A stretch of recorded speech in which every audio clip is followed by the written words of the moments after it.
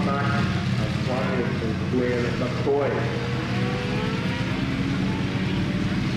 The next up then is Night Car Machines. They're getting themselves ready in their home area.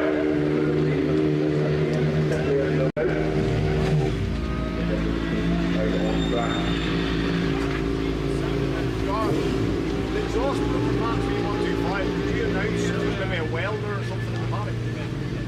We've had a bit of a chat with some of the sidecar men, but because they were out, they were all fired up and all.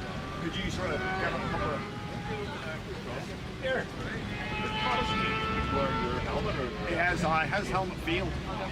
But he, no, I say it didn't fail, it's a no one, and we couldn't find the date on it. Oh, right. It's a QR code or something, but some of the rest of them later on has found it now, so we'll have it on. Oh, right. I thought he was smooth, but he's got married in riding his bike. Okay, thanks. How do you pronounce his name? Torkel. Torkel. Oh, I wasn't too far away then. Dude.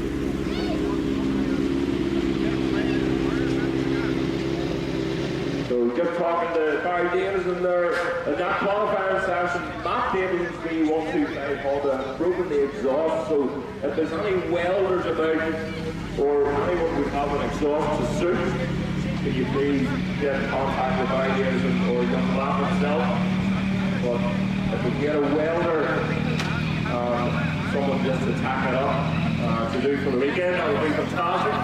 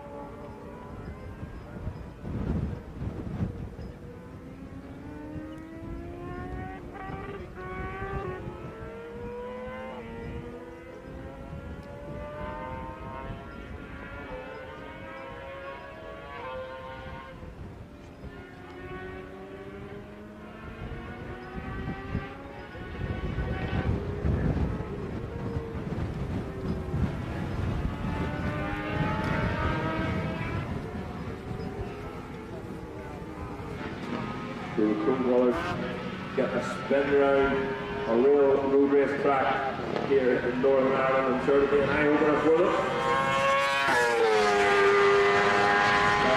McDonald away through a 120.4, 1.1 off the back of Tony Wells and Ian Hard going through there. There's a little bit of a struggle to get the gears. Oh no, number 3.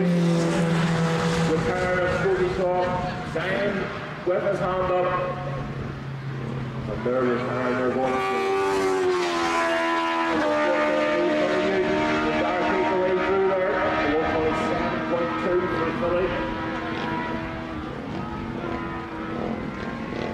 Jones Lynch, Jones weapon.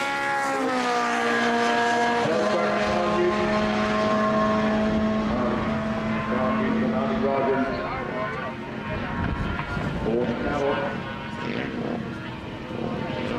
No Gracie is the top 8. Well, it's Lynch, Rogers, and Lynch and McDonald, Wilson, Arm, Newton and Keaton.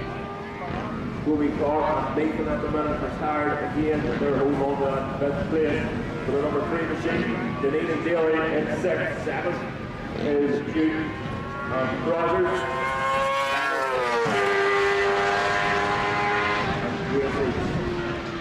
And all there is in Derek Lynch and Andrew McDonald, a 119.9 goes fastest in this.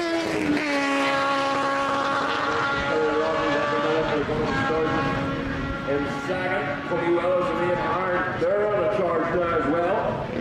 Got a wee bit to do, 4.4 seconds to find actually. The only thing that's happened with these good cars.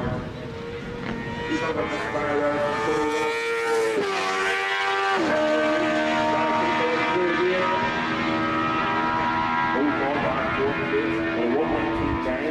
From Derek Lynch and Andrew McDonald. A 120.2 for Dylan Lynch and Rogers. 0.3 of a second quicker that last time round.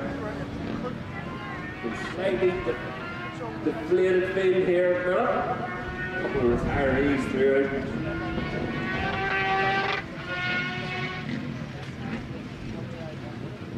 Lynch and Rogers. Out of this one, Scobie Clark and Bacon. Out of this one, Brandon and Carl Daly. Out of this one, Carol and Gracie. They've only completed 3 laps. And Newton and Rogers actually, they've only completed 4 laps as well. So the only outfits completed 6 laps. That's pretty well way through. The Moto 3 or the Moto 1 machine will be out on track very shortly as the remainder of you want to make your way through the whole area feed as quickly as you can. See if Derek Lynch and Andrew McDonald better their time. Billy Newton coming back down towards you now.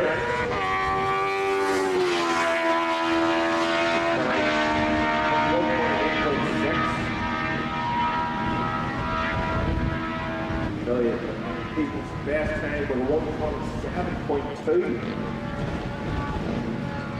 See the Rams are just not pushing as hard in these sidecar machines to go through an awful lot of back end slide coming out of the corners with a bit of torque when they're moving down. And of course when the back end slide it can suddenly grip. That's really careful with the cranks. So they're renowned for twisting cranks and racking gearboxes, chains of sprockets, and just the amount of torque going through on that big fat rear tire. Tony Wells looks like he's cruising now. But the checkered flag is underway in Annie's second anyway. So it looks like he's going to retire to the pits. Fingers crossed we get all these outfits sorted for the race later on. Or at the minute, there's only going to be 2 out. Well, 1 out at the minute.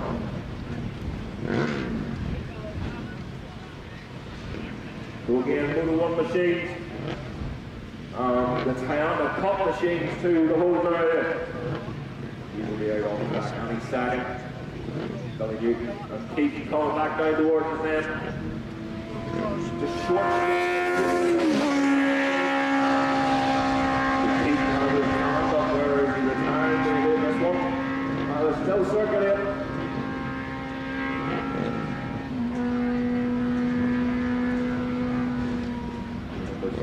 They're coming through. Tony Willis and Ian Hart.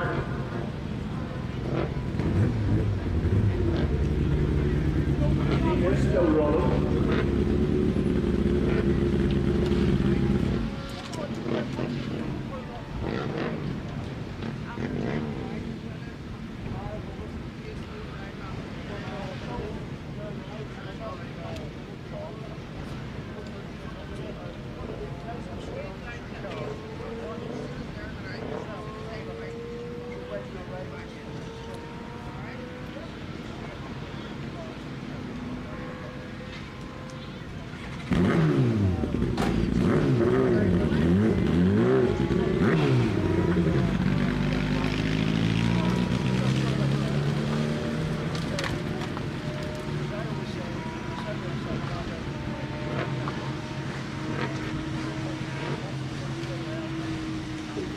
Making his way back into the paddock then. Tony Willis, Ian Hart at the scene. Doesn't seem to be anything wrong with it. Pulled in a lap early. But there again, Sample McDonald then to with 1:19.9. Dylan and Tilly Rogers second with 1:20.2. Tony Willis and Ian Hart a 1:23.3. Billy Newton and Darrell Keaton a 1:27.2. Will line up at fourth. Business will be thought Simon Nathan a 1:27.7. Sixth then man Denny and Carl Daly a 1:29.8. Then we have seventh place is John Newton and Abbey Rogers a 1:33.1. Eugene Cattle and Phil Gracie then in eighth with 1:40.8. And again, fingers crossed to get them out of Minnesota for later on. Great shooting there from Keaton and Newton. Not wrong. So, here we go then. Final call around the starter. And they're all good. Making sure everything's clear, on track. But we'll want to see when we go to remove the car warmers very shortly. Back out on track for the first time this weekend for their qualifying session.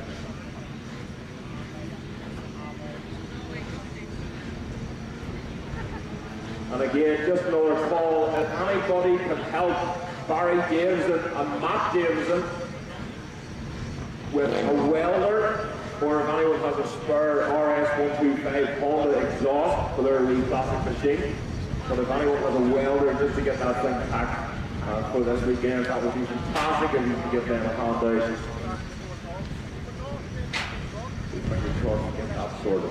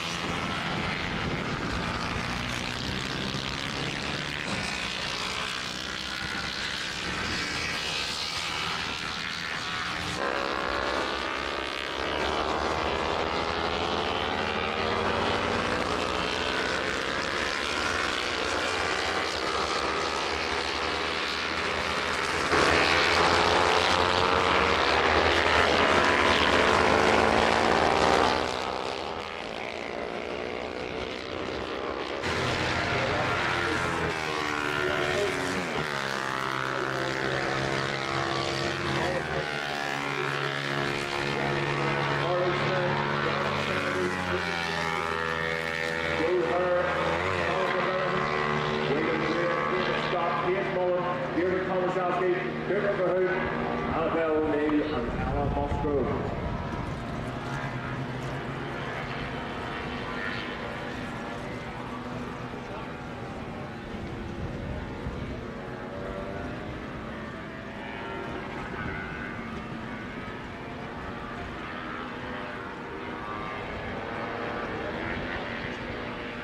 We'll keep a close eye on Jay Coates there.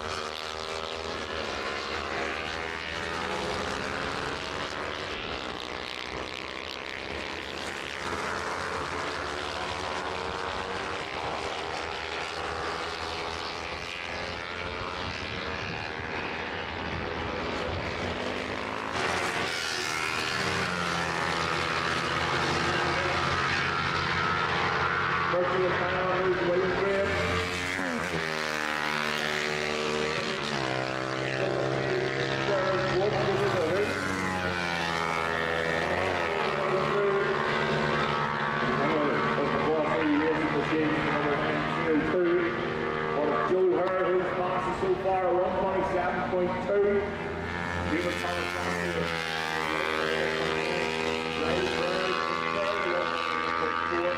Dave Coates in fourth with a 130.8. Denny Scott in seventh with a 132.1.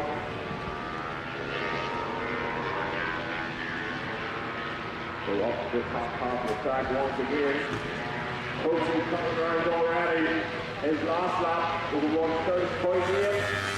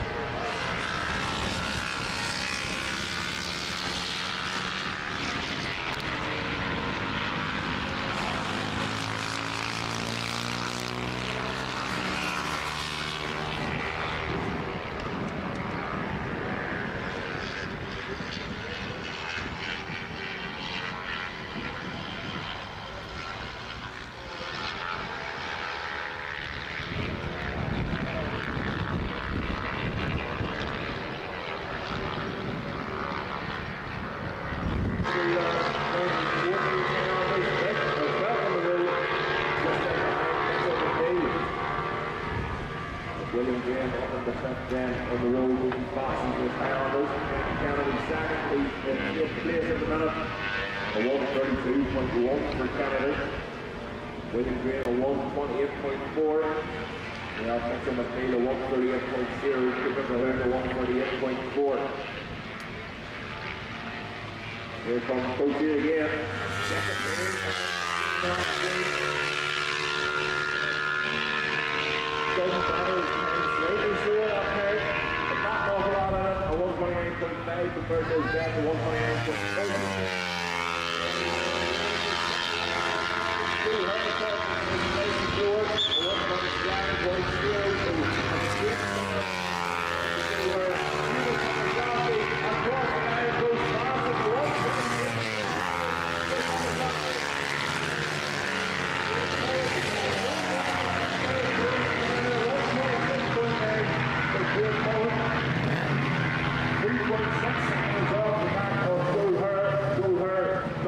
7 seconds off the back of the Kawasaki. Well, he can get, he's just tucked in time ready round there. If he can get past and get a clear road.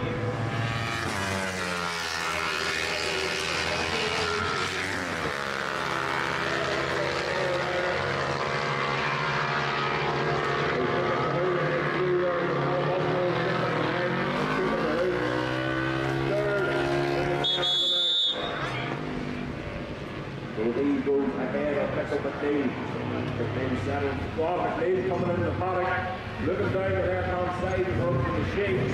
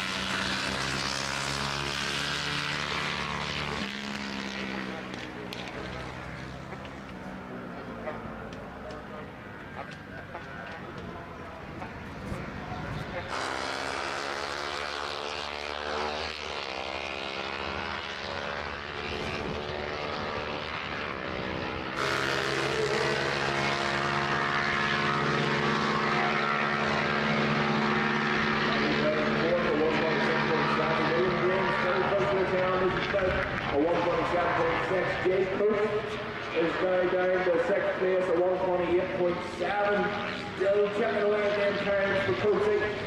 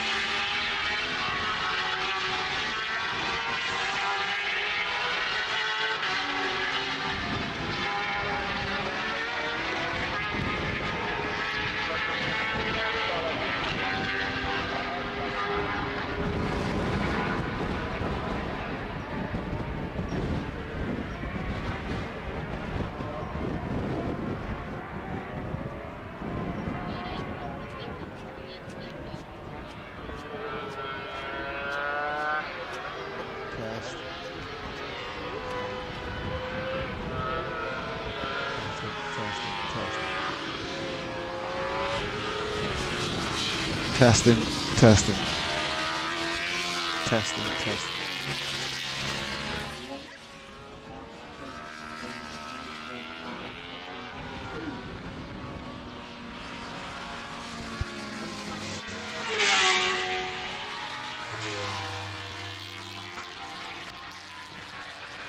Across the line then. That's Jamie Johnson. 112.8 that time. The rest of them better in the time. So Mark here the way across the line. Holds on that 6th place at 111.1. Jamie Johnson slightly quicker this time. Carl Phillips and Johnny Campbell pulling into the paddock. You can hear the bark of the pit lane limiter there from Johnny Campbell's machine. Following Carl Phillips into the paddock. I'm not sure, is he aware of that clutch slipping in that machine? Johnny Campbell maybe just looking a good toe with Carl Phillips. Looks like they're making a few adjustments to that machine of Campbell's. But he is fastest at the minute. A 107.6, 1.1 seconds quicker than Carl Phillips. And we keep an eye on, Mark Hewitt, is it? No, it's Ryan Gibson. So Ryan Gibson faster again, up into 3rd place now for Ryan Gibson. A 108.7 as that BMW bounces and dances about from underneath him. Johnny Campbell still making adjustments to that machine.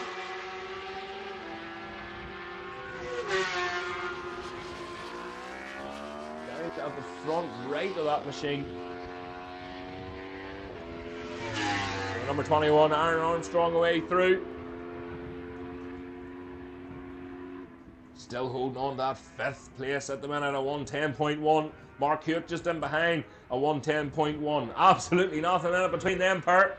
Mark Hewitt coming off the back of an endurance, I think it was a 12-hour, wasn't it? A 12-hour endurance race in Anglesey. So his confidence levels are up. I think that's maybe the two SBT Ireland Ducatis together now around Ringawati heading up through into Dunsport. But here's Gibson again. So Ryan Gibson up into 2nd place now, just ahead of Carl Phillips. So he's chipping away at them times. Here's the Ducatis.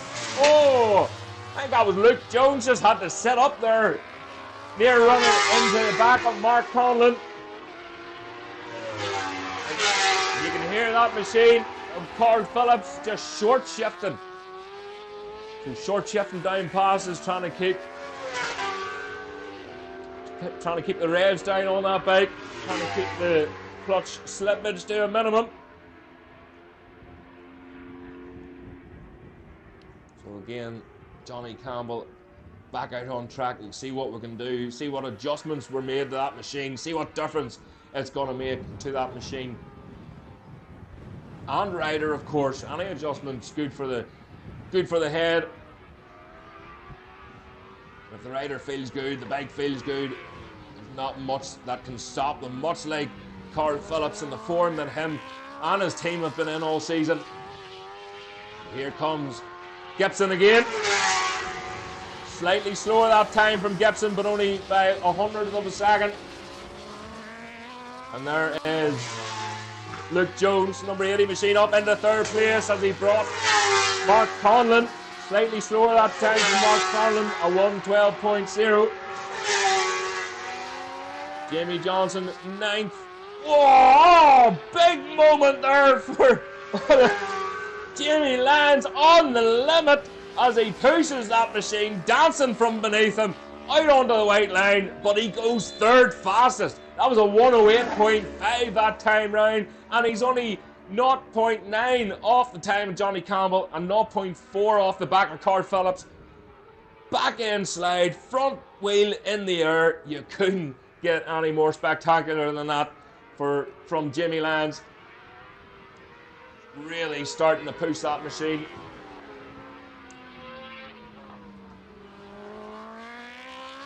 Look back towards Dunsport then. Gibson still pushing hard. Ryan Gibson demotes Jamie Lyons, so Ryan Gibson back up into third fastest. A 108.3 for Gibson. As Jones across the line. Carl Phillips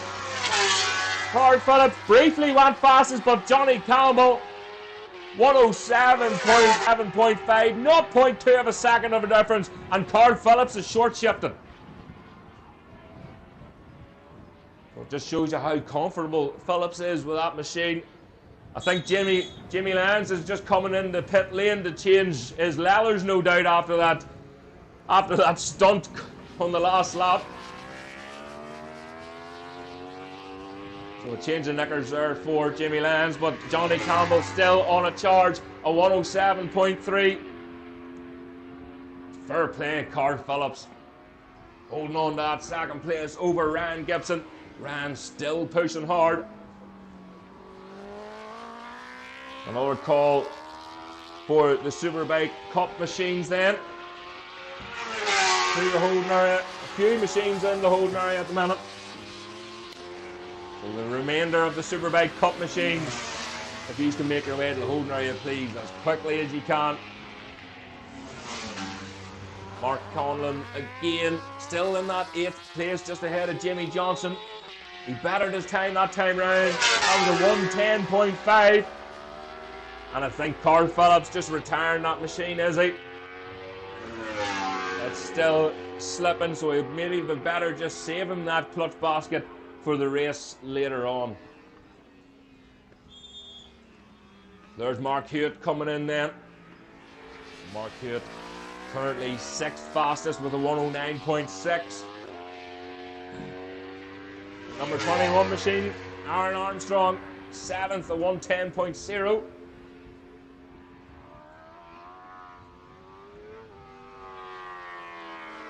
Oh, someone's slipping and sliding there in the background. Is that Gibson maybe?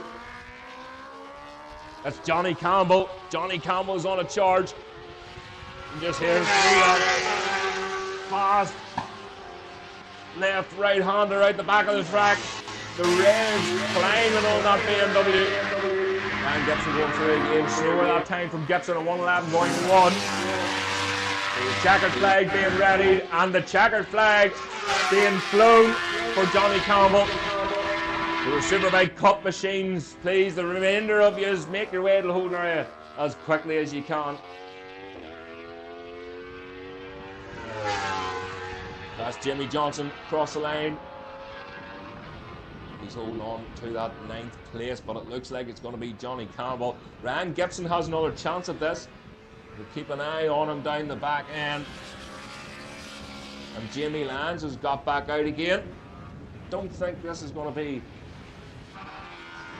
a time for Jamie Lyons. That the Sale Road might be. It will indeed. So Jamie Lyons is going to see if he can better his lap time this time round after making some changes in pit lane.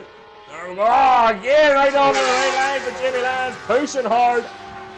That's Jamie Lyons' fastest time, but unfortunately, it's not enough, and he stays in that 4th place. So, Johnny Campbell, pole position for Campbell, a 107.3. Carl Phillips in 2nd, a 107.5. Ryan Gibson in 3rd, a 108.2.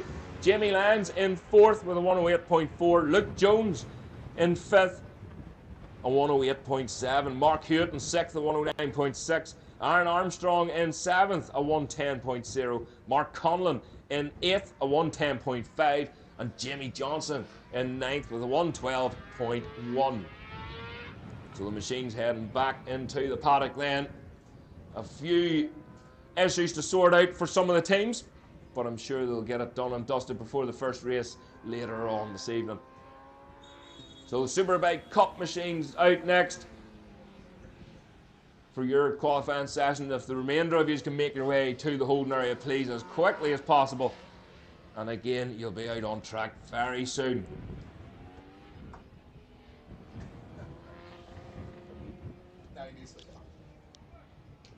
So it's all.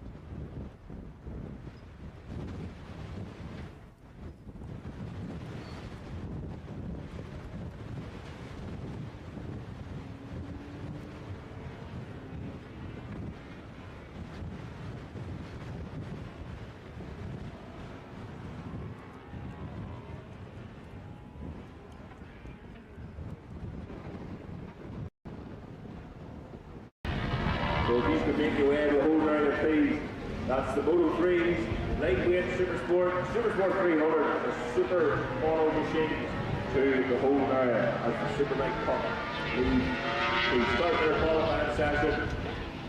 So after the next one, we will start into the first race of the day, the Super Twins, Production Twins, at the Clean Jackson machine go over 7 laps. All the races over 7 laps today. Tomorrow we will have a mixture of 8 laps and 10 laps and 12 laps for some of the races. But we'll keep you posted as the day goes on. So the first machine then comes down on the Curtin racing machine. So good to see Dean Curtin repaying some of the favours over the years.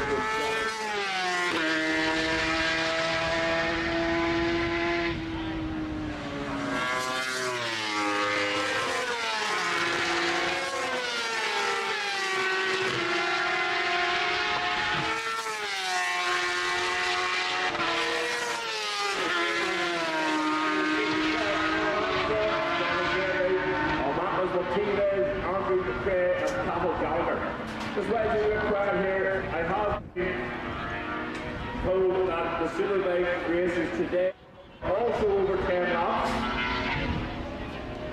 So adjust that in your program, folks. So the Superbike races today are also over 10 laps. And the rest of them go over 7 laps. So just to make sure you've got the proper fuel load in. Superbike machines, Superbike races over 10 laps today. Here comes Johnny on again. A 1:13.3 there for Johnny on.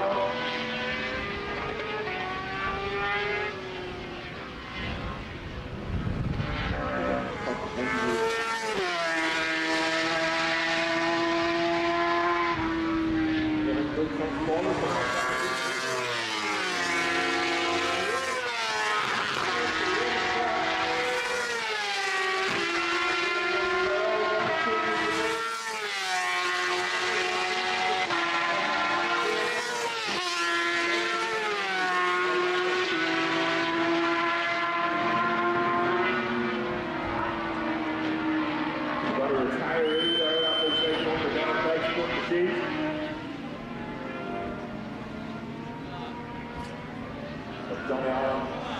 Half a minute last is a 1:15.3. The current racing machine. He's just right there for a little spin around to make sure that machine is doing what it's meant to do.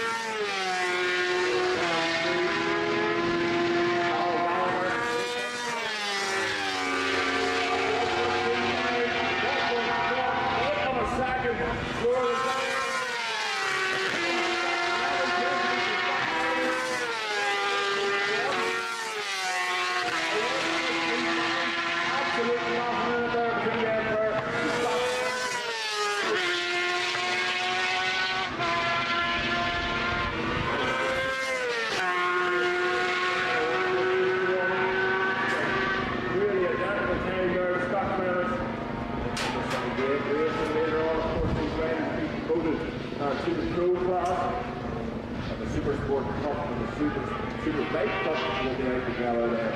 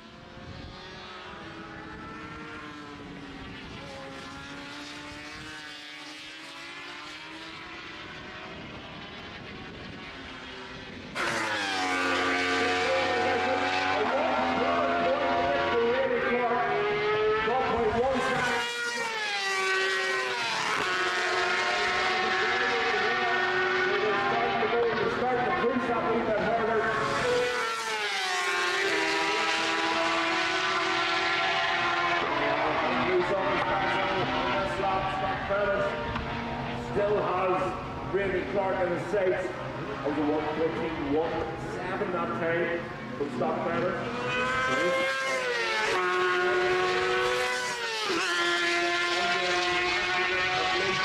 Down into the low 1:15s.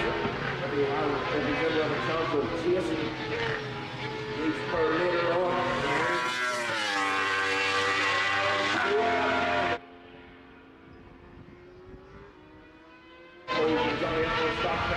In third, Jonathan Gregory in fourth.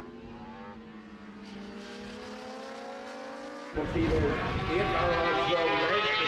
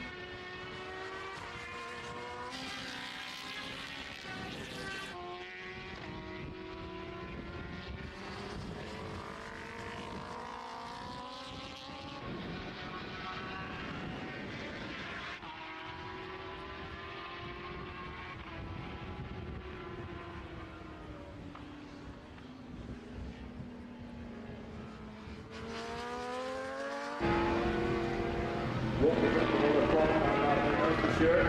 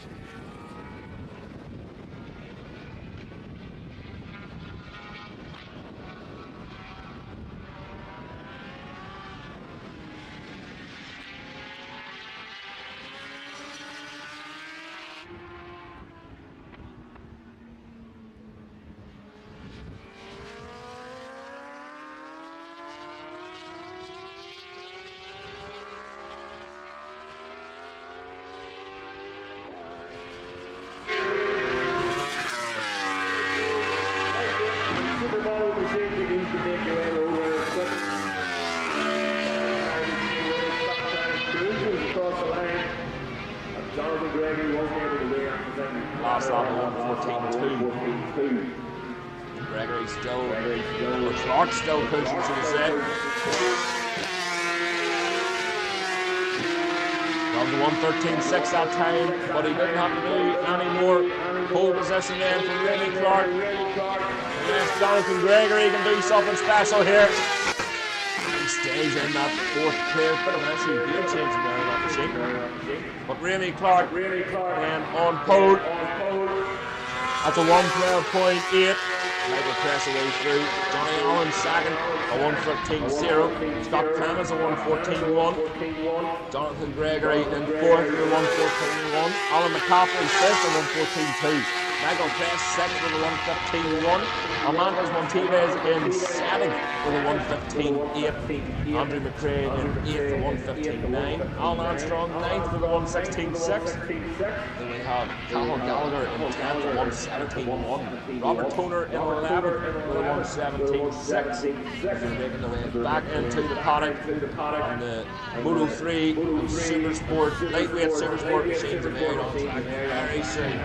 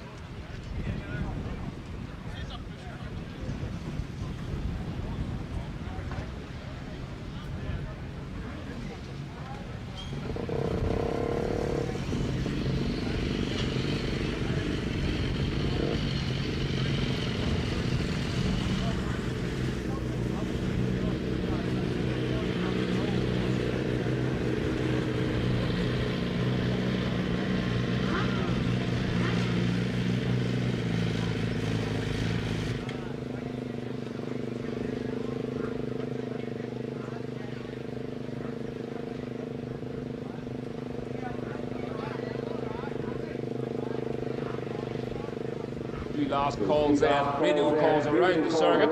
So the Moto 3 machines and lightweight Supersport, Supersport 300 and Super Monos will be out on track very soon. There's a man's got the right idea. Two most important parcels in the paddock, 2 boxes of Corona. Please visit drinkaware.com for all the facts. So there's a nice bucket of them would be good, wouldn't it?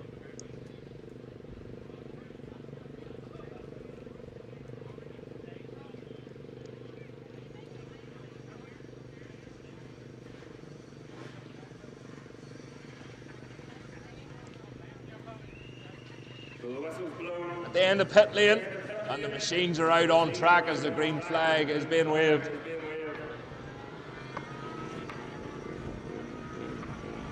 So the Moto 3 machines, primarily with a 250 Honda Grand Prix machines. You hear them warming up in the background there. Supersport 300s. And the 400 Kawasaki's that you can hear screaming in the background. Reuben Sherman Boyd have been piloting one of them.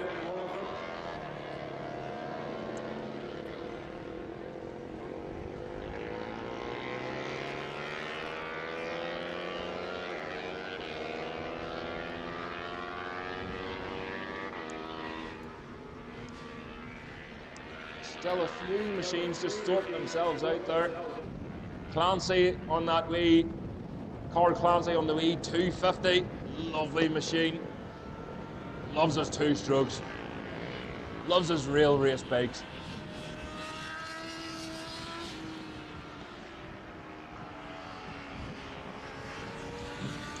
Our retiree already coming into the paddock.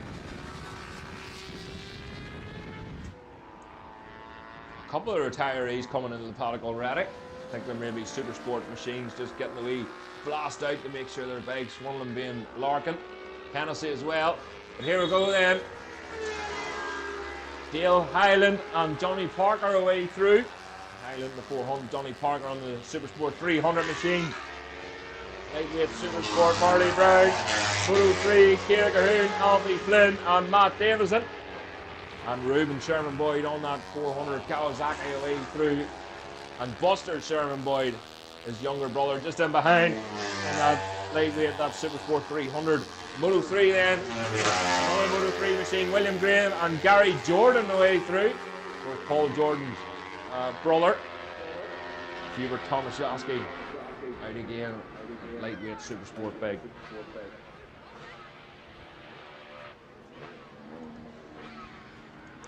So very competitive wee class indeed this. And of course the riders in the Moto 1 class, they'll be aiming to make their way up into these classes next year. If not the lightweight classes, they'll be in the Super Twins and Production Twins, no doubt.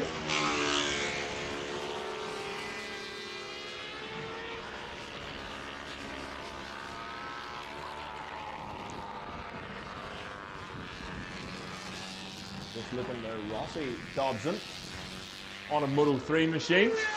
Rossi's name coming up anyway, number 66. A bit of popping and banging there from Johnny Parker. Just nipping an extra gear. Ciara Cahoon disappeared on that Moto 3 machine already. She's fastest on track at the minute. That's Buster Sherman Boyd. Of course, it's all corrected time, and it'll be the same in the race later on. Split grids for the racing for this class, or these classes, should I say. So we've got the Moto 3 and then the lightweight Supersport machines.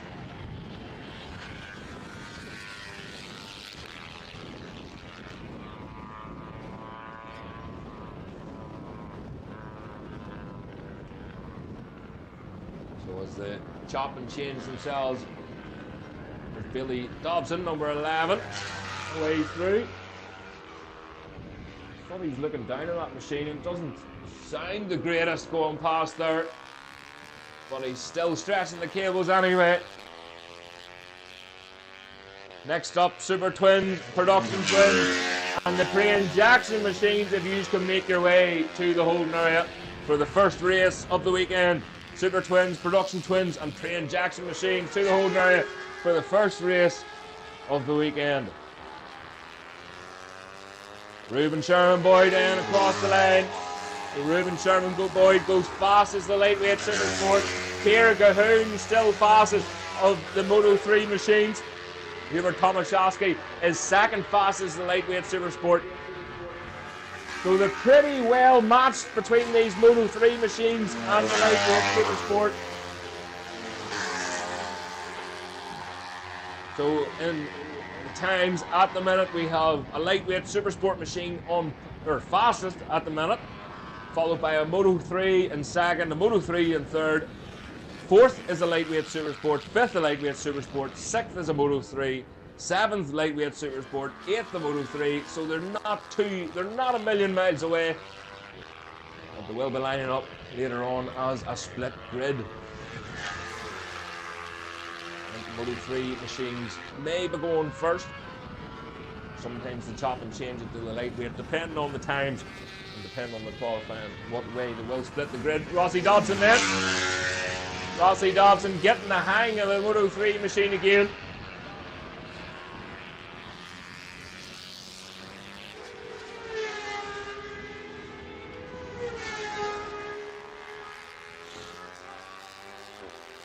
So Hubert Tomaszewski going very well there. That second in the lightweight Supersport at the minute. Fourth on the road. Ruben Sherman Boyd fastest so far on 1:16.9 in the lightweight Supersport. Second, Hubert Tomaszewski at 1:21.4. Third is Dale Hyland with a 1:21.5. Oh, Hubert Tomaszewski goes second fastest in the road, just ahead of Gary Jordan in the Moto 3.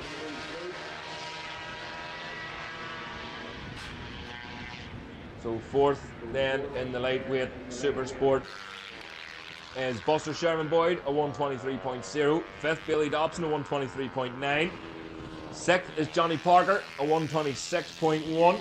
Seventh is Marley Brown, a 128.1.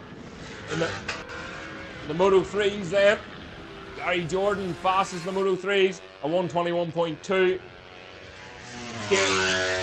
Ciara Cahoon, eat my words, Rossi Dobson goes fastest in the Moto 3s, second fastest in the road. He's getting a swing of that wee bike. So Gary Jordan demoted to second fastest then.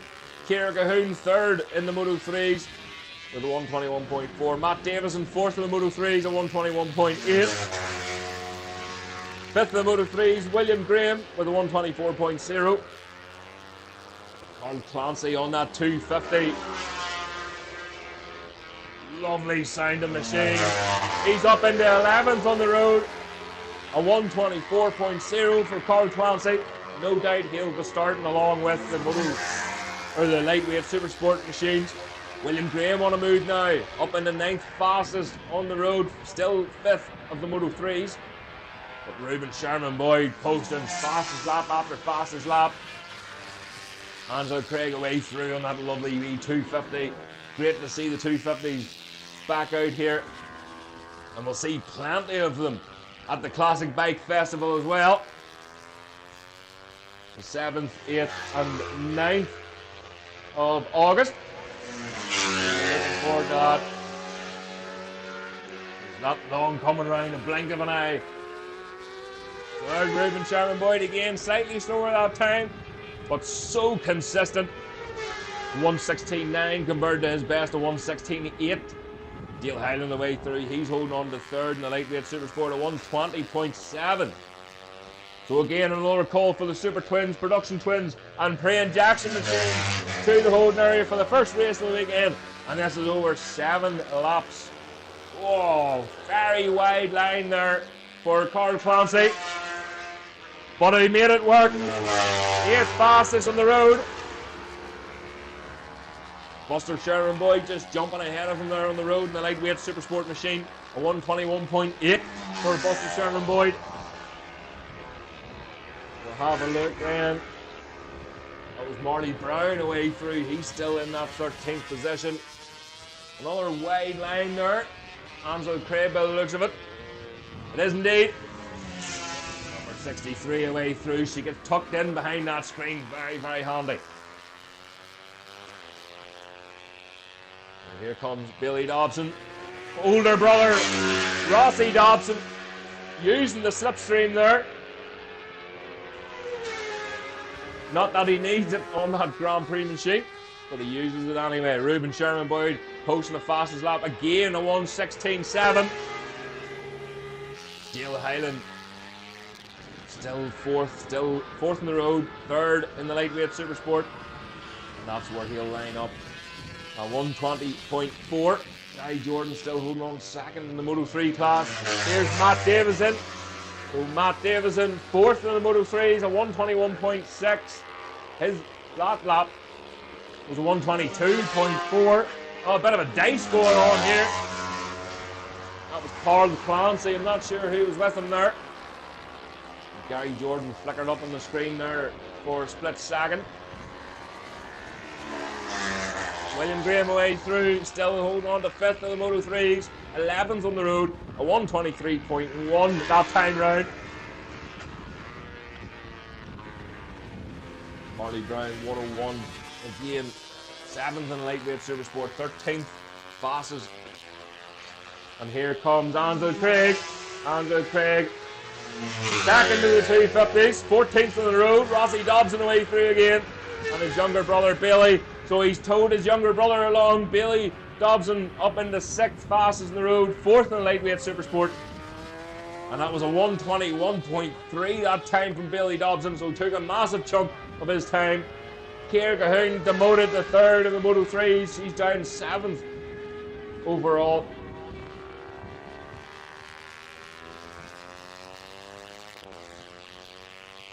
But Reuben Sherman Boyd still on his guard. Matt Davison Still can't better his time. That was a 122.9. His best was a 121.6. Hubert Tomaszewski still holding on to that second. The lightweight Supersport third fastest the road. Rossi Dobson wasn't able to better his last lap either. A 118.4 for Dobson. William Graham, slightly quicker there from William Graham, a 122.7. And Johnny Parker, very consistent there from Johnny Parker. That's Marley Brown. Number 101, slower there for Marley Brown. Rossi Dobson, quicker again for Rossi Dobson. A 117.8. Reuben Sherman Boyd, a 116.9. So just over a second quicker than Rossi Dobson on that Moto 3 machine. And Bailey Dobson just pulling into the paddock then, perhaps making some adjustments. So the checker flag being waved for this qualifying session. So the Super Twins, Production Twins and pre-injection machines are in the holding area, ready and waiting for the first race of the weekend. Here comes Matty Davison. He's slightly quicker than his previous lap, but he stays where he is. Hubert Tomaszewski across the line. He goes faster again, but he holds on third fastest the road, second to the lightweight Supersport.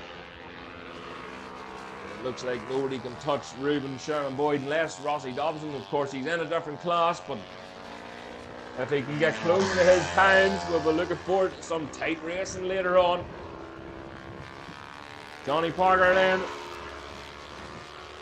Johnny Parker across the line, 126.2 that time round, compared to 126.1. So just shows you how consistent Johnny Parker actually is. There's absolutely nothing in it. Number 63 there, Angela Craig. That was a 125.9 that time from Angela. Another big chunk out of the time there, just ahead of Johnny Parker. So she's up into 12th place, the number 63 machine.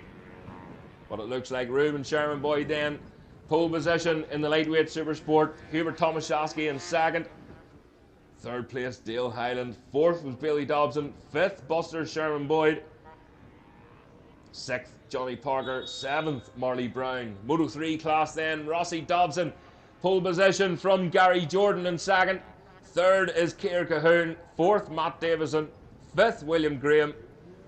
And sixth, Alfie Flynn. He didn't get a lap. I think he retired during that session, unfortunately. So hopefully they can get that machine sorted for the race later on. So here we go then. First race of the weekend, the Super Twins, Production Twins and pre-injection machines. And if you're just joining us, welcome to Bishopscourt for the Neil and Donny Robinson Memorial Trophy Races, brought to you by the Mid-Antrim 150. And of course we'll be road racing a couple of weeks' time with this club as well. So a very busy few months that they've had to organise this and to organise the race. Of course, they've been trying to get it back now for a couple of years. And the hard work and dedication of the club is finally being shown. And we'll be looking forward to getting back to the Mid-Antrim in a couple of weeks' time.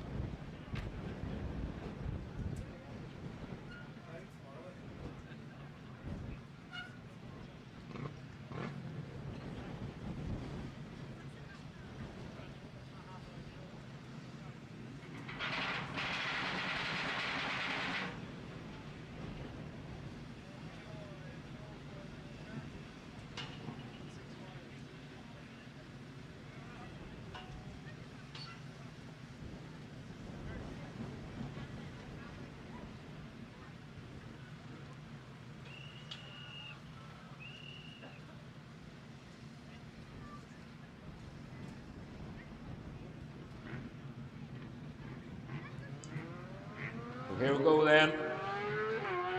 Machines out on track. This is Super Twins, Production Twins, and the Praying Jackson machines. They will all line up together. But of course, chasing their own points. Christian Alkin will line up in pole position. Dean McMaster in second. Third for Kyle Cross. Fourth, Ross Moore. First of the Praying Jackson machines is Conor McDonald. He will line up in fifth. Sixth is Robert Waddell. Seventh is Keelan Smith. Second of the Praying Jackson, lining up in eighth place, Johnny Irwin. Third of the Praying Jackson lines up in ninth, that's Stephen Love. Lewis Patterson lines up in 10th on his Super Twin. First of the Production Twins is Alexander Rowan, will line up in 11th. First of the 1,000 Praying Jackson machines is Harry McAleese, lining up in 12th.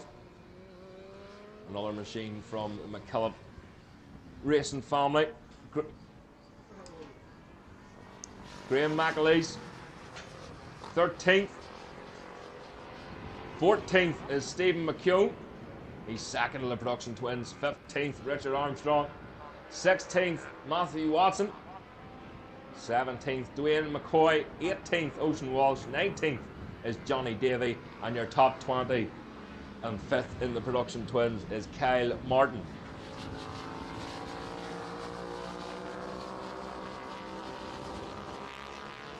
Dean McMaster lining up their second position. Here comes your pole setter, Christian Elkin, number 8. Ross Moore, 4th place there. Good shooting from Kyle Cross and Ross Moore. Don't forget Kyle Cross taking a couple of years out and back and straight back on form. Huge grid of Super Twins, Production Twins, and Praying Jackson machines.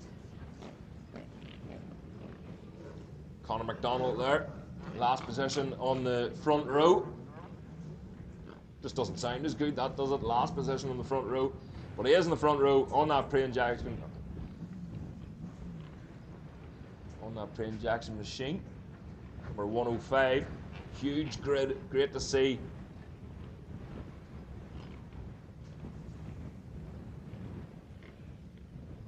Christian Alkin, so cool and so calm. Dean McMaster just sitting side saddle there, looking behind him. The green flag is waved at the back of the grid then. The revs go up, engage gear, they're told to watch the lights. And away they go. Oh, great start there from Dean McMaster. Dean McMaster must have had a rocket for breakfast. Oh, it looks like he got, well, half a whole shot. I'm not sure who that was. There was a flicker of white that rode round the outside of Dean McMaster. It was possibly Kyle Cross as they disappeared behind the trees. Re-emerged then for the hairpin at the bottom half of the track. And someone has a wee bit of a lead already. As we look down towards the chicane, through the first chicane then. Three fairways, 1 and 2, flat out in one of these machines. Maybe just a wee bit of a comfort roll just to load the front end. But it looks like McMaster in the lead in this one. Kyle Cross has dropped there to third place. Christian Elgin's dropped to fourth. Not the best of starts there for Elkie. But through Dunsford then, McMaster trying to get the power on nice and early as the bike just drifts out a wee bit wide. But Dean McMaster leading this race. Oh, it's the number 68 of Robert Waddell. A great start there for Robert Waddell.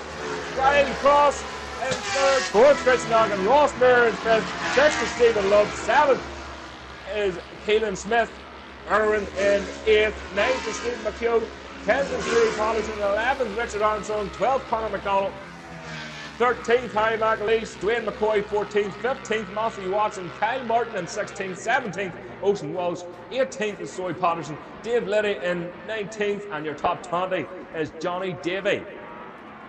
So a great start there for Dean McMaster as we look back to the chicane already. Just having a quick look, is that Robert Waddell still in that second place, or has Elkie started to make a move? Elkie has indeed started to make a move. He's right on the back end of Dean McMaster now. Through fairways 1, 2, through Ringawaddy, and just like that up into Dunsford. So Christian Elgin pushing hard. The red mist is down after that bad start that he got. In the slipstream now of Dean McMaster. Elkie with the fastest lap. A 1:12.6. Elkie moves over to the left hand side, and just like that, as clean as you like, before the corner, back up into the lead where he belongs. Now Dave McMaster's going to hook onto the back end of Christian Elgin and make the most of this. But Kyle Cross still holding on that third place over Robert Waddell, but only just. Through the hairpin, they're all going with him. So Christian Elgin, he may be out in the lead now, but Dean McMaster and Kyle Cross have tucked into the back end of him. They're leaving Robert Waddell just dropping back off the pace there ever so slightly.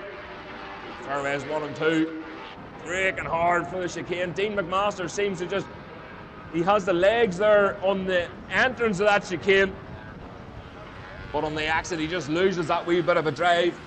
Again, Christian Elgin with all the experience through Dunsford. So Elkie the fastest lap last time round, a 1:12.6. And they're bringing him with them. Tucked into that straight. Oh, slightly slower that time from Elkie. That was a 1:12.8. Again, nothing to chase there. Steve McMahon. Oh, Kyle Cross. As Kyle Cross made it up in the second place, he was in the slipstream of McMaster. So it looks like that he's used the most of that machine. And he's out past McMaster up into second place.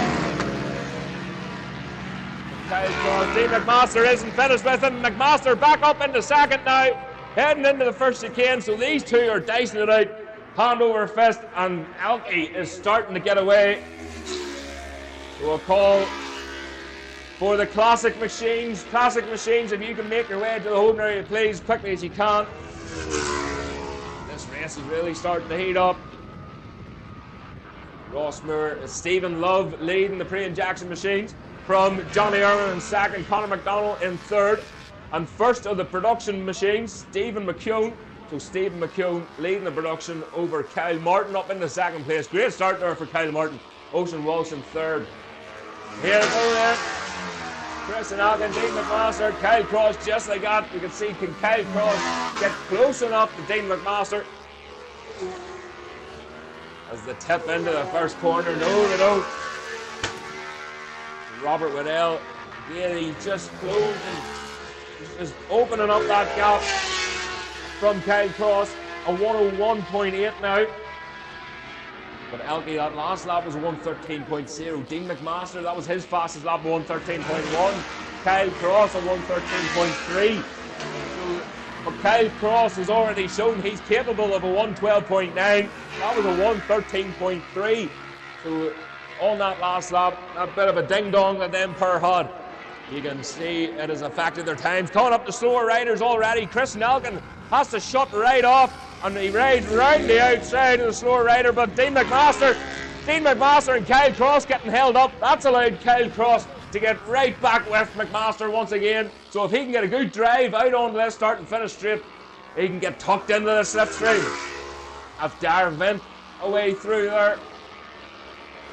So Christian Elgin all slower this time round. Kyle Cross in the slipstream. Is he going to make a move? No, he sort of thought about it. He had a bit of an inkling as we look towards that Stephen Love away through leading. Traian Jackson, a good lead ahead of Johnny Irwin.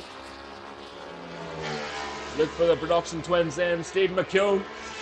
Here he is, so Stephen McCune just dropping back behind Harry McAleese, but of course he's got his own race. So Harry McAleese leading that Traian Jackson 1000cc class. Kyle Martin was in second. Let's see, Kyle Martin is lead, still holding on to that second place in the production. Graham McAleese just ahead of him. Zoe Patterson then 16th at the minute. Ocean Wall still in that 17th, but third of the production twins. Back to the leaders then. Through Ringawati already. You can see Kyle Cross is not giving up. He wants that second place from McMaster. And they're going to be joining more back markers here very shortly. Christian Algan out on the start and finish straight. Last lap time then. Can Kyle Cross do anything about Dean McMaster? He moves over to the left-hand side. He's out of the slipstream. Can he outpower that machine into the first corner? Kyle tries to make a move up the inside. Dean McMaster closes the door. Johnny Irwin then across the line. Still second in the Traian Jackson. Stephen Love has a comfortable enough lead on this last lap. And Louis Patterson there, 10th. And a great battle for Harry McAleese and Richard Armstrong. McAleese just ahead and no more of Richard Armstrong. But Steve McCune still leading the production class. That's Graham McAleese away through as we look toward the leaders then. So breaking down into the last chicane. Again coming up into some slower riders, but that's not going to bother Christian Elkin too much, I don't think. Oh, he had to shut off, but look at these pair in behind. Dean McMaster. Oh, Dean McMaster squared the corner off, and Kyle Cross had to sit up, and that's allowed Dean McMaster just that wee bit of an advantage. Not an awful lot, but here they come then, down to the line. The checkered flag being ready. Christian Elkin, another one under the belt. Dean McMaster getting the better of Kyle Cross then across the line. What a great start to the weekend. What a great start to the Neil and Donny Robinson Memorial races here this weekend. Ross Moore then finishing in 4th. 5th was Stephen Love, but winner in the Traian Jackson class. 2nd across the line was Johnny Irwin. Conor McDonald then 3rd of the 600 Traian Jackson machines. Cian Smith as we look for the production. We look for Stephen McCune. That's Harry McAleese winning his 1000cc Traian Jackson. Stephen McCune across the line takes the win on the Phillip Racing machine in the production twins. Just in behind him, Graham McAleese. 7th of the Super Twins. Now Zoe Patterson away through. Kyle Martin finishes a very respectable 2nd place there in the production twins. Johnny Davey finishes 16th. 3rd of the production twins was Ocean Walsh. 17th on the road. 18th Matthew Watson. And this should be Dave Liddy. And just looking there, so Robert Waddell disappeared off the screens. Just dropping down the timing screen there. But again, what a great race. Elgie with the win, a 112.6. Dean McMaster in 2nd with a 113.1. Kyle Cross 3rd with a 112.9. Ross Moore then 4th with a 113.9. Stephen Love, winner of the Traian Jackson machines, in 5th, a 114.5. 2nd, the Traian Jackson, Johnny Irwin, a 114.9. Conor McDonald, a 114.9 as well in 3rd place. Keelan Smith finishes in 8th. 9th was Lewis Patterson. 10th and 1st of the Traian Jackson thousands, Harry McAleese. 11th is Richard Armstrong. 12th and winner of the production twins, Stephen McCune. So Classic machines up next then. The remainder of you can make your way to the holding areas. They'll be out on track very shortly. Graham McAleese then, 13th, 14th Zoe Patterson.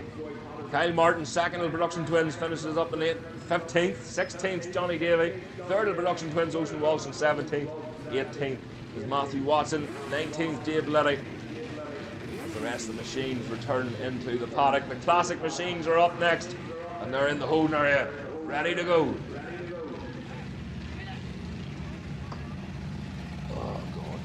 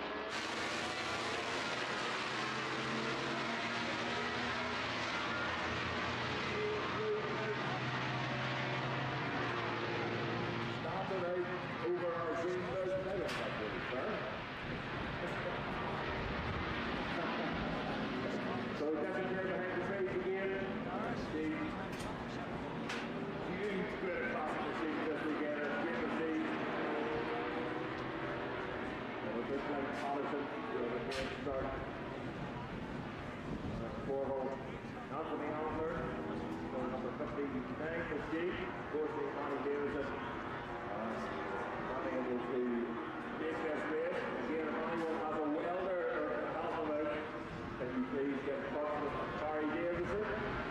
So through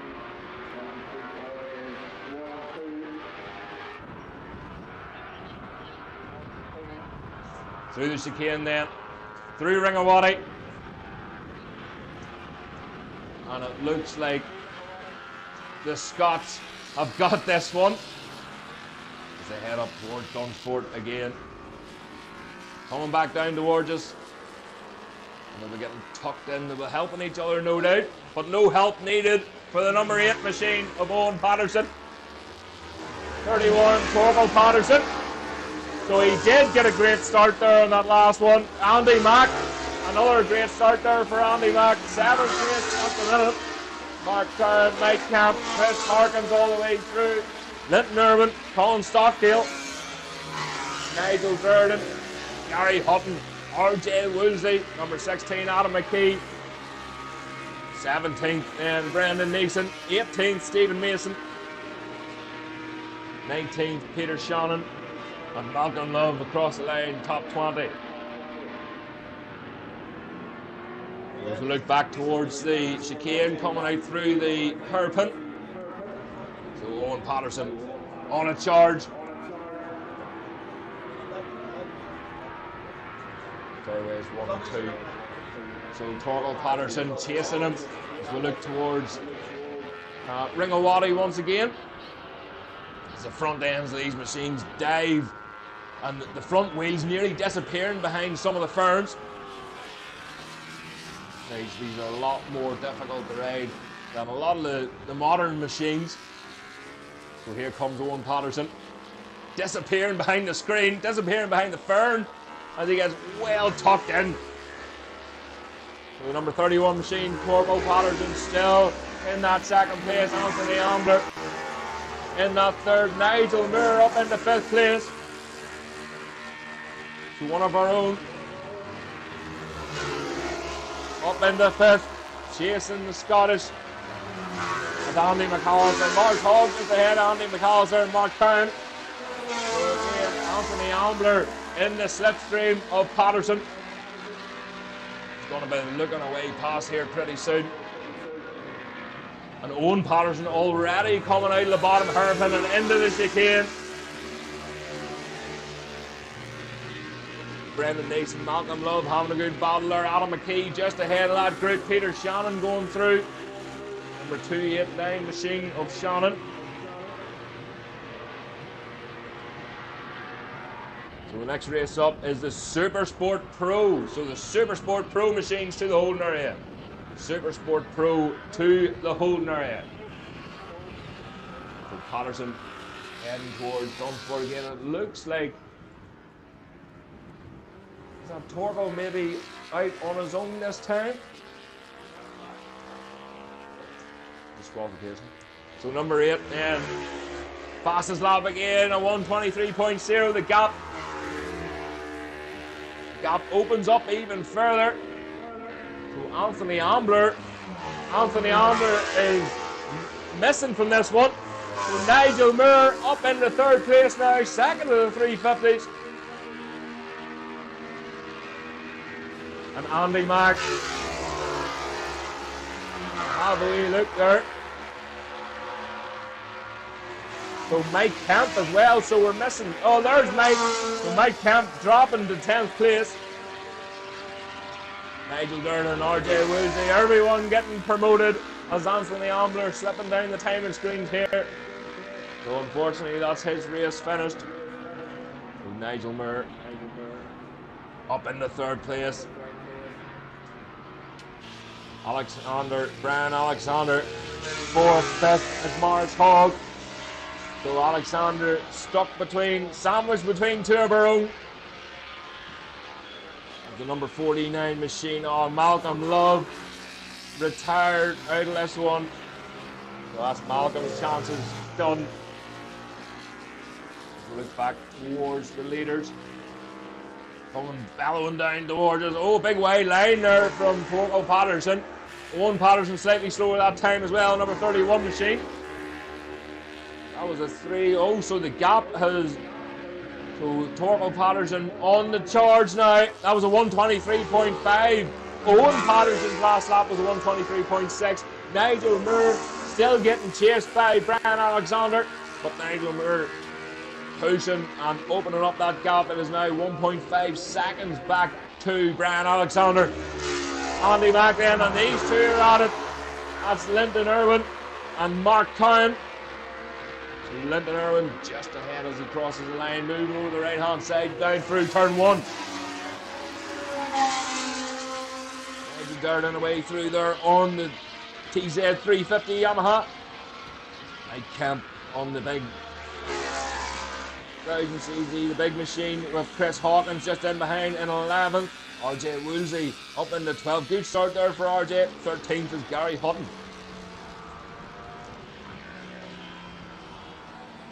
So we look for that number 8 plate. Coming back down towards us through Supersport. Adam McKee, Brendan Neeson away through. Here he is, Owen Patterson, leading it for the Scots. Torkel Patterson in second place with Nigel Moore coming up the slower riders now, so this could help out Torkel Patterson as the gap continues to drop, continues to close on Owen Patterson. So only 3 seconds now. The last couple of laps it was 4 seconds, but will he have enough time in this race to catch Owen out in front? Nigel still holding off. That gap has opened up even further back to Brian Alexander. 2.7 second gap now for Nigel Moore, so he's stretching that podium, just making it that wee bit safer for himself. Nigel Durden away through at Mike Kemp, got ahead of Durden that time. Oh, and they're side by side, using the power of that machine just to outdraft Kemp. Number 5, that's RJ Woolsey up in the 11th. He's second of the open class.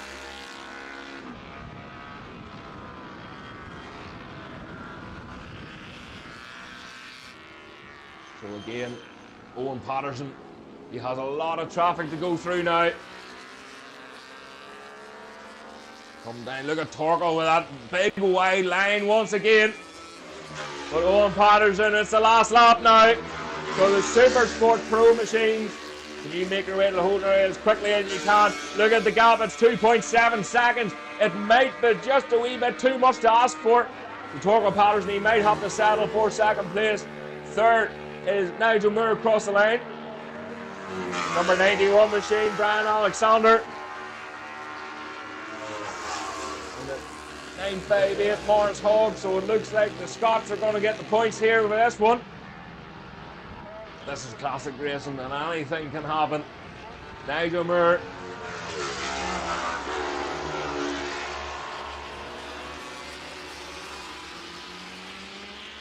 Nigel Moore leading the way for our own. Brian Alexander still in that 4th place. Morris Hogg. Great to see Morris Hogg back out. He's up in the 5th place. At the minute, a good gaggle of riders there going through. Primarily it's Linton, Irwin, Mark Cowan, Nigel Durden, Mike Kemp all the way through, RJ Woolsey. So here we go then, the number 8 machine, Owen Patterson across the line and takes the win. Torkel Patterson, again that gap just opened up ever so slightly on that last lap. Up to 3.2 seconds. 3rd place then, we wait. Here he is, Nigel Moore across the line, taking his last step of the podium. And number 91 then, away through, Brian Alexander. Brendan Neeson and Adam McKee away through there. Morris Hogg cruises across the line, the number 958 machine. Again, remember, newcomer this season. Plenty of experience. Oh, what's up? In the slipstream. That was Linton Irwin. So Linton Irwin just He disappeared behind Peter Shannon and then reappeared just like that.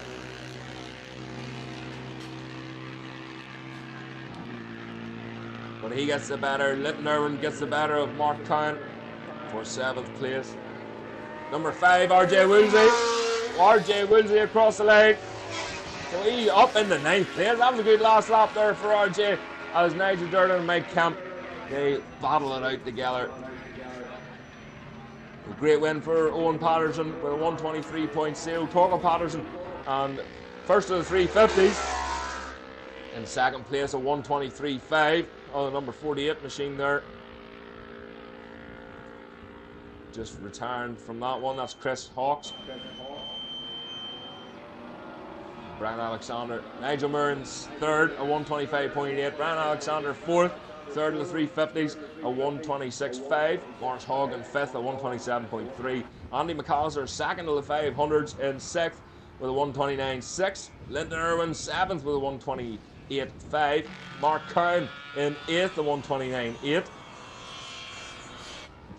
9th then, great last lap there for RJ Woolsey, a 130.0. Nigel Durden in 10th on that TZ 350 Yamaha, 132.3. Mike Kemp, a 132.8 in 11th. 12th is Gary Hutton, a 134.9. 13th, Chris Hawkes, a 132.3. Then we have Brendan Neeson in 14th. 15th, Adam McKee. 16th, Peter Shannon. 17th is Steve Mason.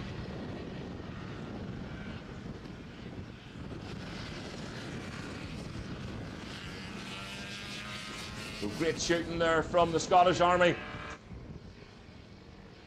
But I'm sure it's not over. Plenty of races to go. So we have plenty of chances. Andy Mack, number 83. Great race there for Andy Mack. 6th. 2nd to the 500s. What's the biggest big race? Is that the Celtic Cup thing? Yeah. What's it called?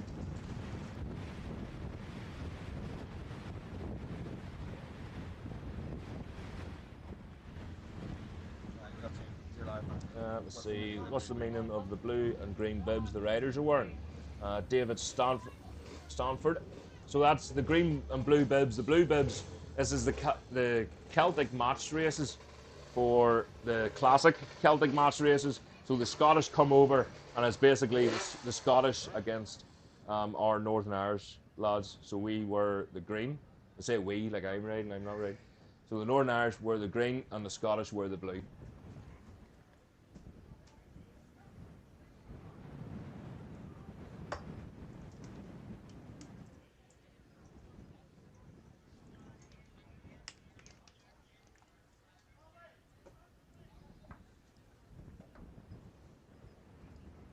So all the classic machines are back into the paddock.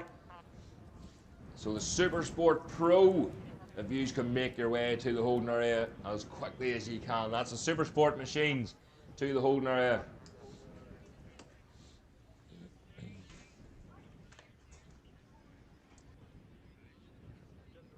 Ladies and gentlemen, can all under 18 competitors, that's all competitors under the age of 18 years old, can you please make your way to the main bar area just before lunch, or just as lunch starts, should I say. So as lunch starts, can you please make your way to the main bar area for a meeting, and you must be attended by a parent or guardian. Sounds weird. All the under 18s go to the bar. No.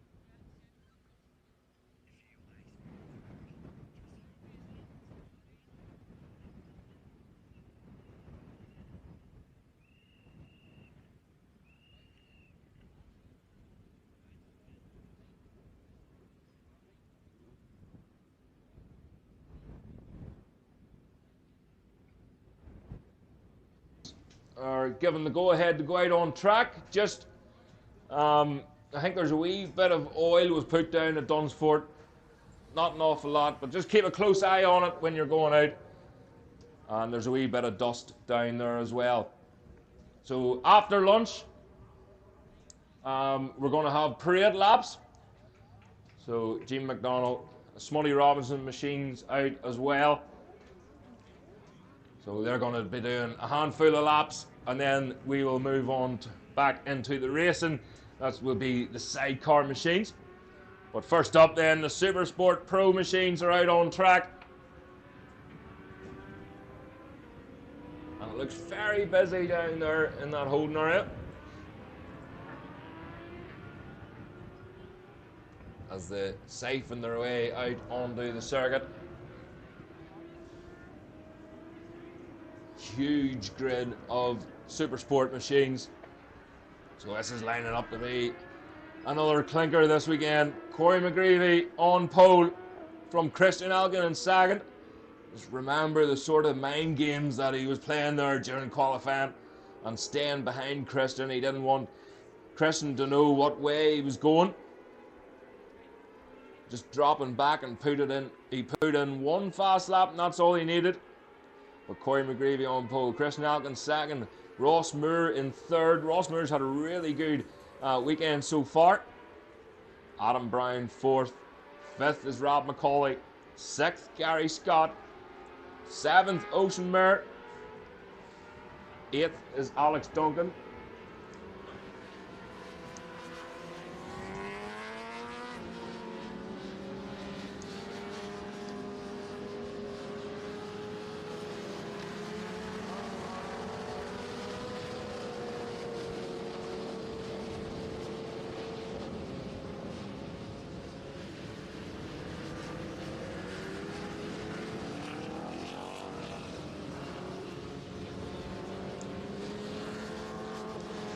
Finishing that.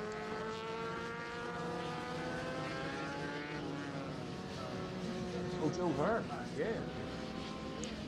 So just finishing off the podiums there.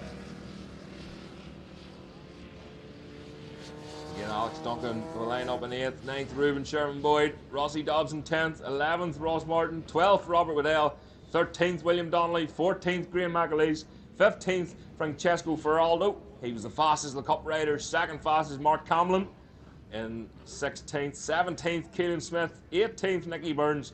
19th and 3rd of Cup riders, Alex O'Grady.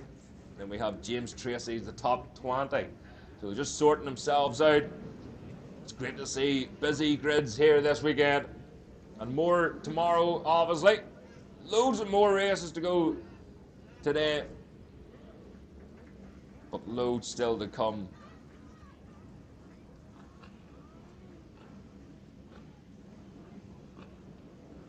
Boyle's just sorting himself out there. The green flag is waved at the back of the grid.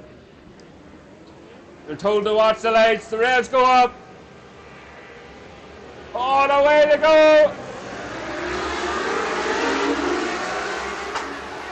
And a great start there for Corey McGreevy. It looked like Adam Brown got a good start there too. Just in the middle of the field, but through turn one. Adam Brown and Corey McGreevy with great start, but Christian Elgin maybe just getting tucked in behind McGreevy as they disappeared behind the trees.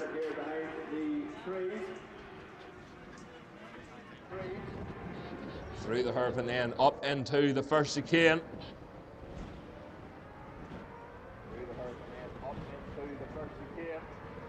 Three fairways, this fast left, right. If the bike's well set up, you can hold this flat out, but it's Corey McGreevy that is in the lead. That looks like Adam Brown up in the second place.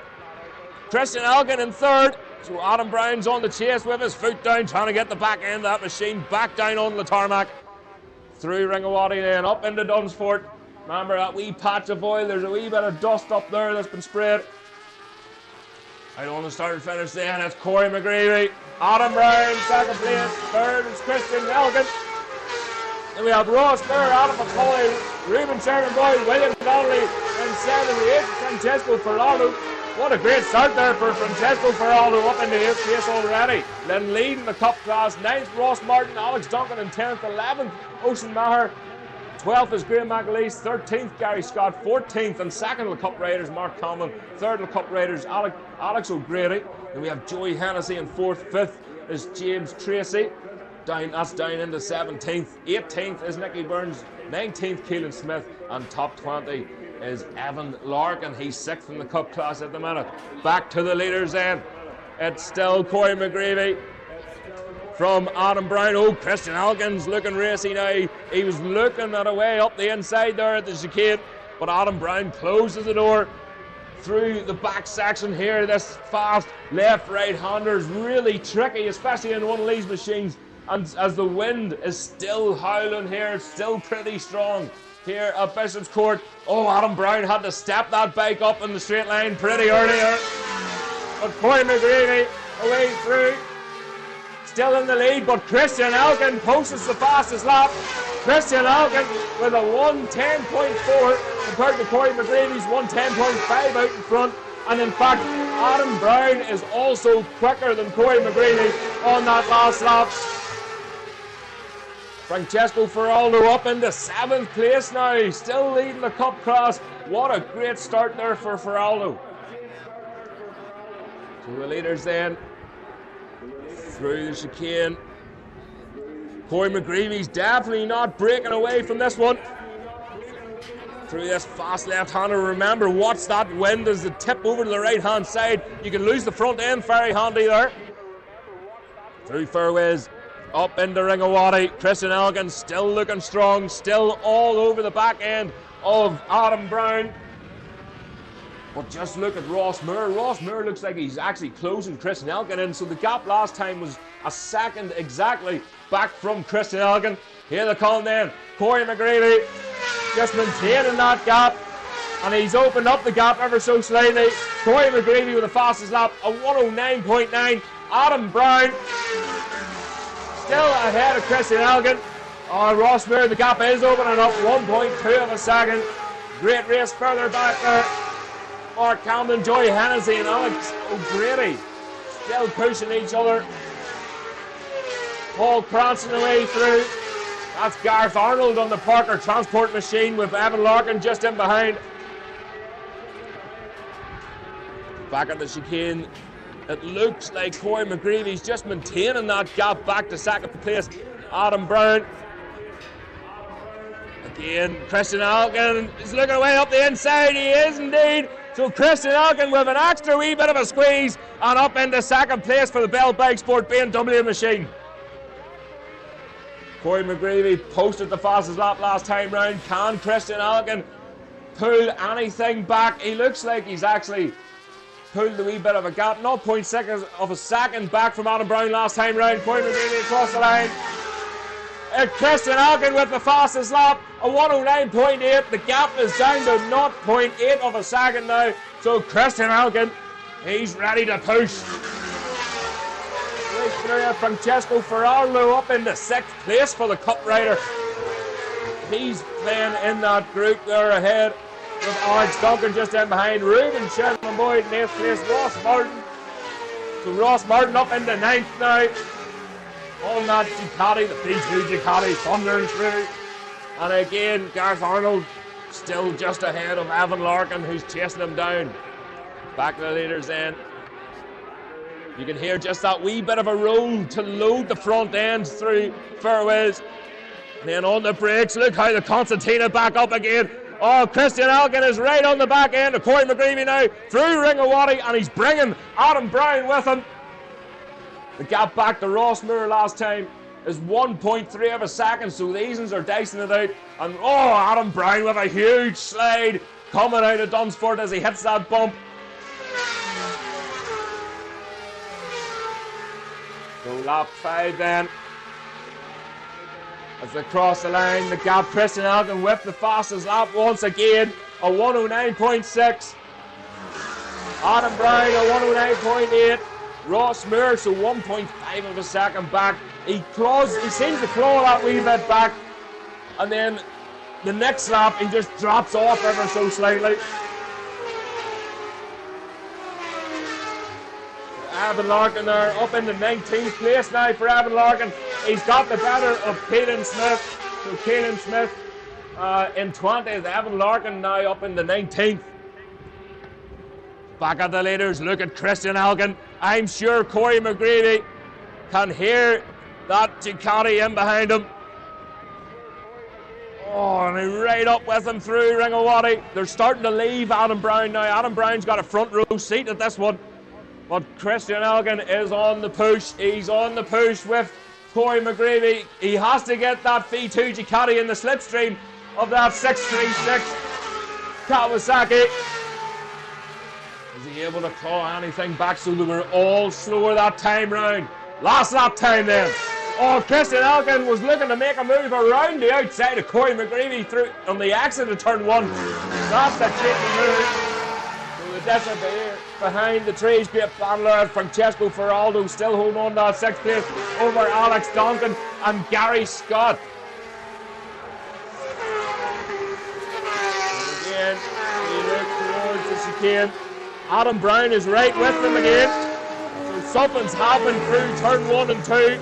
And that's allowed Adam Brown to claw a wee bit back as they head towards fairways 1 and 2. Look at Christian Elgin. He's trying to make a move up the inside of Corey McGreevy. Corey McGreevy closes the door, but Adam Brown has the drive into Ringawati. So the three of them are neck and neck on this last lap. 1 corner to go. The checkered flag is ready. Coming out of Duns. Oh, big moment there for Christian Elgin. Right out of the seat of the Ducati. He's lost all the drive. Adam Brown side by side. But Corey McGreevy takes the win from Christian Elgin. And only just across the line, saving it from Adam Brown. What a moment there for Christian Elgin. So close. He could sniff that win, but it wasn't meant to be. Rob McCauley across the line. Francesco Ferrardo on the Bell Bike Sport BMW machine, taking the win in the Cup class. 6th on the road. Alex Duncan 7th. 8th is Gary Scott. And great battles further back. Graham McAleese over Mark Cameron and Alex O'Grady. Evan Larkin. Good last lap there for Evan Larkin. Up into 17th place then. Oh, that's Gareth. Oh, Gareth Arnold on the Parker Transport machine. Just making up another position across the line. What a race. What a first Supersport race that was. And we'll be looking forward to plenty more this weekend. Corey McGreevy with the win. Don't forget, ladies and gentlemen, all competitors under the age of 18 go to the bar. Make sure you bring a parent and guardian with you. We're going to have a meeting, a safeguard meeting. So before you get your lunch, please, any under 18 competitors, make your way to the bar with a parent or guardian, and we'll get the safeguard meeting sorted. Mark Sandlin will be taking that. But Corey McGreevy with the win. Christian Elgin in 2nd. Let's see, the fastest lap was Christian Elgin, a 109.6. But this, he knows now he's got the pace. Adam Brown knows now he's got the pace. So maybe Corey McGreevy might have to do some tweaking here during lunch break before his next Supersport race. So a great race there. So just here and there on our lunch break, if we can have everybody back on post for 1:45. What time's it now? Well, it's 1 o'clock now, so 1:45 if everybody could please be back on their posts and ready for racing. The next race will be the sidecars, but we will have a parade lap beforehand. And we'll see some gorgeous machines out. Some of them are down here at the minute at the podium area. So McDonald and Smutty machines will be out on track as well. So 1:45 if everybody can be back on their posts. Then we'll have the parade laps, and that will be followed by the sidecar race. The first sidecar race of the day, that's race 4 in your programs. And for any other competitors under the age of 18, please make your way to the main bar area and bring a parent and or guardian with you for the safeguard meeting. So again, everyone back on post for 1:45. 2 o'clock this year.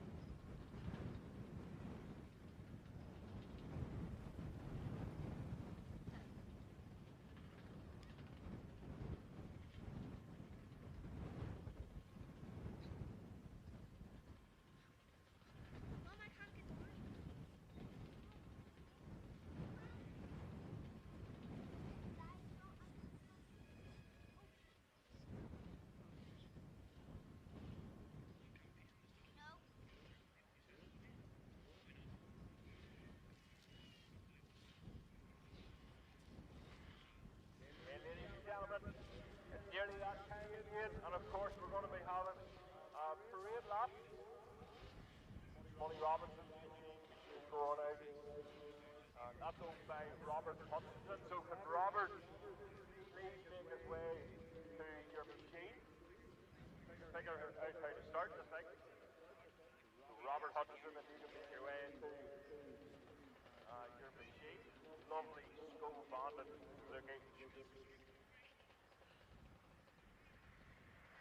Barry Davis is on the right, that Skull Bandit leathers. Peter McDonald, Dean McDonald, roller. He's on the right, 350 Yamaha. Warming it up there in the background. So if Robert Hutchinson can please make his way, well, at the podium here, just your machine set. Get warmed up. All track personnel then are going back to their posts. And after the session, or after the train lap, we're going to go on here to cars. So at the side car outfit, want to get yourselves ready.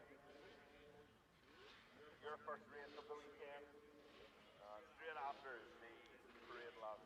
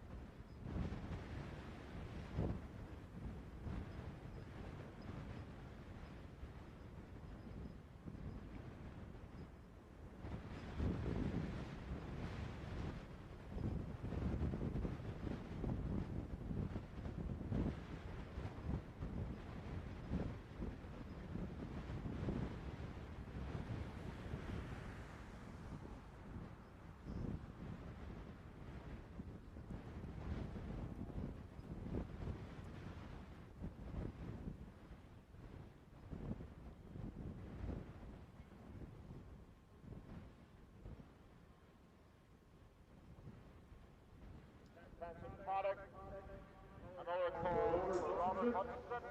To come to your machine. Robert Hutchinson. Can you please come to your machine?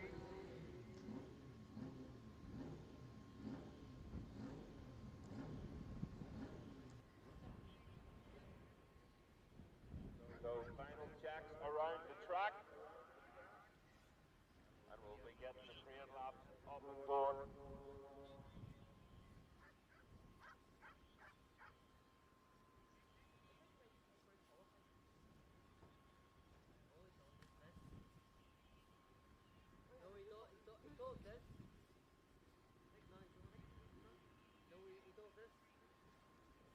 That's the way he puts his guard up. He puts his guard up like that.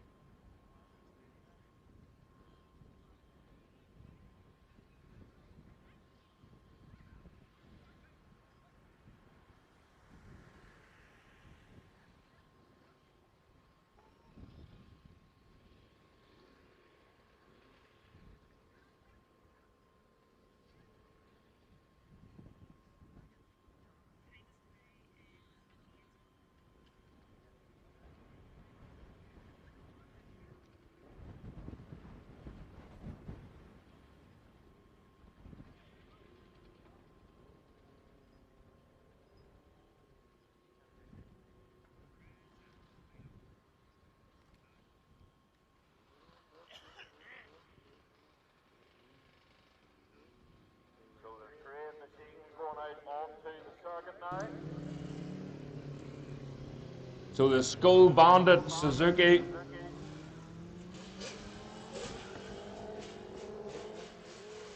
Lovely to see the Skull Bandit colours back out. Peter McDonald as Gene McDonald's brother out on his TZ 350 Yamaha. Lovely sound of thing, just smell it. Filling the commentary box here, full of two-stroke smoke.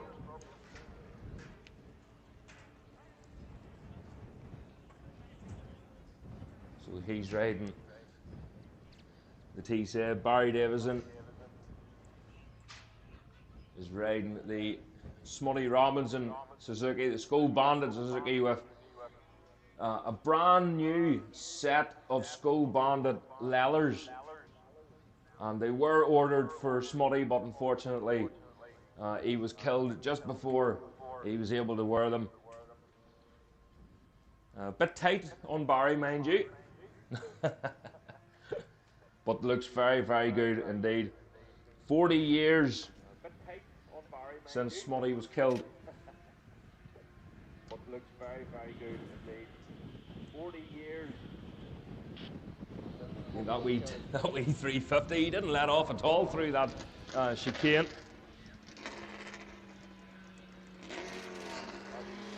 So Peter up through and through Ringawati. And he's not shy opening that thing up. And that's the Miller Racing. That's the CBR, that's the Honda. And we've seen these machines on display at the Ballymoney Bike Show as well. 350 then, Peter McDonald on that. James brother. No sign of Barry Davison, so Barry Davison, no sign of Barry on the Smutty machine. No sign of Barry on the Smutty machine.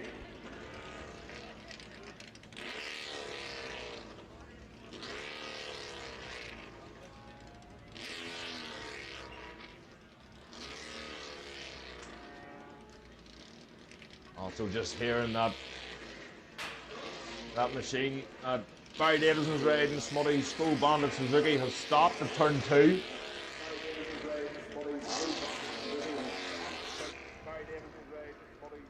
Honda Suzuki has stopped at turn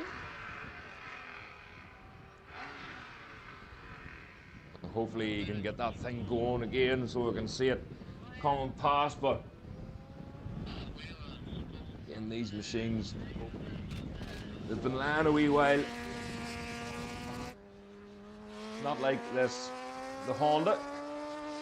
Pushing on right, like coming down passes here. Another racing machine. You'll see that bike out at the Classic Bike Festival as well.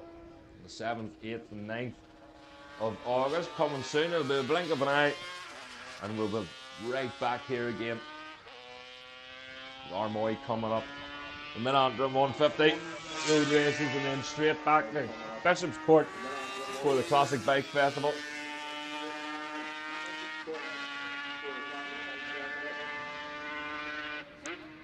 So just hearing there, if Barry Davison can hear me, if you can turn the fuel on under the tank. What left-hand side? It's the left-hand side underneath the tank. If you turn the fuel on. It's the left-hand side underneath the tank. If you turn the fuel on. Hopefully we can get that machine up and going again. Hopefully we can get that machine up and going again.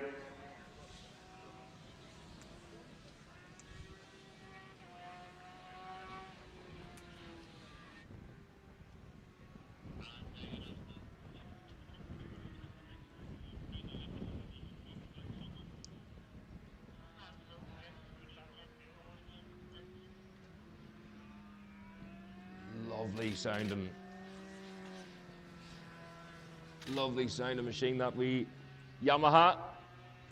Making his way through fairways again. So Pete, he's not shy. He's not shy on a motorcycle. So they're coming back into the paddock now.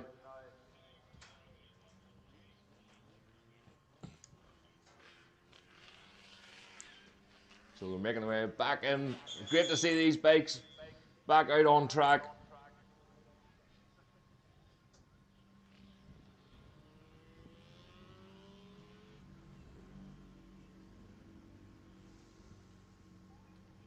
That's CBR humming away, and the wee 350. That's another machine that we're going to see out back out at the Classic Bike Festival.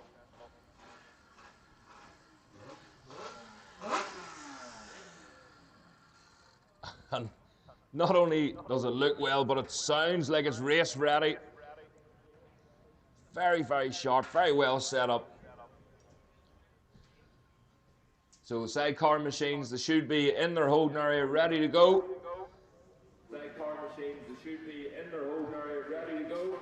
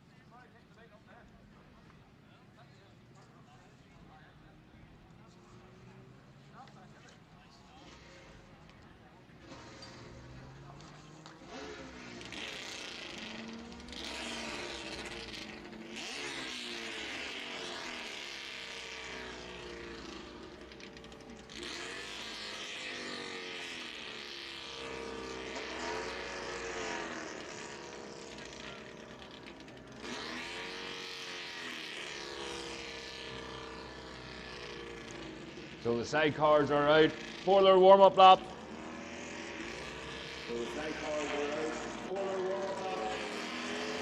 And just in case you're wondering, that racket in the background is RJ Woolsey. He's having issues with that machine of his.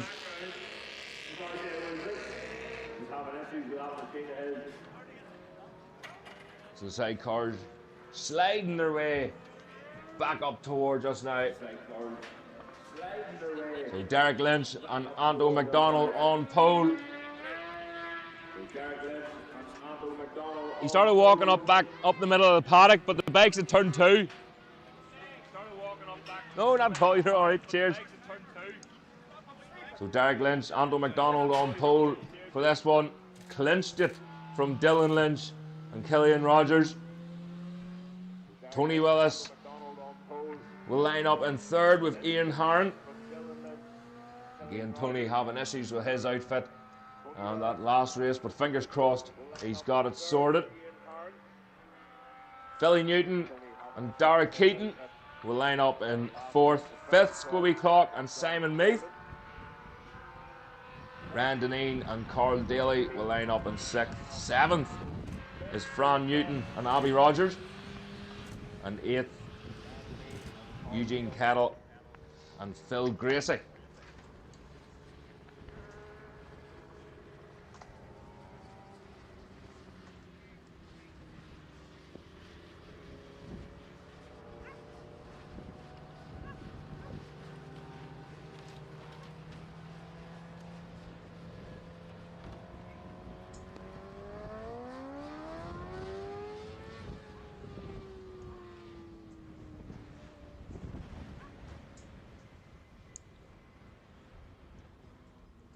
So the machines line up. Look like the majority of the machines have got themselves sorted. And they're out on track.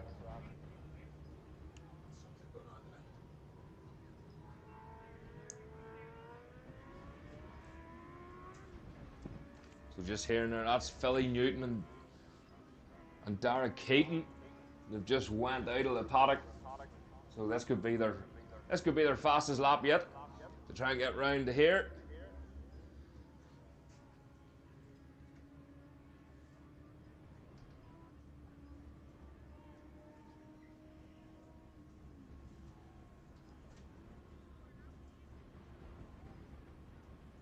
So I'm sure he's going to be starting from the back of the grid, probably, unfortunately for Philly.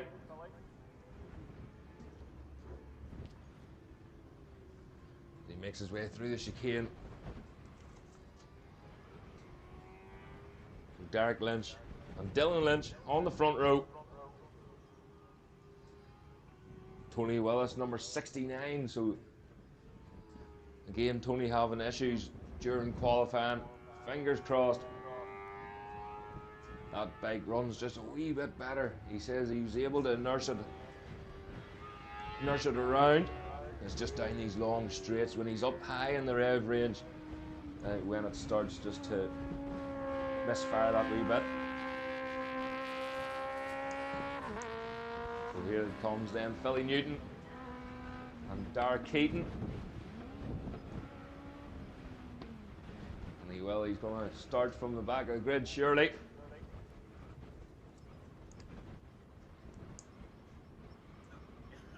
Or not. So the green flag is waved then at the back of the grid.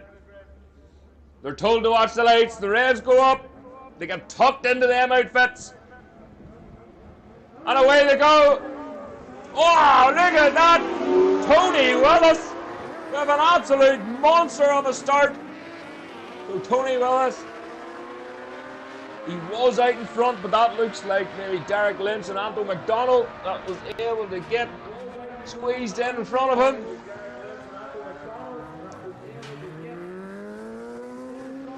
Well, an issue off the line there. That's everyone away. And they're heading towards the hairpin already.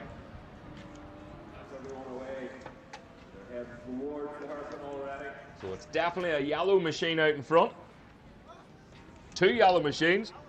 So the two Lynches, Derek Lynch, Anto McDonald, Dylan Lynch and Killian Rogers getting a good start there. But Tony Willis was off the line like a whippet. He just wasn't able to hold it, breaking down in that chicane. And heading towards Ringawati, the two Lynches together this time. Tony Willis. Oh, Tony Willis on the limiter there, right the whole way through the chicane, right up into Ringawati. I don't know whether he was having issues changing gear. Maybe it's still a wee bit of a misfire in that machine. So here we go then. It's the 46 of Dylan Lynch and Killian Rogers. So they've well and truly sorted their issue from qualifying. Tony Willis in hard away through. Derek Lynch at the minute settling for second place. Ryan Denny, Carl Daly, Fran Newton, Abby Rogers away through. Scobie Clark and Simon Meath. There's Eugene Kettle and Phil Gracie. Just struggled to get that machine off the line. I think it maybe stalled on them. Coming back out to the first chicane. Dylan Lynch just starting to pull away now. As they head back up towards fast left-hander. Flat out in one of these machines through there, but again, quite windy. So you have to be careful that the outfit doesn't roll and for the wind to catch underneath them. And we've seen that obviously with the Crow brothers, was quite scary at the TT. And of course we're going to see the Crow brothers at the Mid-Antrim 150 road races in a couple of weeks' time. We're looking forward to that as they're coming back out, slipping and sliding their way down onto the start and finish straight, the slide cars as they're dubbed. So Dylan with the fastest lap of 1:18.8, Derek Lynch, Andrew McDonald, a 1:19.4 as they go through. So that gap just opening up ever so slightly. Tony Willis again, a wee bit of a misfire from Tony Willis' machine. Brandon E, Carl Daly across the line are currently in 5th place, 6th. Up into 6th place goes Scobie Clark and Simon Meason. Getting the better of Fran Newton and Abby Rogers there. As the tip in through that left-hander. And again, a couple of bibs out in this session. That's indicating again that newcomers for this year. It's great to see the sidecars still as popular. So just blipping the throttle there, down the gears. Dylan Lynch, Killian Rogers. The gap last time was 1.5 seconds. Keep a close eye on them to see what it is this time whenever they cross the line. But next up is the Moto 1 and the Tiandem machines. If you can get yourselves ready in the holding area. So 1.5 seconds, remember. Oh, it's up to 1.9, so Dylan and Killian still driving away from Lynch and McDonald.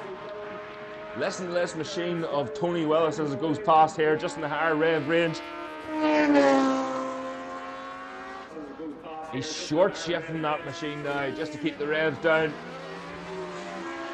Well, he was telling me he was changing fuel pumps and everything.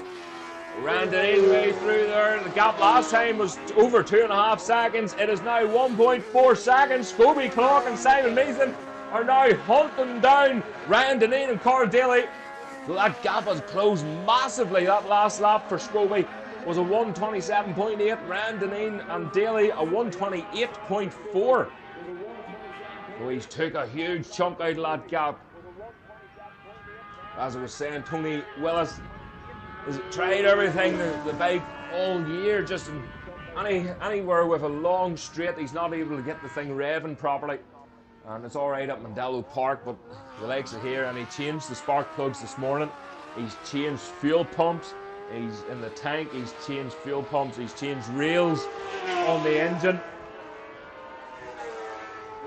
And he just can't get to the bottom of it. Across the line, Dylan Lynch, Killian Rogers again. The gap is up to 2.5 seconds now. Derek Lynch, Andrew McDonald just in behind. So they're posting a 1:18.6 lap time round. Dylan Lynch, Killian Rogers a 1:18.0. So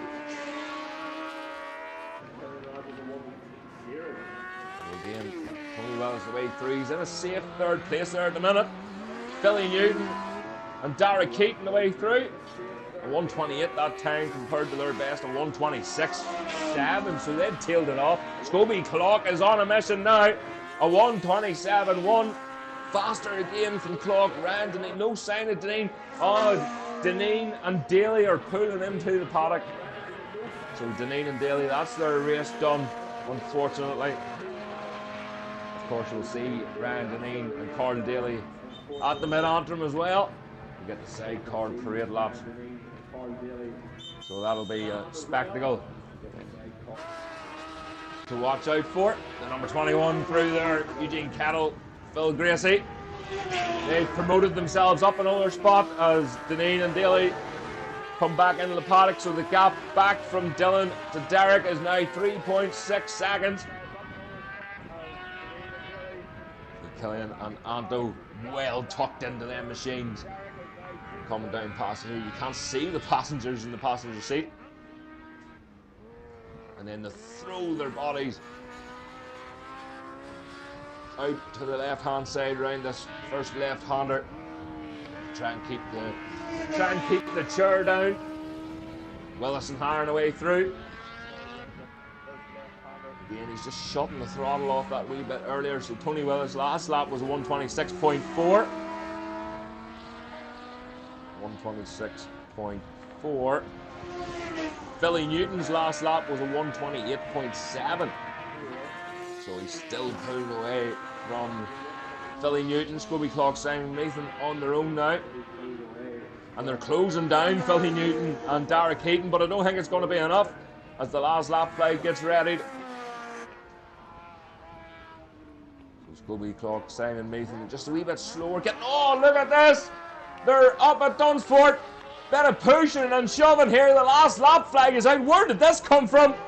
Wow! No love lost between these pair. Dylan Lynch, Killian Rogers still in the lead, but there were RG Bargy up at the top corner. Derek Lynch and Anto McDonald, 0.4 of a second. Lynch and McDonald look like they had it, but they've closed right up. Obviously a mistake there from Dylan on that last lap. Literally, well, I'm going to say elbowing each other out of the road, but the fern bashing that was being done up at top corner. It was, excuse me, I'm coming through. This is the last lap now.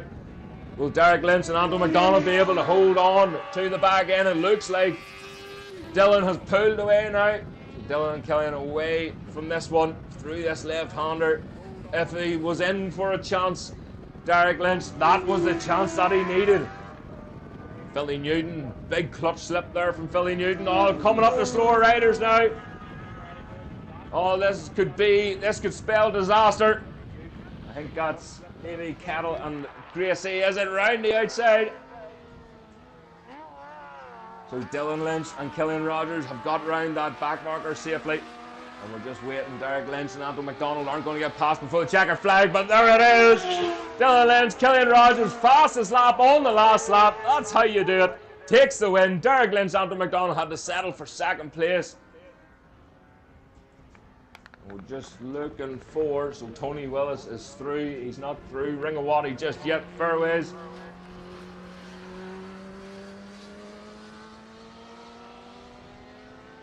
Eugene Kettle, Phil Gracie. Number 21 machine coming down towards us.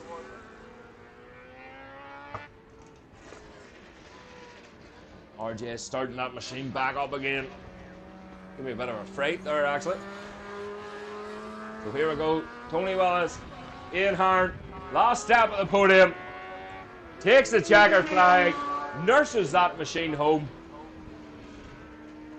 And hopefully they get to the bottom of wherever that issue is that they have. Philly Newton and Derek Heaton then.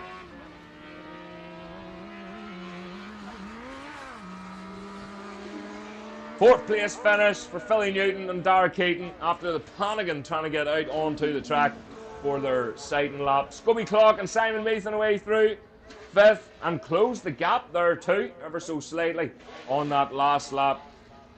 Dylan Lynch, Killian Rogers takes the win with the fastest lap, a 1:17.275.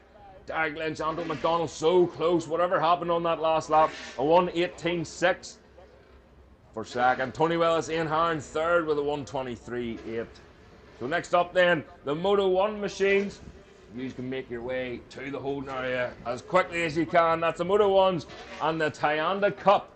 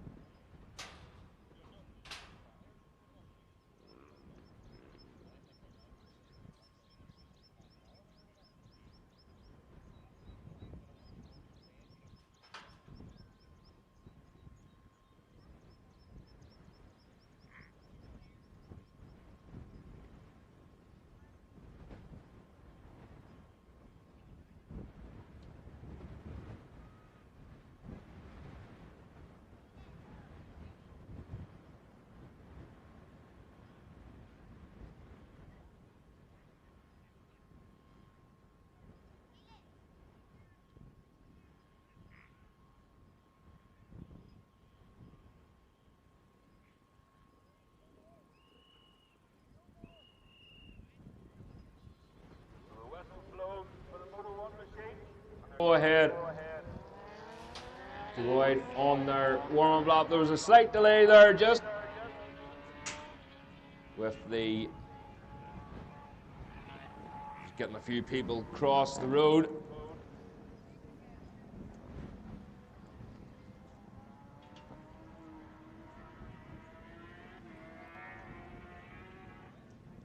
There's a machine just doing a lap, making sure everything's okay.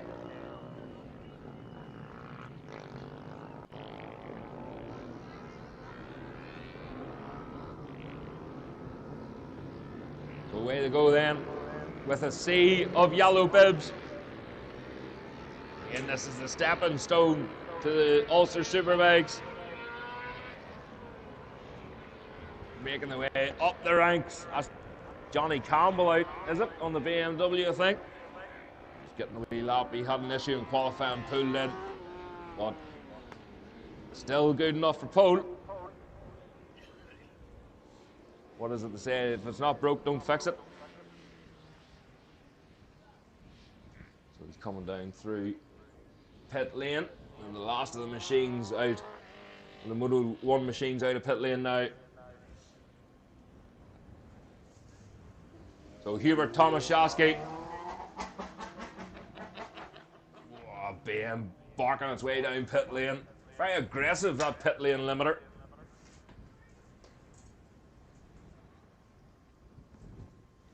So Hubert Tomaszewski on pole. Joel Herr tucked in behind in second place. And there wasn't an awful lot in it. 100th of a second. Riley Brown will line up in third. Fourth, Paige Mullen.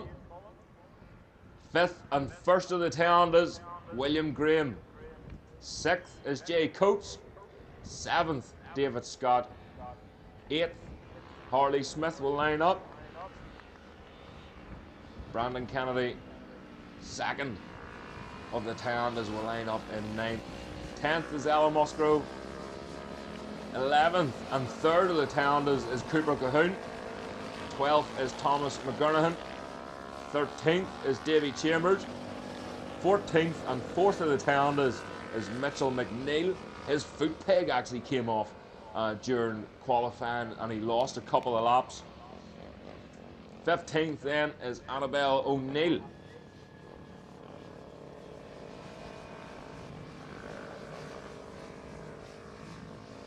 Here we go then. Joel Herr just lining up. Looked like he was maybe adjusting his brake there. Just dabbing it down that wee bit, feeling a wee bit more comfortable.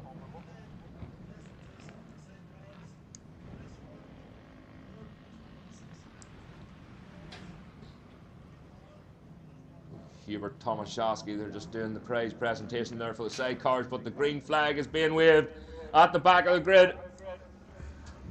They're told to watch the lights. The revs go up on the limiter, and away they go. Great start there for Hubert Tomaszewski and Joel Herr, but I think that was maybe moving over the left-hand side. Oh, not so good. Not sure. I think that was maybe Brandon Kennedy away there. Struggling to get that machine off the line, unfortunately, after such a good qualifying that he had. But I think that was maybe Riley Brown in the mix there as well with Tomaszewski and Herr.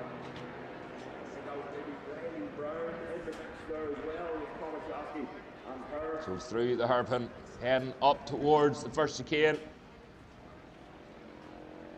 So the machine in the lead, starting to pull a wee bit of a gap already on second place. That looks like the luminous and the blue machine of Joel Herr in second. Hubert Tomaszewski in the lead. Oh, big push there for one of the Boss E riders. So Paige Mullen, I think. They all look alike now, that's the problem. So I think Paige Mullen is on a charge here on this first lap. She's lost a wee bit of drive out of Ringawati, so that looks like Joel Herr's got a wee bit of free space to chase down Hubert Tomaszewski again. Here they come out onto the start and finish straight. The number 1 machines. 2025 Moto 1 champion Hubert Tomaszewski in the lead. Joel Herr only 0.4 of a second back. Paige Mullen in third, just dropping off the pace that wee bit. It's further 0.7 back on Joel Herr. Riley Brown fourth, William Graham fifth, leading the Toyondas. That's Cooper Cahoon away through there. He's fourth in the Toyondas at the minute. David Scott in sixth. Seventh is Jay Coates. Eighth is Brandon Kennedy. Second of the Toyondas. Ninth is Harley Smith. 10th is Mitchell McNeil. Third of the Toyondas. Alan Musgrove 11th. 12th is Davy Chambers. Cooper Cahoon in fourth, so he didn't get off the line too well. He's 13th in the road. 14th, Thomas McGurnahan, and Annabelle O'Neill in 15th. So the leaders coming back up through Ringawati. Joel Herr is right on the coattails now of Hubert Tomaszewski. He's reeled him right in on that last lap. Tomaszewski through Dunsford seems to have the legs on Joel. Joel has to get the power on nice and early, get tucked into the slipstream, and he does. So he squeezes himself into that machine. He's part of the paintwork. He moves over to the left-hand side. Joel Herr, Tomaszewski, side by side, going into turn 1. Somebody has to give up, and it's Tomaszewski who had to give a wee bit of room there for Joel. Joel Herr up into the lead. Paige Mullen watching from third place, watching everything unfold in front of her. Riley Brown in fourth still. William Graham still leading the Toyondas in fifth place. Joel Herr posting the fastest lap, a 1:22.5. Hubert Tomaszewski, a 1:22.7. As we look back towards the chicane, it looks like Paige Mullen has now clawed them in. Her last lap was a 1:22.9. So the Boss E rider is starting to push. But it's Tomaszewski. Tomaszewski back in the lead now. Joel Herr demoted back to second place, but he's still pushing hard through the chicane, heading for Ringawati. He gets good drive out of Ringawati, so he's going to try and claw all that time back up through Dunsford here. He has to do what he done on that last lap and get into the slipstream nice and quick. We're back down towards his end. That's Tomaszewski. He's back in the lead. Joel Herr still in that second place again. It looked like Joel Herr made a mistake on that lap, a 1:23 compared to his best, a 1:22.5. Riley Brown away through in a safe fourth place there. Paige Mullen not giving up here in that third. She can sniff a win. Going to try everything to get it after such a great season so far for Paige Mullen.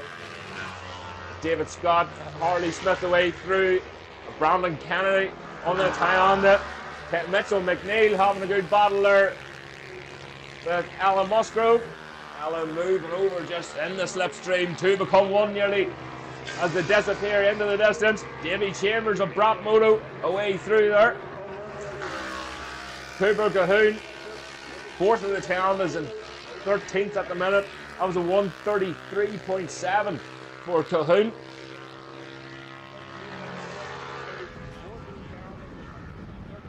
Thomas McGurnahan away through. And Annabelle O'Neill gonna be passed very shortly by the leaders in the shape of Hubert Tomaszewski, still holding on to the lead.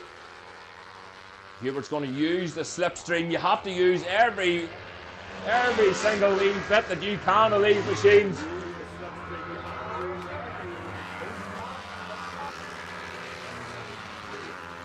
Just got an announcement for Roy Bickerstaff.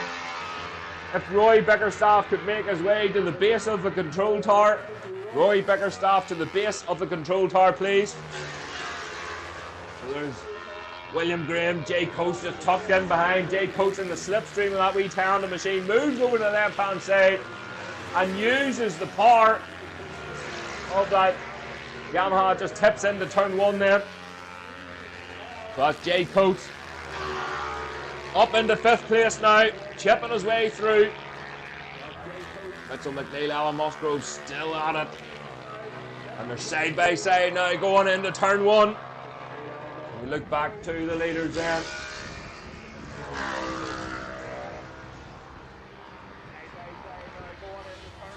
So Joel Hur still right with. He's actually closer to Tomaszewski this time round. Tomaszewski last lap posted the fastest lap of 1:22.4.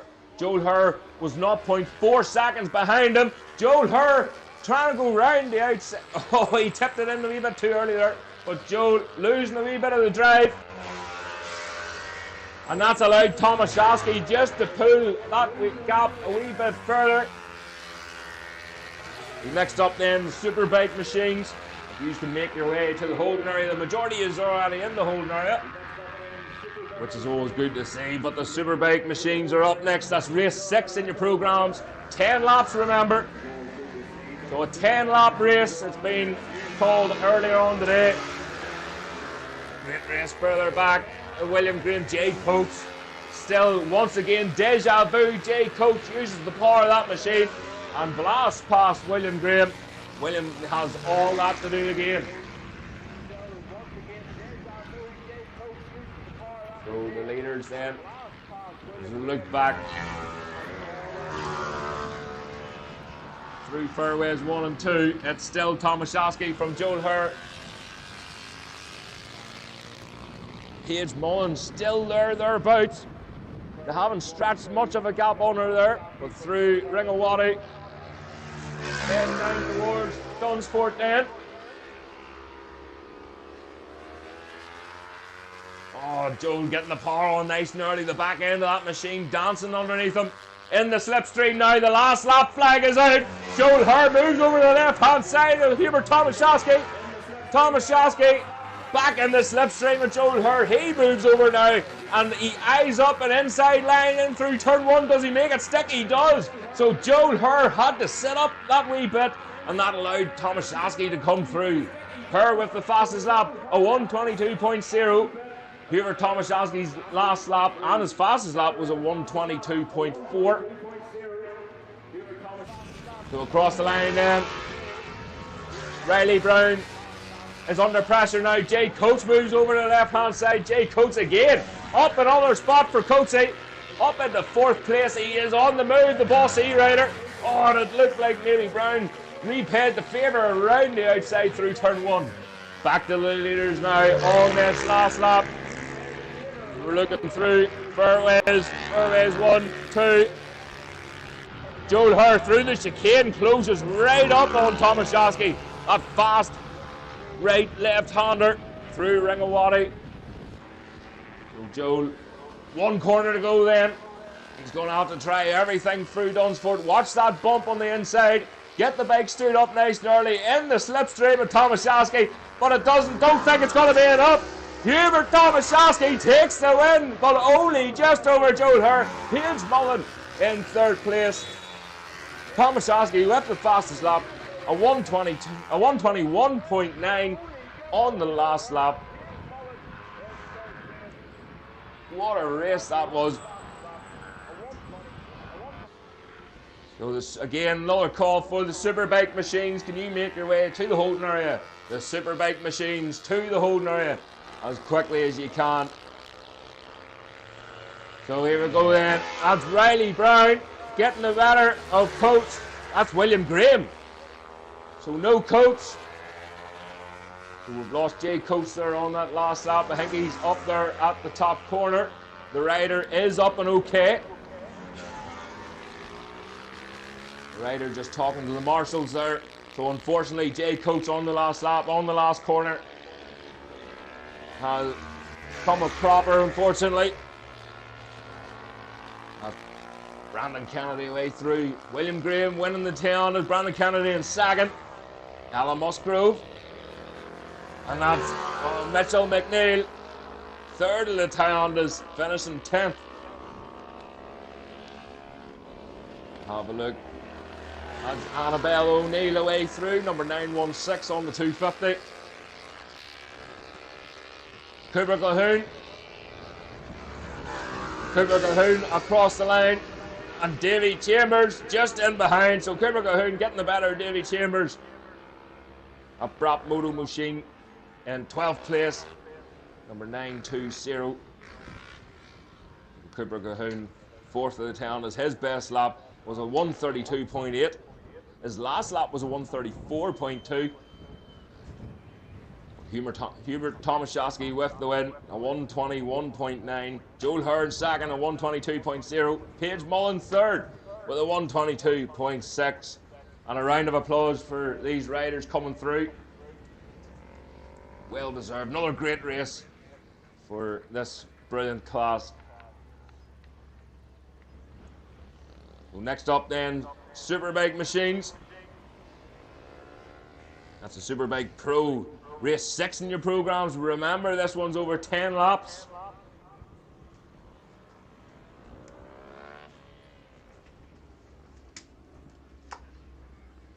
Yeah, I saw that, right?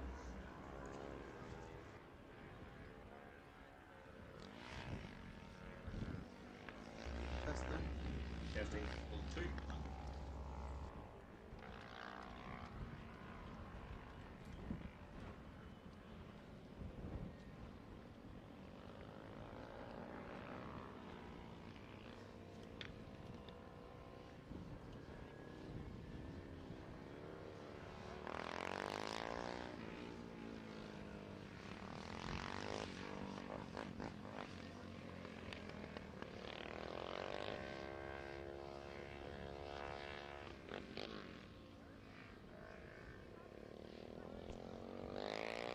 That's me.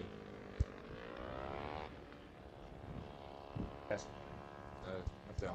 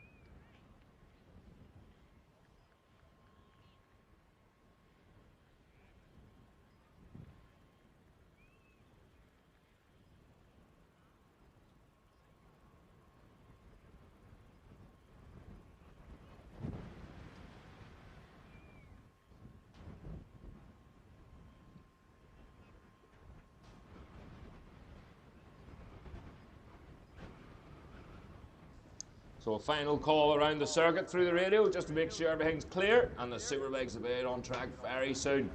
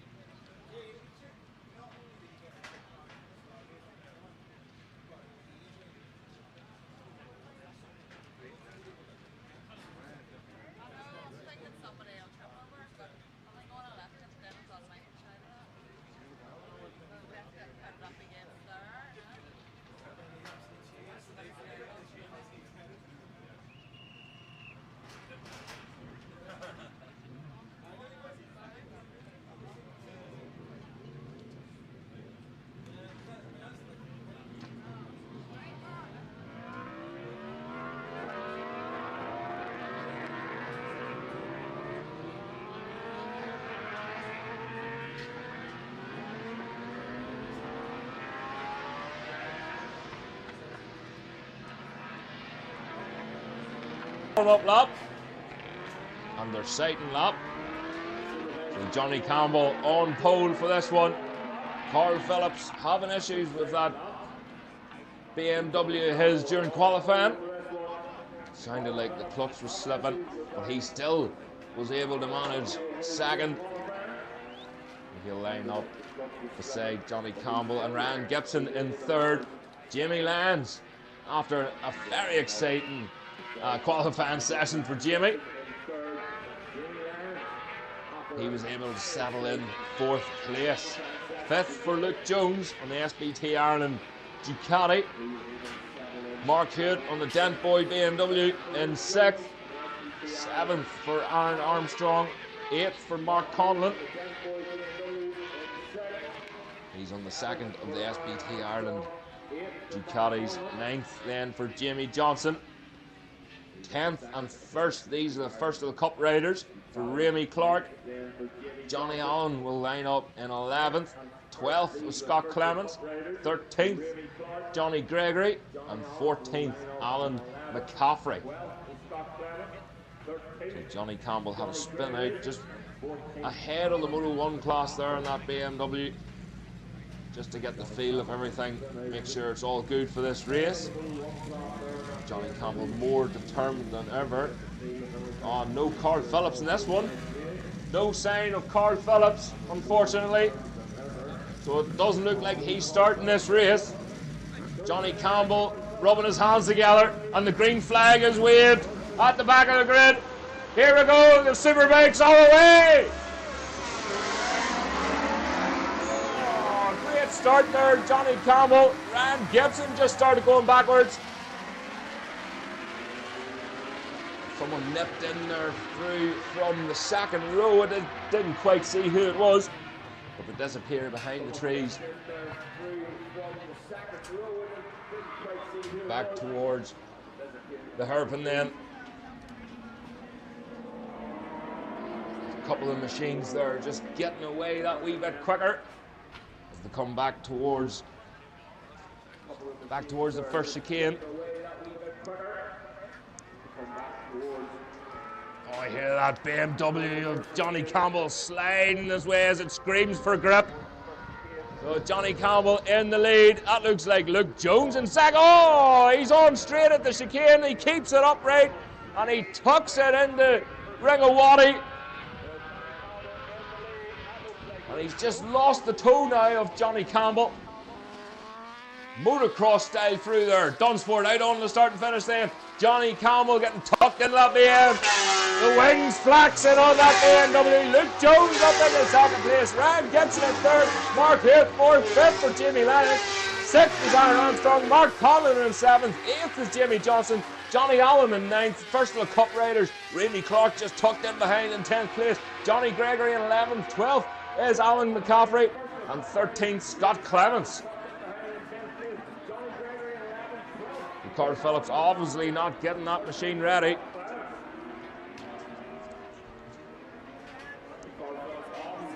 Luke Jones, can he settle himself this time round? He came into that chicane like a bulldozer. And he couldn't get the thing stopped, but Ryan Gibson is right on his tail now. Johnny Campbell disappearing with this one already. Ryan Gibson late on the brakes there. And getting tucked in behind that SBT Ireland Ducati. Johnny Campbell, there's going to be a phenomenal lap time here from Johnny Campbell. And he wouldn't have known that Ducati was nearly run into the back of him. In the slipstream of Luke Jones is Ryan Gibson. So Ryan Gibson moving over the left-hand side, but he hasn't got the power compared to that BMW. So Jamie Johnson under pressure now from Johnny Allen. Johnny Allen moving over, and he's making short work of that one up the inside, in through turn one. Jamie Lyons up into fourth place now. Aaron Armstrong up into fifth. And Mark Hewitt demoted to sixth place. But Johnny Campbell, a 106.9. Luke Jones, a 108.4. Ryan Gibson on the charge, a 108.2. Jamie Lyons, a 108.5 that time round. Then we have Aaron Armstrong, a 110.2. Mark Hewitt, a 110.8. Listen to that machine crying out for some grip. Turn the rubber. 200 plus horsepower off the back of that BMW. Luke Jones maybe pulling away a wee bit there from Ryan Gibson. Ryan looked like he was all over the back of him on that last lap. Through Dunsport, Ryan seems to have the legs over the Ducati. Look at the front end of that BMW going a wee bit late there. As he tries to wrestle at the handlebars. Luke Jones still in that second, but only just Ryan Gibson. The gap is opened up now. It's up at 0.3 seconds. Mark Hewitt is back up into 5th place, in behind Jamie Lance. Oh, Scott Clements using all of the road and a wee bit more there on that Yamaha. So Scott Clements currently up into 12th place, 4th of the Cup riders, but it's Johnny Allen still leading the way in the Cup class from Remy Clark, Jonathan Gregory, Scott Clements, Alan McCaffrey. So Luke Jones definitely pulling away now from Ryan Gibson. But I don't think there's no catching this man, Johnny Campbell, out in front on that BMW. Jamie Lyons out in his own there in 4th place, but he's not going to be giving up. He wants a taste of that podium. Johnny Campbell through. That was a 107.5 that time from Johnny Campbell. Maybe he made a mistake somewhere, so the gap is now up to 0.7 of a second. Back from Luke Jones to Ryan Gibson. Luke Jones a 107.7 that time round. Ryan Gibson a 107 or 108.1. So Jamie Lyons a 108.3. But the gap has opened up even further back to Jamie Lyons, 3.0 seconds. As the last of the Cup riders goes through there. Alan McCaffrey.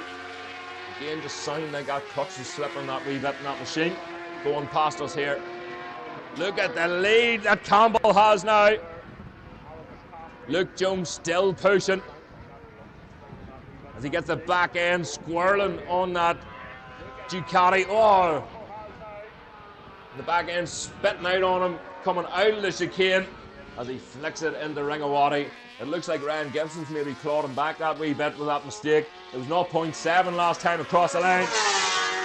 3.9 for Johnny Campbell. So Ryan Gibson has closed that gap up ever so slightly. 100th of a second in it, but every little counts. So the next machines to the holding area, please. The Supersport Cup and the Superbike Cup to the holding area. That's Supersport Cup and Superbike Cup to the holding area.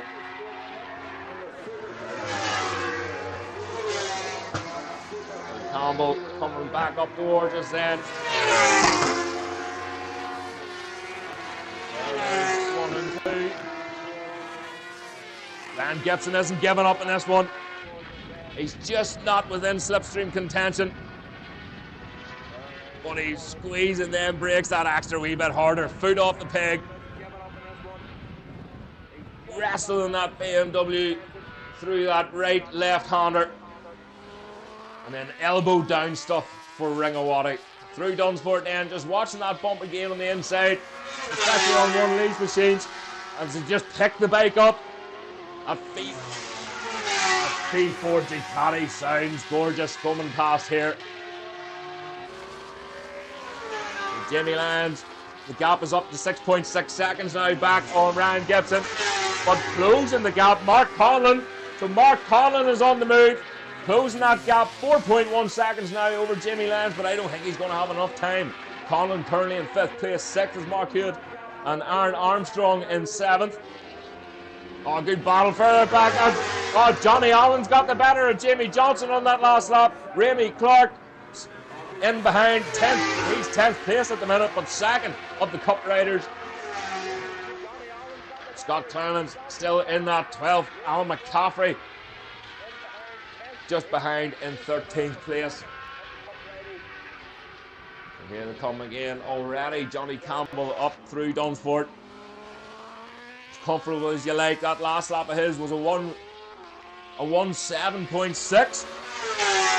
Across the line, it was a 107.9. His best lap was a 106.9. So he's starting to settle. Look at Ryan Gibson. 0.5 of a second. The gap is down to now.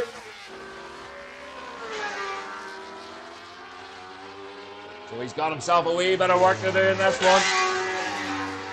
Again, another call for the Supersport Cup and Superbike Cup.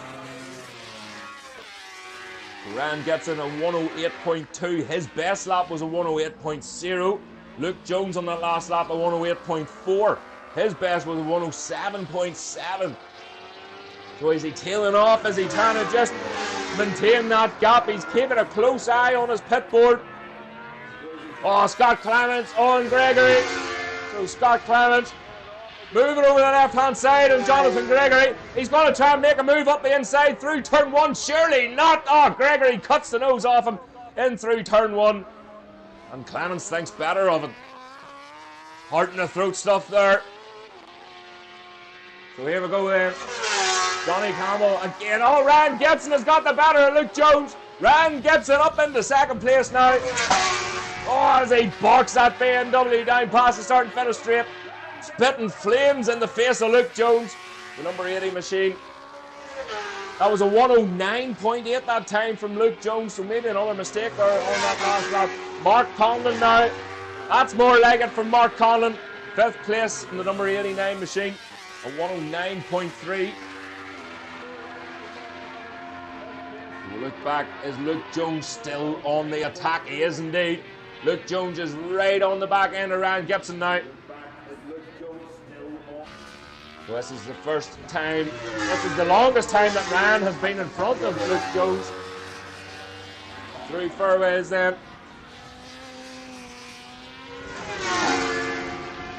Through the chicane, up through Ringawadi. On Scott Clements away through. Scott Clements trying it again. Is it going to work this time? No, it's not. Scott, calm your wee self. Johnny Campbell then. Last lap time for Johnny Campbell. As Ryan Gibson, that BMW, starting to move underneath him now. Starting to get a wee bit loose as he pushes that wee bit harder. Oh, Ryan Gibson then. Was that Luke Jones? Luke Jones get the better of him through turn 1. It was a 108.3. Luke Jones a 108.4. And the gap was only 0.4 of a second. Look back at the leader through the chicane. Way out in the zone. No doubt that this is going to be his one. So back then at the Cup Riders. Johnny Allen across the line then. Johnny Allen and Ramey Clark. And that's Jimmy Johnson.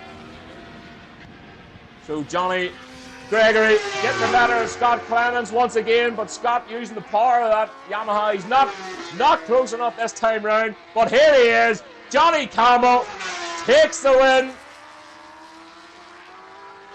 And Ryan Gibson, oh, Luke Jones. Oh, Luke Jones getting the better of Ryan Gibson. And he was able to hold him off throughout that lap. But Luke Jones on the SBT Ireland Ducati taking second place from Ryan Gibson in third. 4th place, and a lonely 4th place for the number 77, Jamie Lands. Oh, across the line. Mark Conlon just getting Mark Hewitt across the line. Mark, really good drive out the last corner, but it just wasn't enough. And Mark Hewitt had to settle for 6th place, 7th for Aaron Armstrong. So again, last call for the Supersport Cup and Superbike Cup machines to the holding area. As the remainder of the bikes, Johnny Allen then. Johnny Allen, big long look over his shoulder.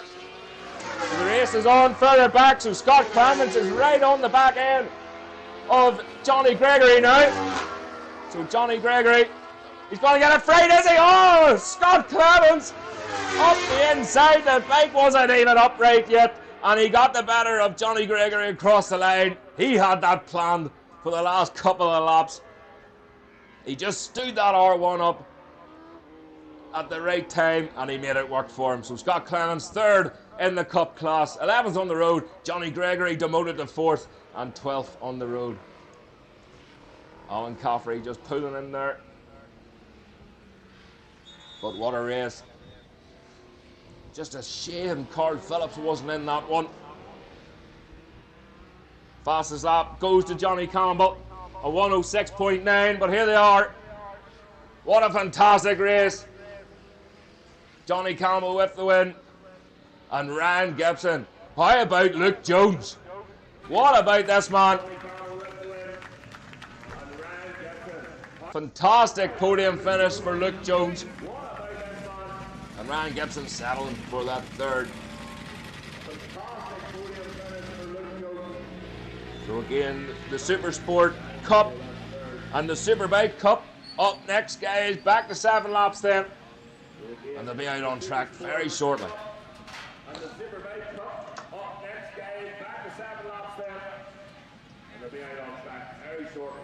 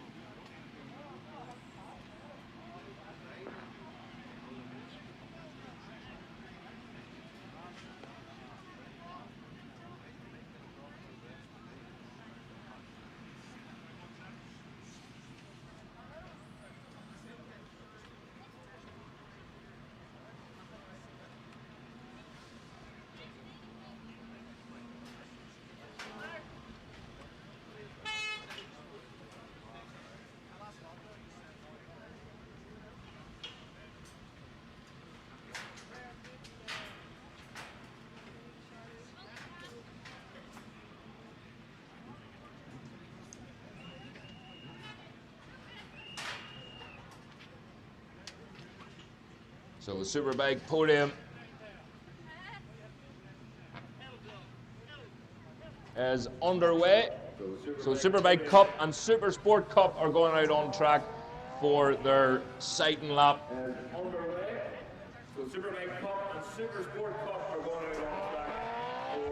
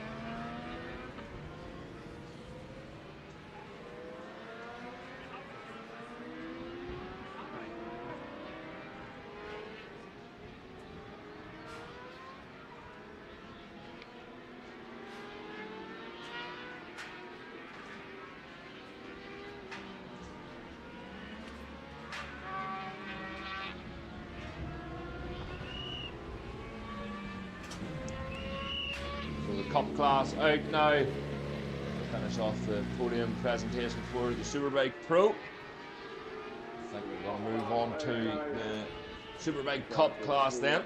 But this is the Superbike Cup and Supersport Cup. Michael Press on pole from Almontes Monteves. Andrew McRae in third. Fourth is Richie Hyland. Fifth, Owen McGlynn. Sixth is Dean Graham. Seventh is Alan Armstrong.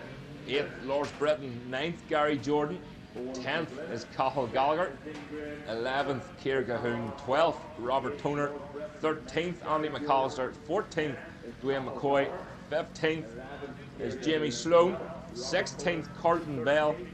17th, Barry Gosson. 18th, Patrick Nee. 19th is Rhys Williamson. And in the top 20, Samuel Craig.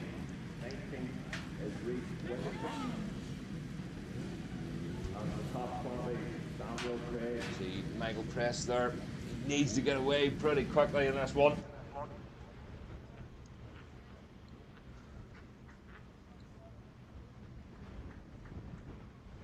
Press, he seems to come on in the later parts of the race. Look at that grid, full grid of machines. Phenomenal lineup. Someone getting a wee bit impatient there.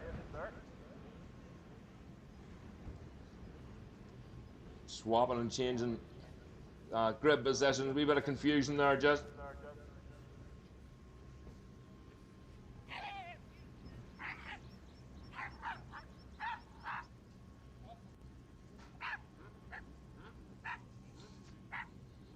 There's not an awful lot of room on the grid. Pick your spot.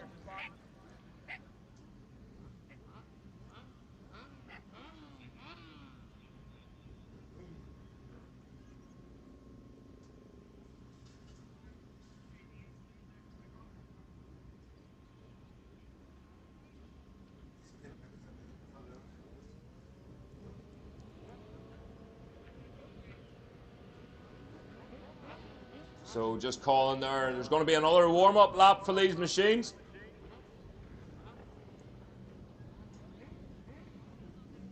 So one warm-up lap. Machines are away. That wee bit of confusion there. I'm going to have a chat with number 179. Number 179, they're not on the timing sheets.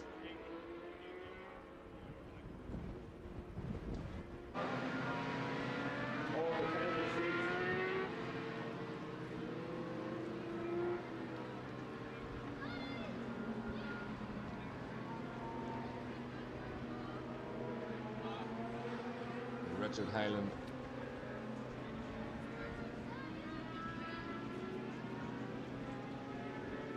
Oh no, I think Richard Hyland, the wrong number on his machine. So not sure he's going to be able to get out in this one because he hasn't completed. He's going to need to get another warm-up lap done, maybe. Of course, he has done a second lap. He is taking his grip position, which is good to see. He's just going to have to take it a wee bit easy on the first lap, just to make sure there's plenty of heat in them tyres and the rims. Don't forget, so it's really important to get loads of heat into the rim, and it just holds it that wee bit better then. So the first lap is going to be a wee bit, taking a wee bit gingerly there for Richard Hyland. Though the track temperature reading that I'm getting is 39 degrees, so it'll not take an awful lot to get them tyres up to temp.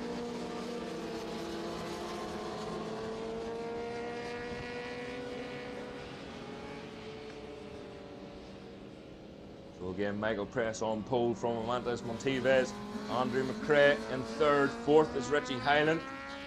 So his number has been changed on the screens there. He was meant to be 189, but it's now 179.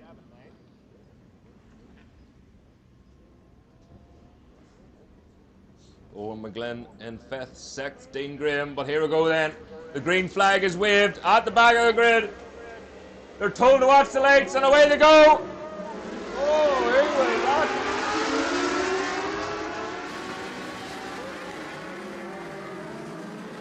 Not quite sure who gets the good start there or not. There's a few machines going backwards. But through turn one, I think that was maybe, could have been Amantes Monteves maybe, just not the start that he wanted, just didn't quite see. But they're heading for the hairpin anyway.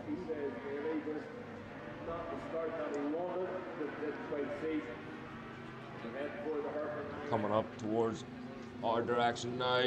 Michael Press, he got a good start off the line. I wonder if he was able to hold that through turn one. Our direction now. Michael Press, he got it. Our direction. Go ahead. Michael Press, he got a good start off the line. Wonder if he was able to hold that through turn one.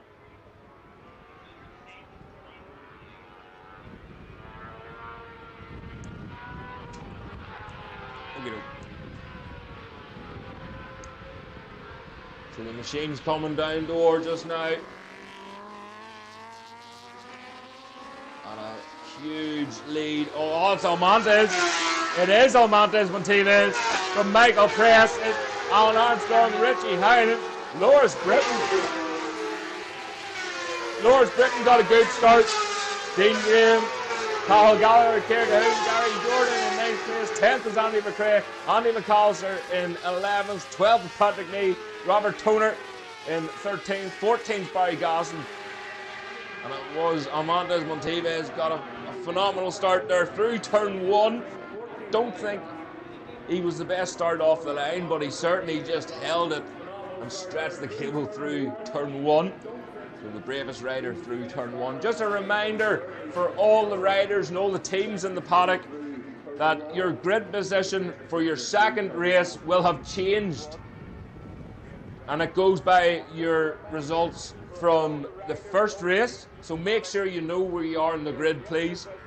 The grid positions are posted up on the windows at sign on. So please make sure you know where you are on the grid for your second race. And the same goes for tomorrow. So here we go, Almontes Monteves. The gap was 2.2 seconds. And it's opened up. It's now 2.8 seconds. Alan Armstrong and Loris Britton. That was Richie Hyland. So Richie Hyland, Alan Armstrong having a good battle there through turn one as they make their way through. And it's a freight train of motorcycles coming down. Richie Hyland back up into third place, but Alan Armstrong and Loris Britton right in there with them. Dean Graham in 6th place, 7th Cathal Gallagher. Come up towards us then. It is Almontes Monteves from Michael Press. Michael Press, he does come better in later stages of the races. Oh, big mover, that's Dean Graham. Dean Graham up the inside. Can he get that machine stopped? He can indeed. So he's chasing Armstrong now on the hunky-dory Suzuki. So Armstrong is going to be under pressure very soon. Going to be under a lot of pressure in the shape of Dean Graham. So there is Almontes Monteves away through. Michael Press with the fastest lap. He's closed that gap up 2.2 seconds now. Alan Armstrong, Dean Graham, Richard Hyland. So Richard Hyland really early on the brakes in through the chicane. Loris Britton down into 6th place now for Loris Britton, just behind Richard Hyland. But Robert Toner on the move. He's up into 11th place, a 1:17.8 as he goes through. Ken Bell, Reese Williamson, 19th and 20th. So Monteves through the chicane. Fast left, right-hander. It's still a wee bit windy here at Bishopscourt. It's a real struggle to wrestle them machines over to the right-hand side and pulling yourself against the wind and 200 plus horsepower. But Michael Press is closing down Almontes Monteves here through Ringawati. Oh, but look at Dean Graham. He's trying to make a move up the inside of Armstrong. Armstrong closes the door through Ringawati as the back end squirms about underneath Dean Graham. The leaders come through the start and finish once again. Almontes Monteves. So the gap, 2.5 seconds now. So Almontes Monteves opens up that gap ever so slightly across the line. He'll be looking at his pit for Robert Toner and Dwayne McCoy way through there. Side by side across the line for the pair of them. So Kane Bell now up into 19th place. No sign of Andy McAllister. Andy McAllister's dropped way back. So Andy McAllister's made a mistake somewhere. He's dropped way back down the field. And back to the leaders then. Montes Monteves, he's continuing to open up that gap. Michael Press still pushing hard. Look how late on the brakes Michael is in through this top section. And this is where he seems to gain on. Dean Graham! He came from Portavogie for that one. Up the inside of Alan Armstrong. Through Ringawati. And he holds it back. Lors Britton now under pressure. Lors Britton getting chased down. Carl Gallagher pushing hard. There we go, second place. Still, that gap has came down ever so slightly. 2.4 seconds, 100th of a second in it. But here comes Alan Graham. He uses the power of that 1000cc machine against that Kawasaki, that ZX6 machine. So Dean Graham is right back with him again and tucked in behind Alan Armstrong.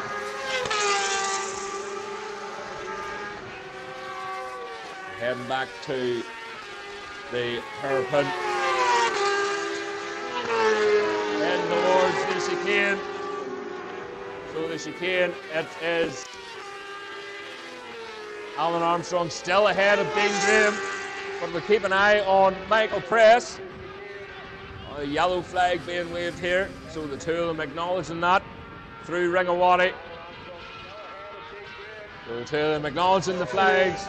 But this could fall into the hands of Michael Press, does it? No, they both slowed down about the same pace. So here comes Montes Monteves, last lap time then.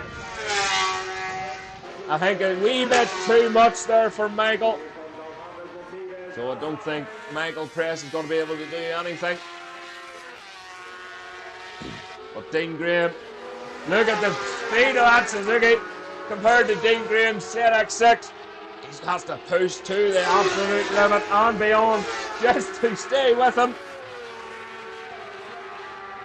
Next up then, the Moto 3 machines, the lightweight Supersport, Supersport 300 and Supermotos are in the holding area. The two Bell Bike Sport BMW racing machines side by side going into turn one. And it's very easy to get next up between them here. As they're twinning it out there, but the leaders back through fairways too. Again, you can hear the split throttles of that BMW just as he opens it up that ever so slightly through Ringawati. And again, slower riders coming into it now. So, Monteves has had to shut right off now. So this could give a chance to Michael Press coming on the start and finish straight. But Montes Monteves takes the win. Michael Press in second place. And the fastest lap goes to Michael Press at 1:14.3. Too little, too late there for Michael Press, unfortunately. And for third place, Loris Bretton. Where did he come from? Loris Bretton was sixth all the race, and he's jumped right up to third place. Last step of the podium for Bretton. Dean Graham had settling for fourth place, but what a race he had. Richard Hyland in fifth, sixth, Carl Gallagher. Alan Armstrong dropping right back to seventh place. 8th was Gary Jordan, 9th was Owen McGlynn, 10th Andrew McRae, 11th Robert Toner, 12th was Dwayne McAvoy, 13th Patrick Nee, Barry Gosson 14th, 15th Jimmy Sloan, 16th Cian Bell, and Carlton Bell. The two of them were side by side going into turn one. So I was holding my breath sort of time that. 18th is Rhys Williamson, 19th is Andy McAllister, and 20th was Gareth Dunlop. Another great race for the Supersport Cup and Superbike Cup. But up next then is race 8 in your programmes. It's the Moto 3 Lightweight Supersport, Supersport 300 and the Supermotos.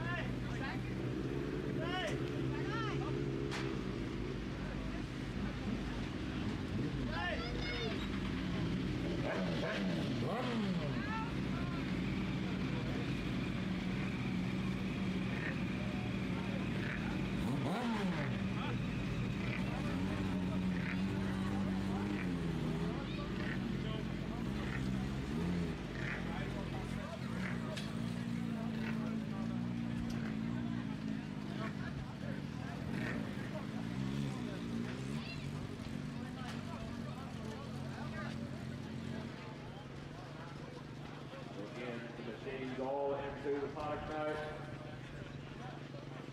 Next up is the Moto 3 Lightweight Supersport and the Supersport 300 machine.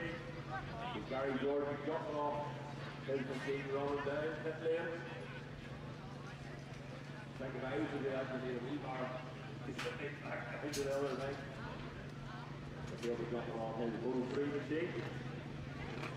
Get used to that as well for his next lap. So the bike will be out off track very shortly.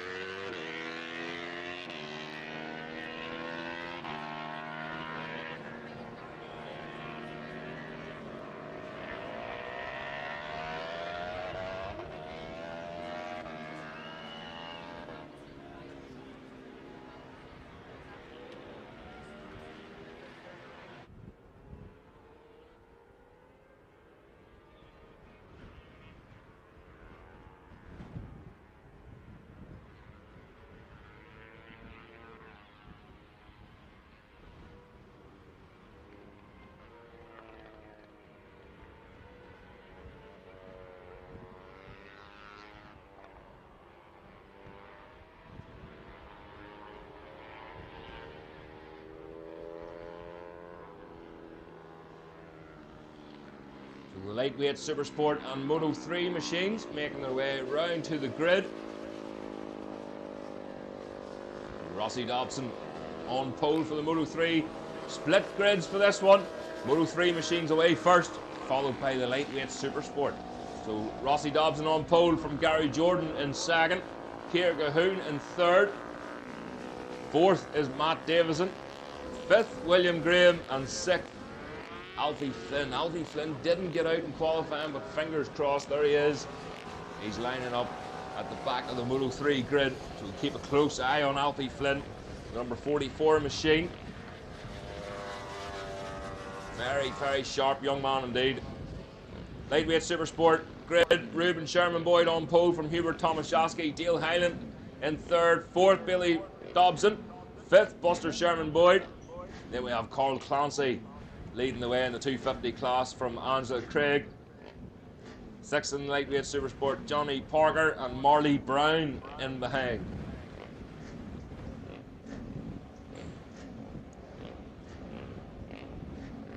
So the green flag is waved at the back of the lightweight Supersport. The Moto 3s are told to watch the lights. Away they go.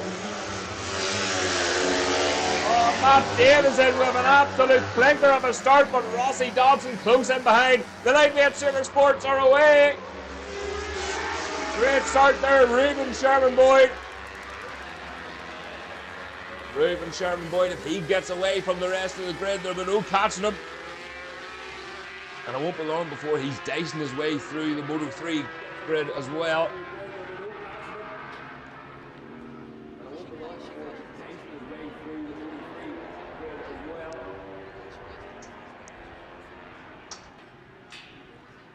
Keep an eye at the chicane, the Moto 3 machines tipping into the chicane.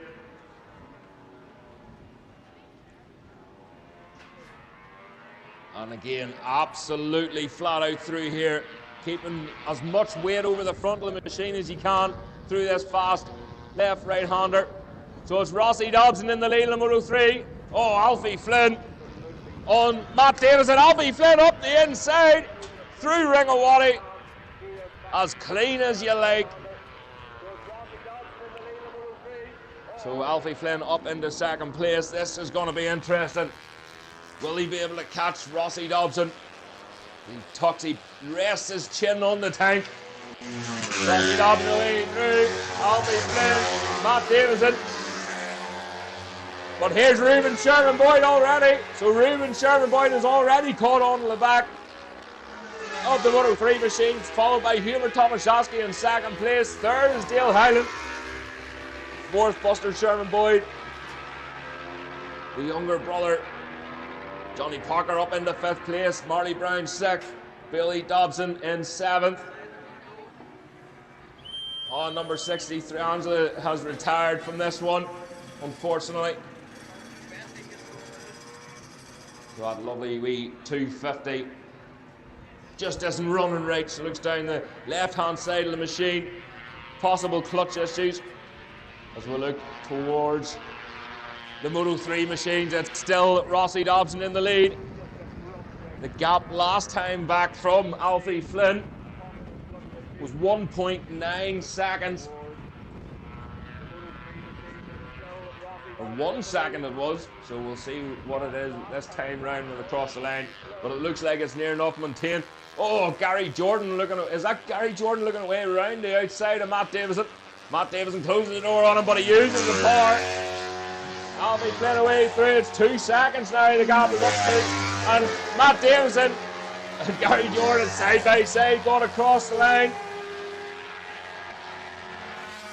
Gary Jordan looking away up the inside, is he? No, Matt Davison has clawed too much back over Gary Jordan. And he stays. Matt Davison stays in that third place then. But Gary Jordan's on a charge. Carl Clancy up in the seventh place now on that 250. Reuben Sherman Boyd with the fastest lap at 1:17.7. Rossi Dobson at 1:18.7. Alfie Flynn on the Moto 3 at 1:19.3. But Hubert Tomaszewski squeezes himself in between them per third fastest, third overall with a 1:19.7. Nothing in it at all for the top runners here.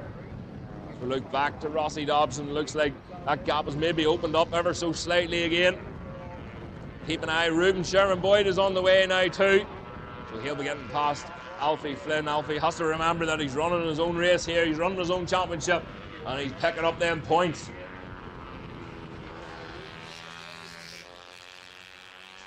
Here he comes on the Moto 3, number 66, Rossi Dobson. Away through Alfie Flynn.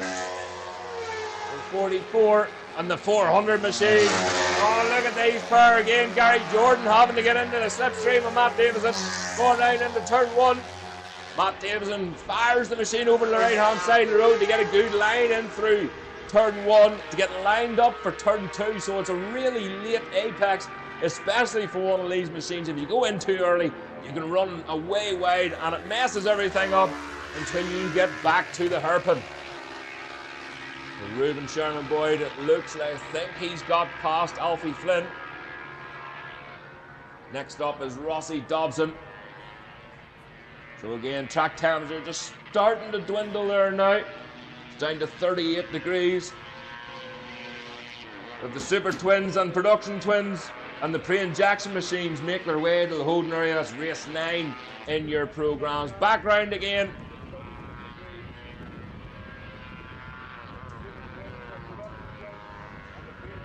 Rossi Dobson continuing to pull away then from the from Alfie Flynn, but the lightweight Supersport machine of Reuben Sherman Boyd, he's on a charge. Fastest lap again for Reuben Sherman Boyd at 1:16.5, leading the lightweight Supersport. Hubert Tomaszewski just in behind Matt Davis and Gary Jordan having their own race there. William Graham away through on that Moto 3, first year on that machine.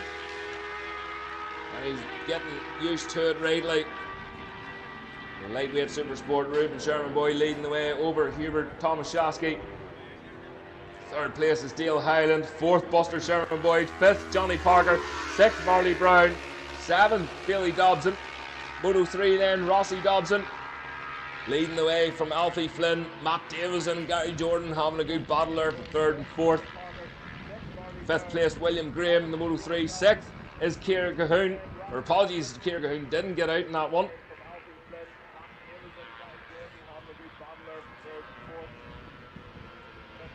Reuben Sherman Boyd will soon be making short work of Rossi Dobson on that 400 Kawasaki. Lovely machine, plenty of speed out of it, plenty of speed out of that rider too, as he hangs off the right hand side of that thing. He gets tucked and then quicker again for Reuben Sherman Boyd. A 1:16.3, he just never gives up. Alfie Flynn across the line. A 1:19.3 there for Alfie Flynn. Gary Jordan finally getting ahead of Matt Davison, but not for long. Matt Davison is looking away around the outside. Surely not Gary Jordan. He did. Oh, Matt Davison makes it stick. Alfie Flynn's machine going through there. You can hear the sound different in that bike. It just doesn't sound as sharp as the likes of Matt Davison or Gary Jordan's away through there. Maybe some gremlins from the qualifying earlier on today. But hopefully he can get this race finished. Johnny Parker and Marley Brown still together. So there's Reuben Sherman Boyd. He's got past Rossi Dobson now. And again, Rossi has to remember, he's chasing his own championship here. He's chasing the road racing as we head for Armoy and the Mid-Antrim. So Hubert Tomaszewski has got past Gary Jordan and Matt Davison. Matt Davison is actually still ahead of Gary Jordan. Last lap time now.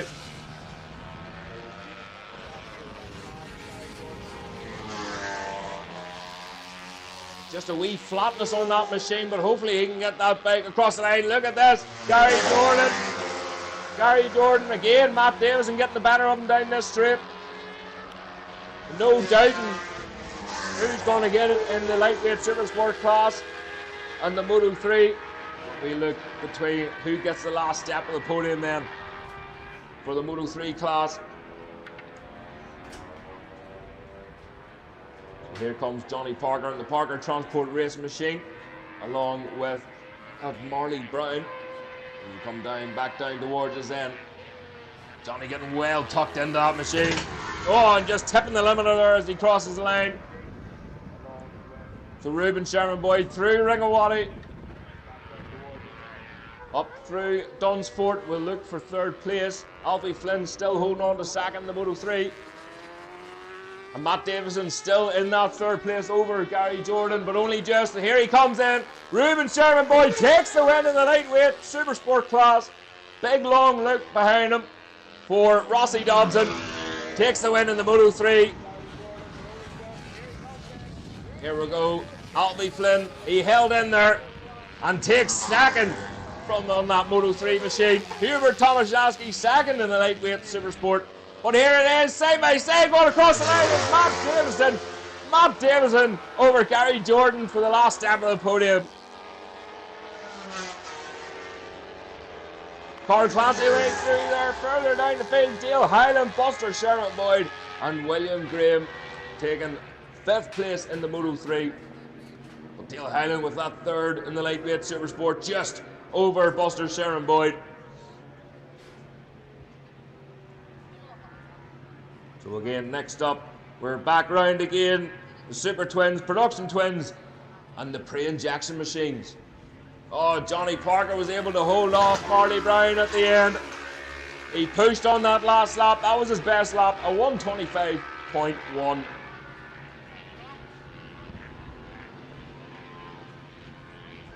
More great racing here at Bishopscourt for the Mid-Antrim 150 Neil and Donny Robinson Memorial Races. And we're back round again with the Super Twins, Production Twins, and the Praying Jackson machines will be out on track very soon.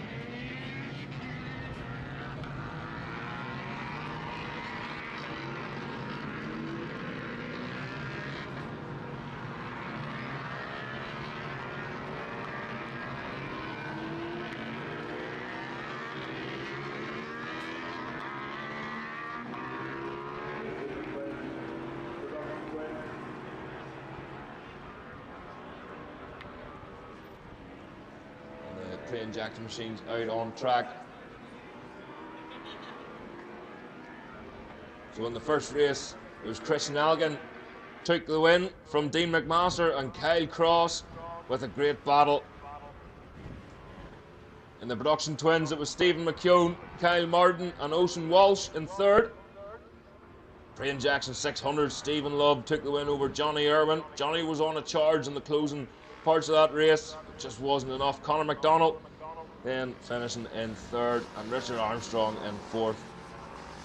And Harry McAleese winning the Praying Jackson 1000cc class on his 750 Suzuki.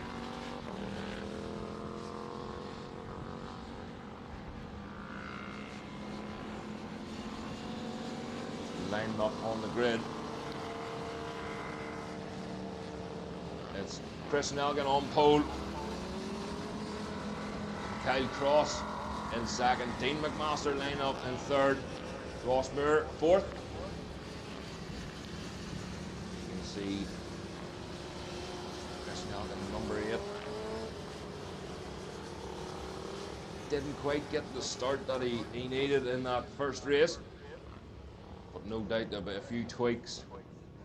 And Stephen Love, first of the Praying Jackson 600 machines, he's also in the front row.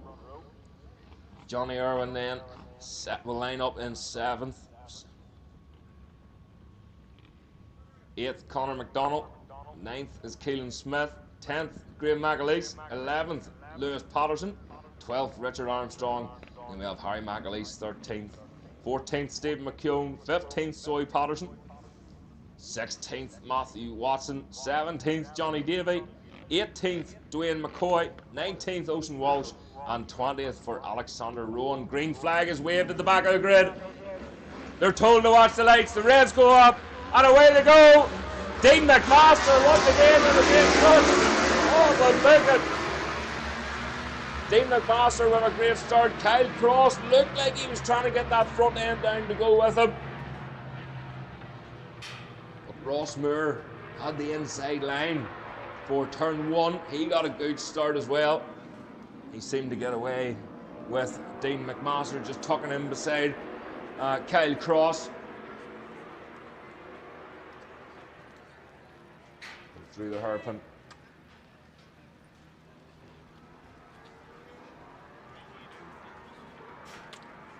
Up to the first chicane.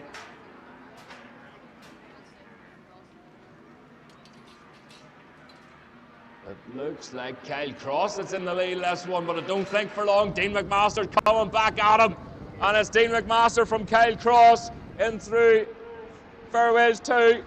Up in the Ringawati.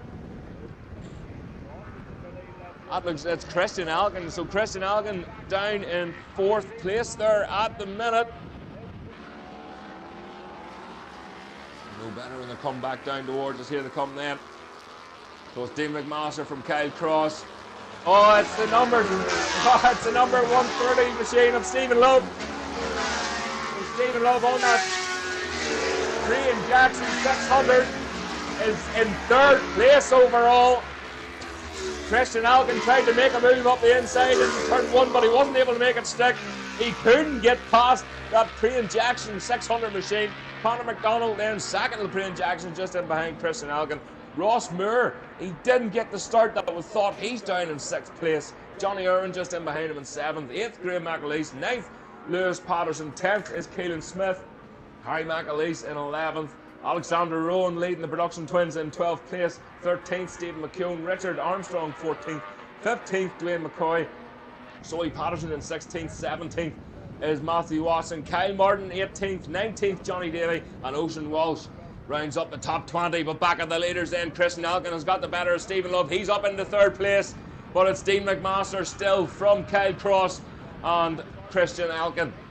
Through Dunsfort then, they've split themselves into 2 separate groups.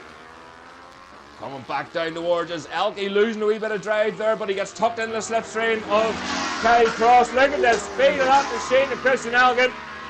Oh, Stephen Love looking feisty there. Back up into 4th place. Through turn 1. I'm not sure, but I think Christian Alkin got 3 into 1 there. Christian Alkin with a 1:13.2 posted the fastest lap, but it looked like he had 3 into 1. Down into the hairpin then. Holding the rev out to the chicane. Down in gear through the chicane, getting the drive on, using a wee bit more of the road. There's a wee bit of tarmac on the outside of that chicane. They can run that wee bit wide, get the power on that wee bit earlier.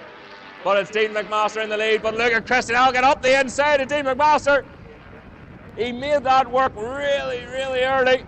But Dean McMaster hooked on to the back end of him. He was thinking about a move. Oh, look at the drive. Christian Alkin goes wide out of Ringawati. Dean McMaster back up into the lead. Christian Alkin just having to shut the throttle. He near touching the grass there on the outside of the track. So back tucked in behind in the slipstream then of Dean McMaster. And he's bringing Kyle Cross is getting the double slipstream. So is Kyle Cross going to opt for an outside move here, round into turn 1? And he does. So it's Christian Alkin back in the lead through turn 1, but is he going to be able to pull it back in? Look who posts the fastest lap. Ross Moore with the fastest lap. A 1:13.0 So he's starting to reel them in. Conor McDonald in behind with a 1:13.2. Your leader, Dean McMaster, on that last lap, a 1:13.8. So Christian Elgin, the group is coming back at them. These pre-injection machines are pushing hard. Leading the pre-injection at the minute, Conor McDonald. Second is Stephen Love. Third is Johnny Irwin. The pre-production machines, Alexander Owen still leading the way over Stephen McCune, and Dwayne McCoy in 15th place. He's third in the production twins. So the leaders then, Christian Elgin was able to hold on to that lead through turn 1, and he's starting to break away a wee bit. Dean McMaster in second, Kyle Cross in third. These two are going to have to work together. But look who's coming. It's Ross Moore. He's coming to join the party now. Ross Moore wants a bit of this cake. That was a 1:13.1 compared to a 1:13.0 on his last lap. But Kyle Cross is still pushing, and him and McMaster are going to have to work together. There's your leader away through. Alexander Rowan on the McKillop racing machine. Still leading the way, but his teammate, that's Stephen McHugh, he's on the charge. He's got Harry McAleese and Richard Armstrong ahead of him to deal with. Stephen McHugh still in that second place. Third place then is Dwayne McCoy.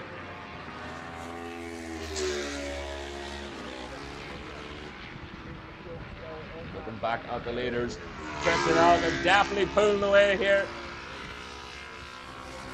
But these pair have to watch because look at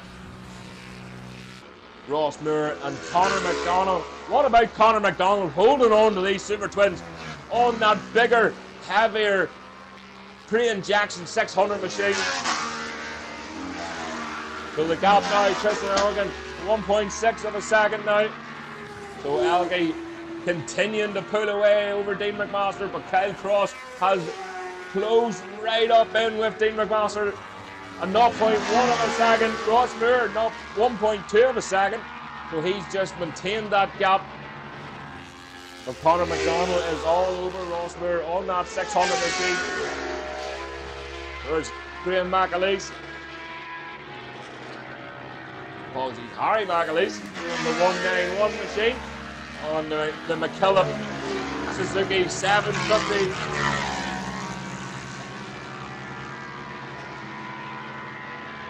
So the leader's coming back down. Oh, the slower riders are coming through. Dean McMaster made sure he got past, and Kyle Cross before that chicane. That looks like Darvin perhaps.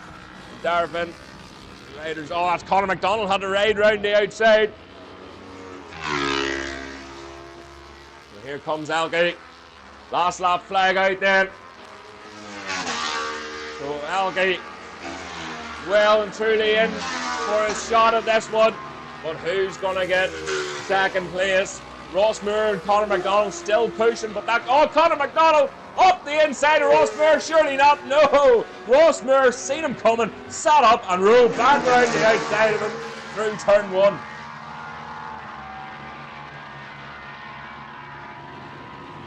Kyle Cross is going to be pushing on this lap.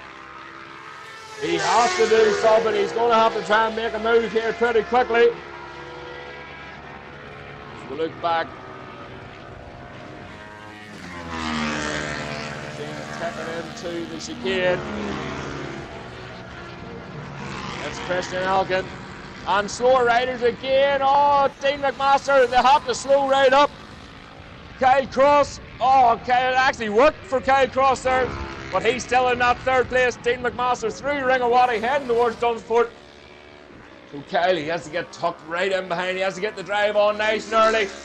And this man doesn't have to do much more. Christian Elgin takes the win. Another one. Oh, Kyle Cross in the slipstream with Dean McMaster, but it's not enough. McMaster takes the win from Kyle Cross in third place. Fourth was Ross Moore. Conor McDonald winning the pre-injection 600 class. And a lovely big wheelie there from Stephen Love as he crosses the line in second. Johnny Irwin in third. And that's Graham McAleese, number 91. He finishes up 5th in the Super Twins. Lewis Patterson 6th in the Super Twins. 7th was Keelan Smith. Alexander Rowan takes the win. Another win for the production class. Goes one across the line for Harry McAleese. He wins the 1000cc class. Richard Armstrong, fourth of the pre-injection machines. Second of the production machines, Stephen McHugh. Oh, it was close across the line. Third place was Dwayne McCoy, with Zoe Patterson finishing 8th in the Super Twins. 9th in the Super Twins was Johnny Davey. 10th was Matthew Watson. 4th of the production twins was Ocean Walsh. And 5th of the production twins was Kyle Martin. Passes lap 2 goes to Christian Elkin, a 1:12.0 as he crossed the lane. That's a 91.0 miles per hour lap around this Bishopscourt track. Again, next up then, Classic Machines. They're in the holding area. And they'll be going out on track pretty soon. They're making their way down through the paddock. So, another great win there for Christian Elgin, and a great race. Dean McMaster and Kyle Cross. McMaster getting the better of Cross on the last lap. But Kyle, what a returning season it has been for Kyle. He's really showing what he's worth here this year. 105 going through. Conor McDonald with the win. In the pre-injection machine was from Stephen Love and Johnny Irwin. So the Classic Machines just getting ready. Be out on track very soon. Just a few last calls around the radios, around the circuit, to make sure everyone's clear and ready to go. But the Classic Machines, the Celtic Match race is up next.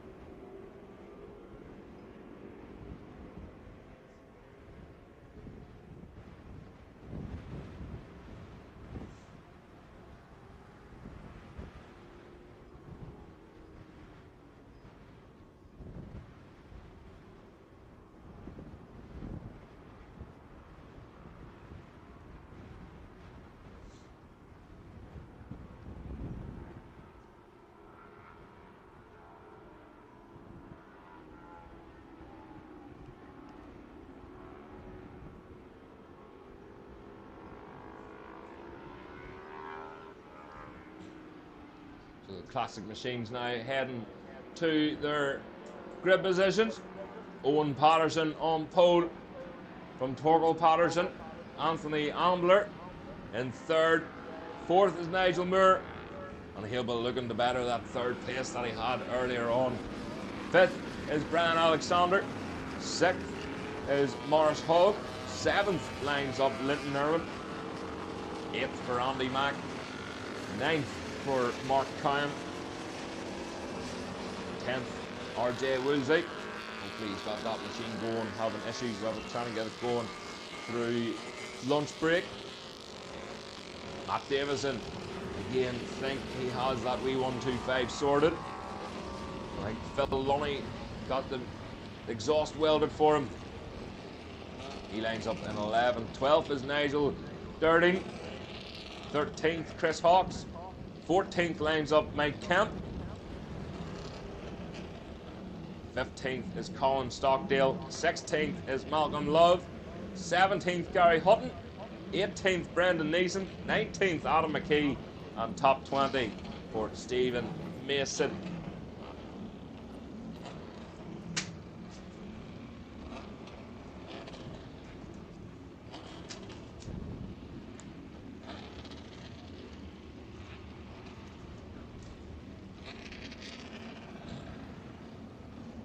RJ Wills, I don't think RJ is able to get.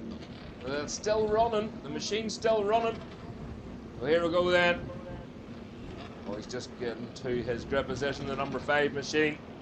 And remember, the blue bibs are the Scottish team, the green bibs are the Northern Ireland team, and the green flag is waved at the back. They're told to watch the lights. Oh no, we've got a problem for Owen Patterson.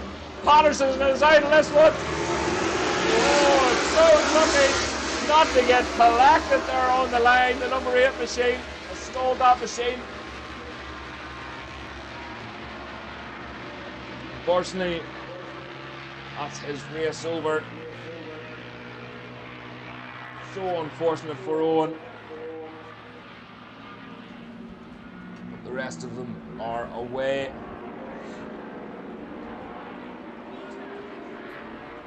Again, they just come from behind the trees,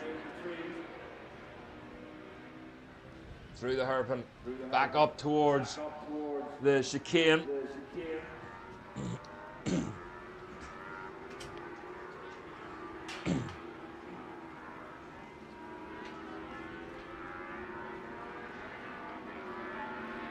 Through fairways 1, heading towards fairways 2.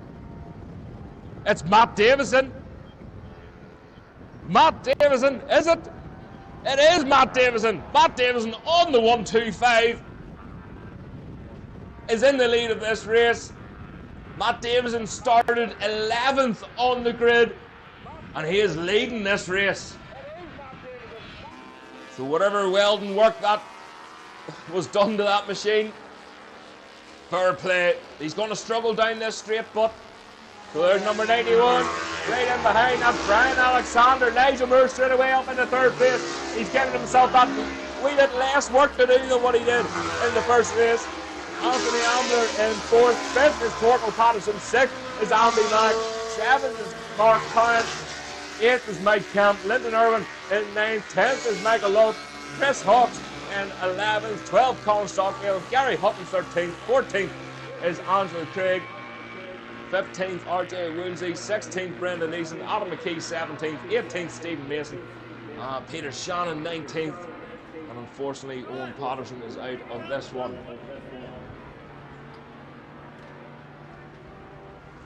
What a start there for young Davison. And he's still out in front, but Brian Alexander is really starting to get the head down now. He's getting in their rhythm. And he's going to start to push young Matt Davison, but Davison, he will not give up. He's raced in Scotland many a times, and he showed them the way around many a times. So young Davison in the lead. He's doing it for Northern Ireland. Round Dunsport. Oh, but look at Alexander Patterson, or Brian Alexander, should I say. Tries to go around the outside. He uses the torque of that machine. The number 91 machine. Oh, it's Torkel Patterson. It is Torkel Patterson. So Brian Alexander just slipping down the screen there, the number 91 machine. So it's the number 31 machine that's in the lead. Torkel Patterson, 124.7, crossing the line. Matt Davison, a 126.9. Nigel Moore still not third with a 126.9. Identical times there for Matt Davison and Nigel Moore. Brian Alexander fourth with a 128.2. Anthony Ambler then leading the way in the 500 class in fifth place at 128.2. Andy Mack in sixth with a 128.6.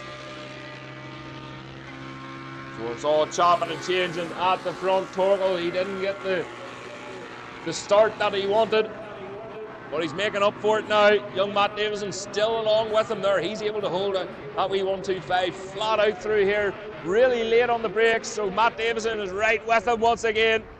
So Torkel Patterson, he'll be under pressure through. Oh, Nigel Moore, a wee bit of a moment there by the looks of it for Nigel Moore out of that chicane.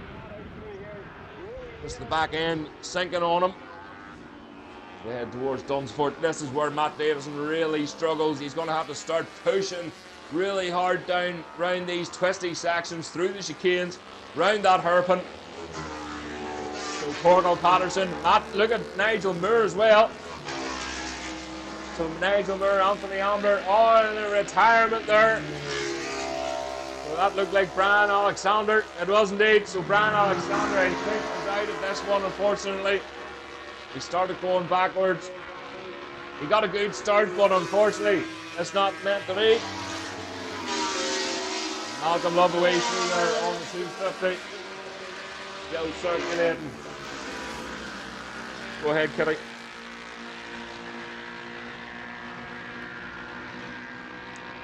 Well, just a message there from Mark Kirkpatrick. Can you go and see Kitty at the start and finish straight, please? So Mark Kirkpatrick, can you go and see Kitty Harlan?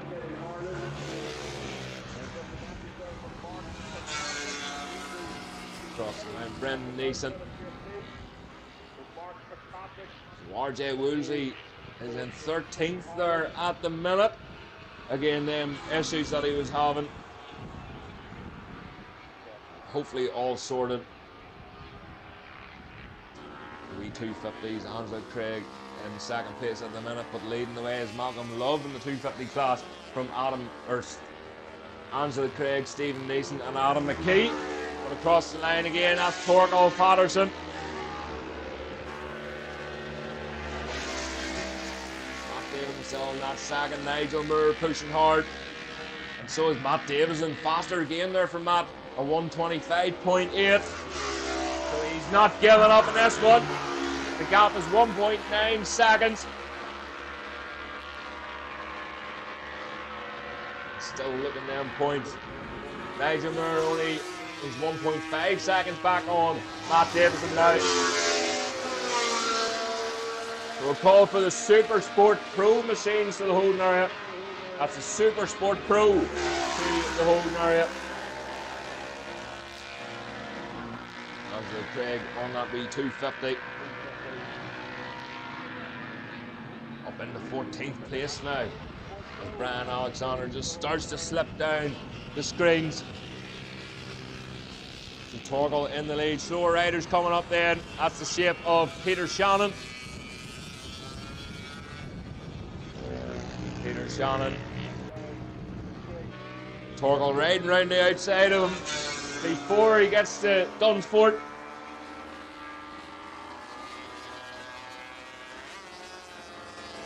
Adam McKee away through there, but there's Torkel. Fastest lap again, a 124.3. For Torkel will be 125 and Matt Davison.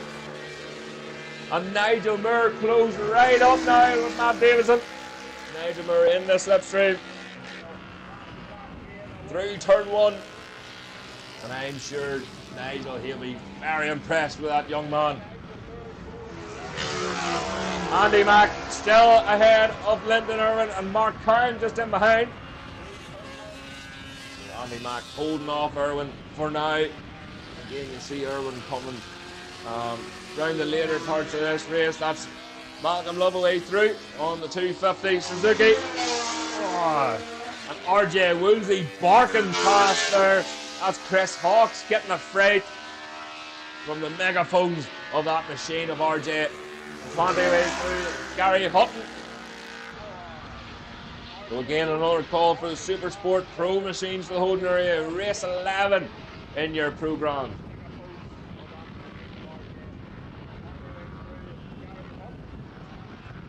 Torkel Patterson with the fastest lap of 124.3. Last lap for Matt Davison was 127.3 compared to his 125.8, so maybe a wee mistake there somewhere. Nigel Moore posted his personal best lap there on the last lap at 126.1. Oh, so Nigel Moore. Nigel, no sign of Matt Davison is retiring into the paddock. So Matt Davison is retiring. Unfortunately for Matt, was looking really good there. But Nigel Moore now up into second place. Anthony Ambler promoted to third. Everybody promoted up a spot. Oh, apart from Linton Irwin has a problem with his machine. He has retired from this one. The 77 machine. The bike's still running, but it's not looking too good at the minute. He switches it off, and unfortunately that's Linton Irwin's race over. Malcolm Love, the number 49 machine, he's up into 7th place now. RJ Woolsey's on a charge. Mike Kemp just in behind on the 1000, so RJ is leading the way in the 1000cc class. In 8th place, Mike Kemp in 2nd, but he is currently running in 9th. Chris Hawkes in 10th, and 11th Colin Stockdale. So here we go, the checker flag is being ready. Torkel Patterson, he's walked away with this one. 124.1 on that last lap. Here he is then, the number 31, taking the win for Scotland across the line. And that 350 is running like a dream. And Nigel Moore, what a result for Nigel Moore. Up another one into 2nd place. The 59 machine, that's Anthony Ambler, just giving her the old heave-ho across the line. A slap on the backside and a bit of extra ponies. The 500 of Anthony Ambler finishes in 3rd place. But of course, winner of the 500 class, Andy Mack then across the line. 2nd in the 500 class, 4th on the road. And Mark Cowan, 3rd of the 350s and 5th on the road. Peter Shannon then. Peter Shannon across the line. He's the 5th 250 home. Oh, RJ Williams across the line. Only just getting Malcolm Love. He's tipped him across the line. Malcolm was kicking himself, but he still won the 250 class in 7th place. RJ Woolsey winning the open class. He finishes just ahead in 6th. Michael Kemp 2nd in the open class in 8th. 9th is Chris Hawkes, 3rd of the 500s. 4th of the 500s is Colin Stockdale in 10th. 11th and 5th of the 500s, Gary Hutton, the number 20 machine across the line. 2nd of the 250s, Angela Craig. What a result there for Craig in 12th place. Linton Irwin then 4th of the 350s. 3rd of the 250s was Stephen Mason, and finishing 14th on the road.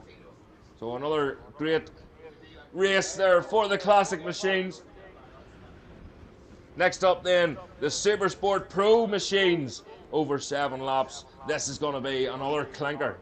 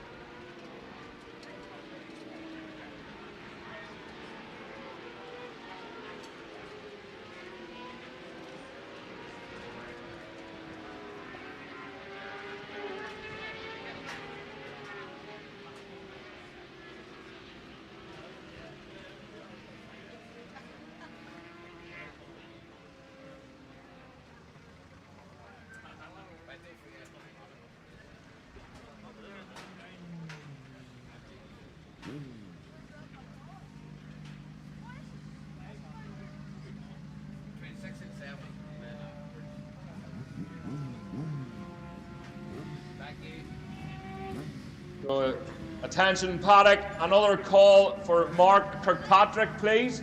That's Mark Kirkpatrick. Please make your way to the start and finish. Kitty Harland wants a word. So that's Mark Kirkpatrick. So here we go then. The Supersport machines out on track. Chris Nalgan on pole from Adam Brown and Corey McGreevy. Fourth is Ross Moore. Rob McCauley in fifth. Sixth, Gary Scott. Alex Duncan in seventh. Eighth, Ruben Sherman Boyd. Ninth, Ocean Meher. And 10th, Francesco Feraldo. What a result he had last time round. Of course, with the different lap times during the first race, the grid positions have all changed. Their mindset has changed, and there's a bit of confusion at the back as to where they are. But here we go then. The green flag is waved at the back. They're told to watch the lights. And away they go. Oh, Adam Brown squeezing across on Corey McGreevy. Down in through turn one then. Who is it with the whole shot? Difficult to see there.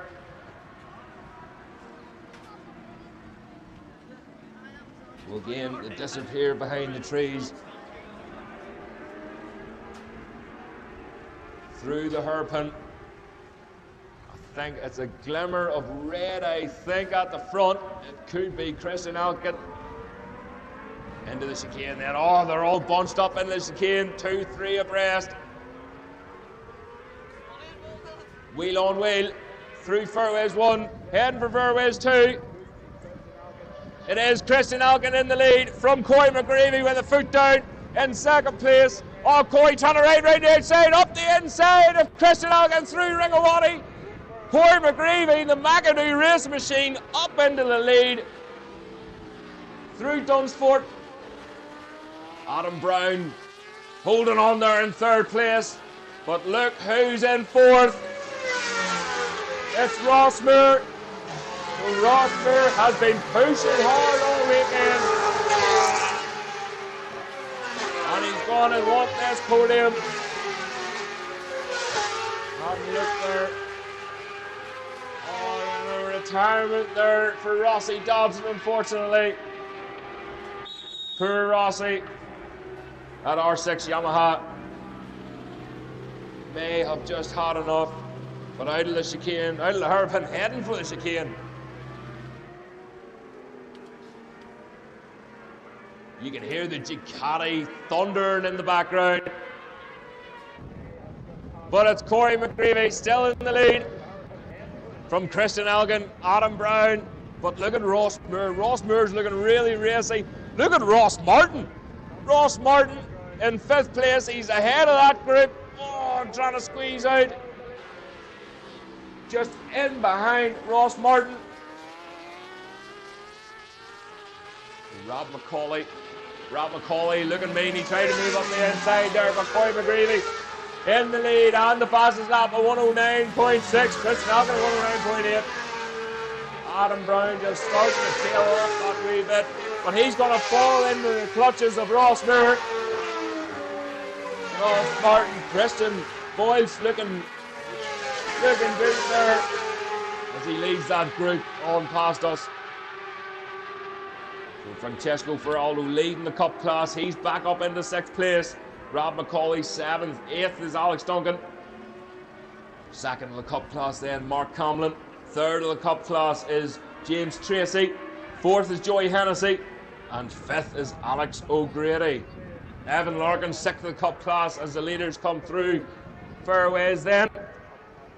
It's still, Christian Elgin is still all over Corey McGreevy. Adam Brown just dropping back off the pace ever so slightly, but he has to be careful he doesn't drop back into the clutches of Ross Moore. Oh, Christian Elgin had to shut the throttle there on the exit of Dunsfort. He nearly ran into the back of Corey McGreevy. Look at the Ducati. Look at the speed of that V2. The inline 4 just struggling against that V2 engine. Ross Moore trying to go around the outside in. We're getting the better. That was Rob McCauley finally getting the better of Ross Moore before turn 1, using the power of that machine. but the Ducati tried to drive round the outside through turn 1. And you'd struggle on a good day to get that finished. But Ross Martin, he never give up. Another man not giving up is Christian Elgin. The gap last time, it looks like it's opened up ever so slightly. And it looks like Adam Brown has got another wind. And he's caught back up, but Corey McGreevy, 0.2 seconds back, Christian Elgin. A further 0.8 seconds back was Adam Brown. And they're all concertinaed back up again through Dunsport, coming out onto the start and finish straight. The Ducati trying to get the power down there, the torque levels. And look at Adam Brown, he's closed that gap now. It's 0.4 back on Christian Elgin. Christian Elgin further 0.4 back on Corey McGreevy. Alex Duncan on the charge now, so Ross Martin. Alex Duncan has got the better of Ross Martin. So Ross Martin drops to 7th place.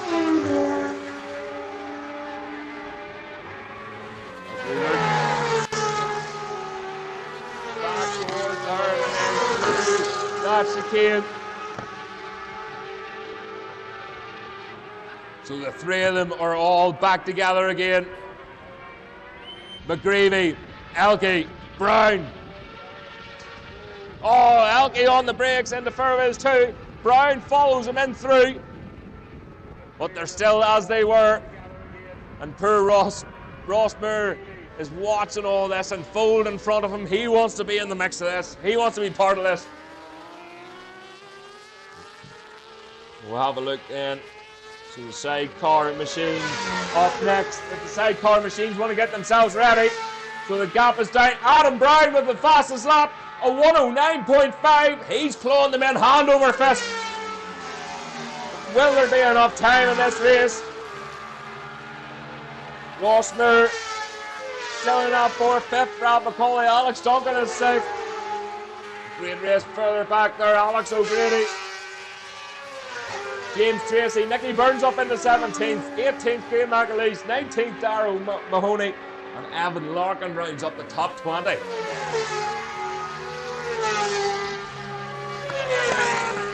So again, Adam Brown, he's looking really feisty here. Adam Brown with the leg down, thinking about a move up the inside of Christian Elgin. That's not going to work. And then Elke in turn trying to squeeze up the inside of Corey McGreevy. But that ZX6 machine is able to get the power on nice and early out of Ringawati. So here we go then, Christian Elgin in the slipstream, but he's under an awful lot of pressure now. Adam Brown in the slipstream of Christian Elgin. He's going to get a double whammy here in through turn 1. Christian Elgin thinking about a move up the inside. No! He can't make it work. He can't squeeze it through. So Alex Duncan, Ross Martin, Ocean Maher all the way through there. Gary Scott, Robert Waddell and William Donnelly. William Donnelly having a good race there with Waddell, but Francesco Feraldo ahead of that group in 10th place, still leading the cup class.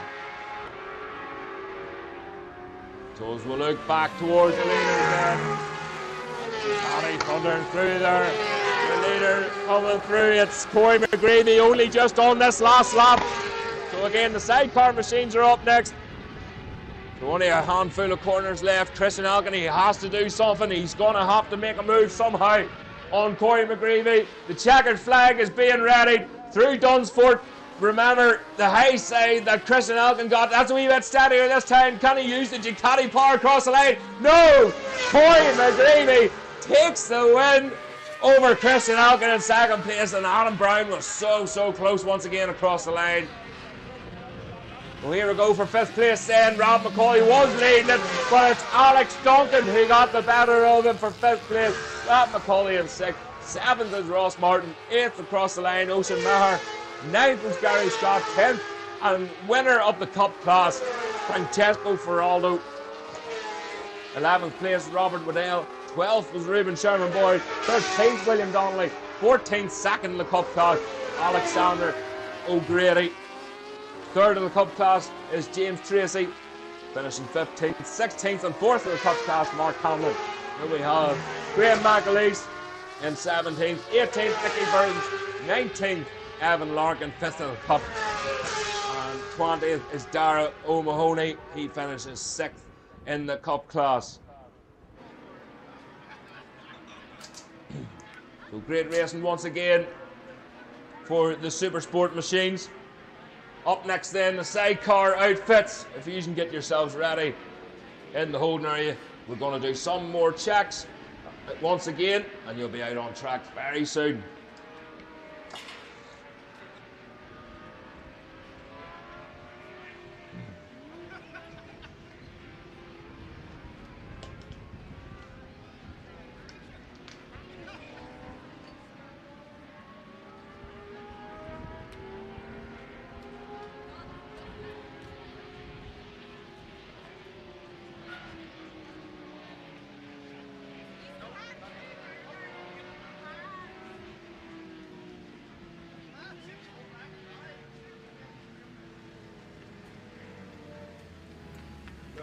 What a great ride for Alfred. What a win for Boy McRaney and the McAdoo team.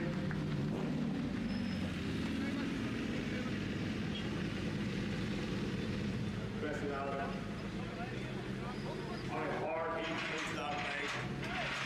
Absolutely unreal.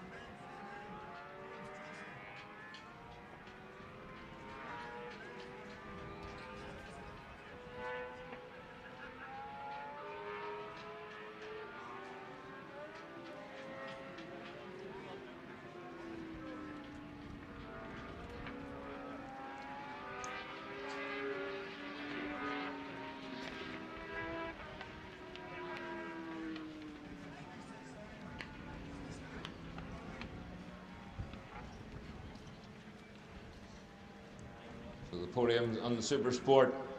Just finishing up there. Well done, everybody. Sidecar machines up next then. On pole, Dylan Lynch and Killian Rogers. From Derek Lynch and Anto McDonald. Tony Willis and Ian Harn will line up in third. Fourth, Philly Newton and Dara Keaton. Scobie Clark and Simon Meathen lined up in fifth. Sixth for Ryan Denny and Carl Daly, who retired out of the first race. Hopefully they can get this one wrapped up and finished. Fran Newton and Abby Rogers in seventh. And then eighth, Eugene Kettle and Phil Gracie.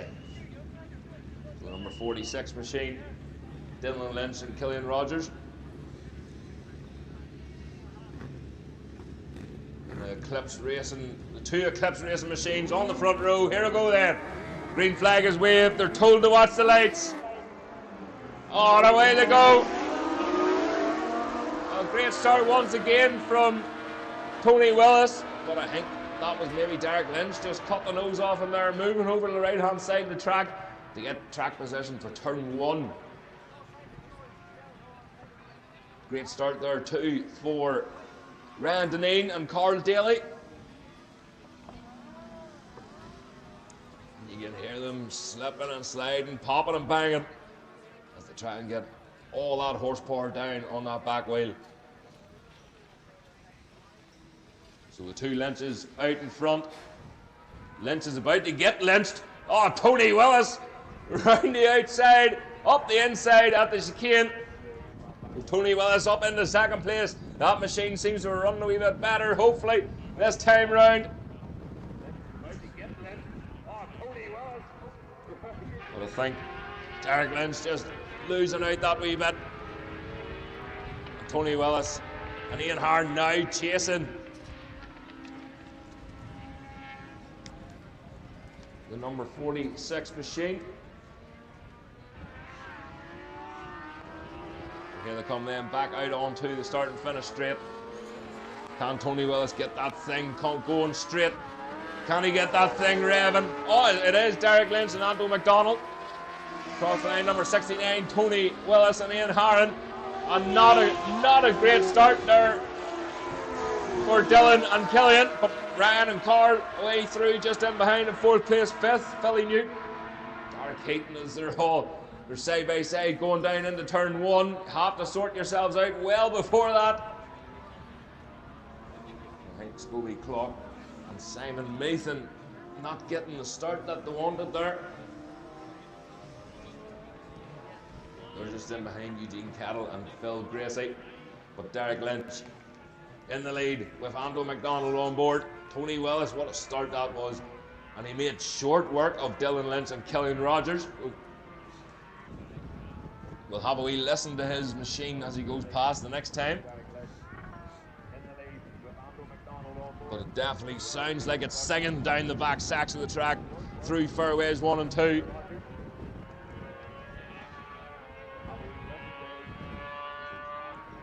So Derek, he's maybe just pulling away that wee bit. The gap last lap was 4 seconds. And that's well over 4 seconds now. Tony Willis back to Dylan and Killian. It was 3.7 seconds, and that doesn't look like 3.7 seconds. I think they've clawed a wee bit back this time, and they have indeed. It's down to 2 seconds. So Dylan Lynch and Killian Rogers on the charge now.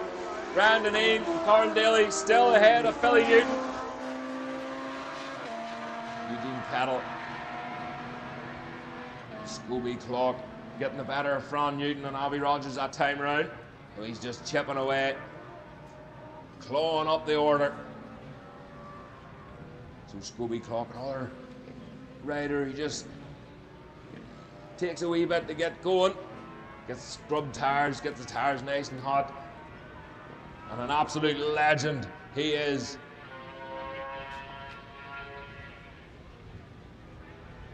So again, you can hear that machine, that sidecar outfit squealing. Derek Lynch posting the fastest lap last time round with Anto McDonald 121.1. Tony Willis a 125.6, but Dylan Lynch and Killian Rogers a 123.8. And he's on the charge. Oh, so Dylan Lynch and Killian Rogers have got past Tony Willis and Ian Harn now. So they're on a charge. Derek Lynch faster again, a 120.0. He posts the fastest lap again, but what can Dylan Lynch do? No, a 121.0, so a second slower still than Derek out ahead. Willis holding on to him, trying his best to hold on to him. That was a 125.3 from Tony Willis. But look at this, 3 abreast coming down the start and finish straight. Billy Newton, Eugene Cattle, Ryan Denny, just like that. Scobie Clock away through in behind there, and that Fran Newton and Abby Rogers. Oh, Scobie Clock tried to go up the inside through turn 1, but I think it was maybe Eugene Cattle and Philly Gracie just closing that door. Ryan Denny looked like he got back up into 5th place through turn 1. If that machine continues to circulate, he can get a couple of good results here hopefully this weekend. He's had issues with it throughout the years.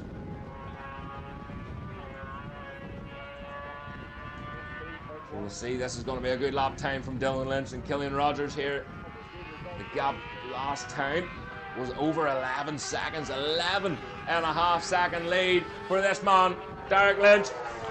He crosses the line faster again, a 119.9 across the line. Oh, Dylan out onto the grass then.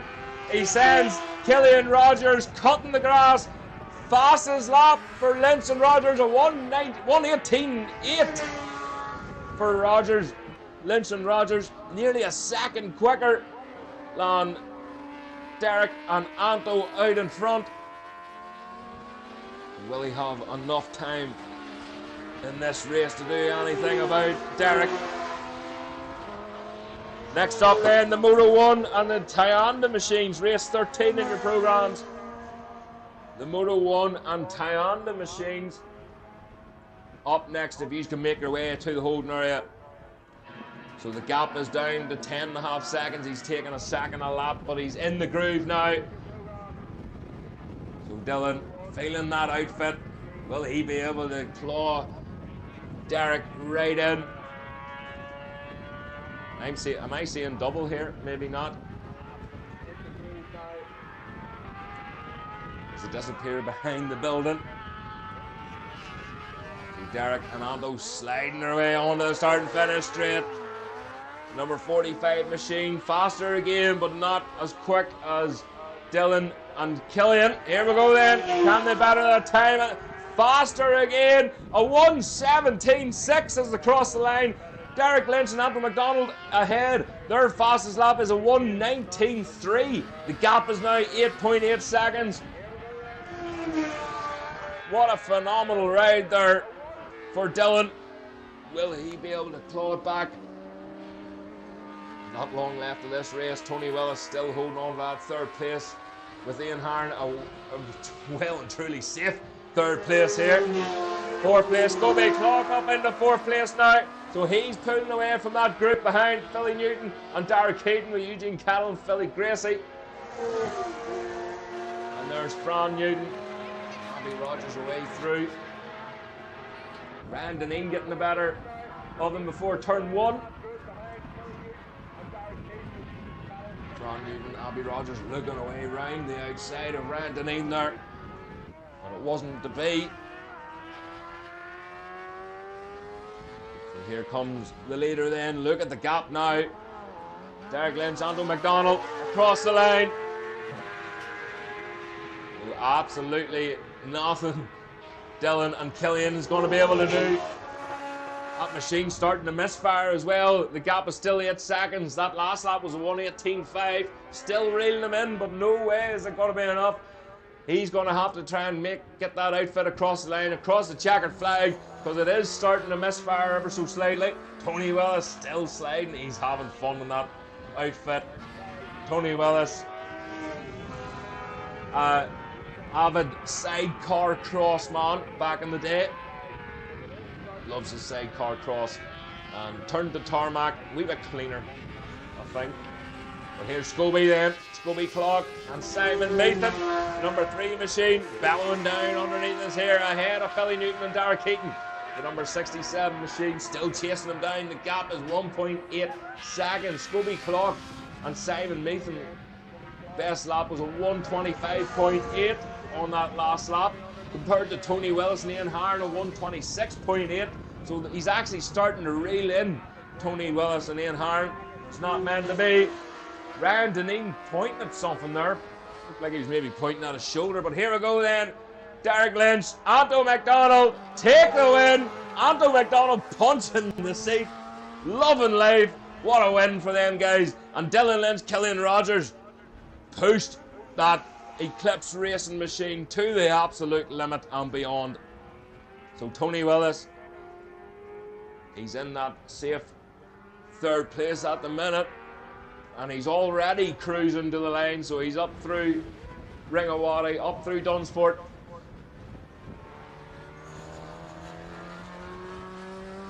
Tony Willis and Ian Harn coming back down towards us then. And a great 3rd place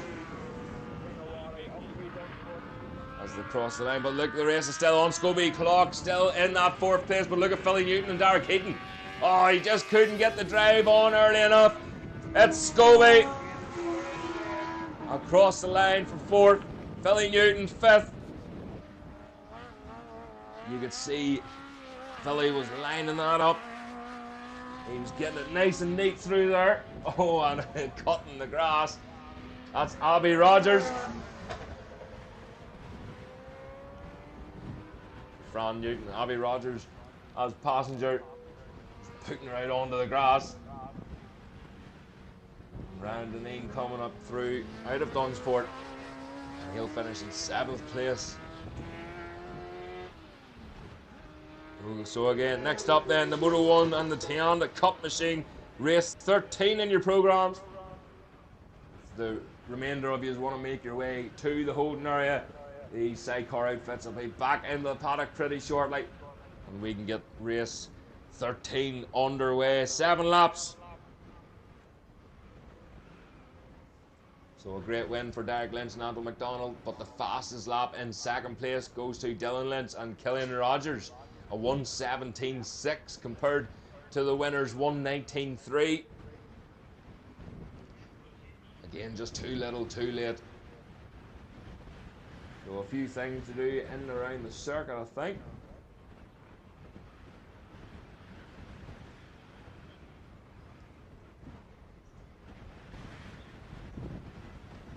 So the marshal's doing a fantastic job. They're just having a wee look at the track, making sure that everything is in order, and we'll get the Moto 1 machines out on track very shortly.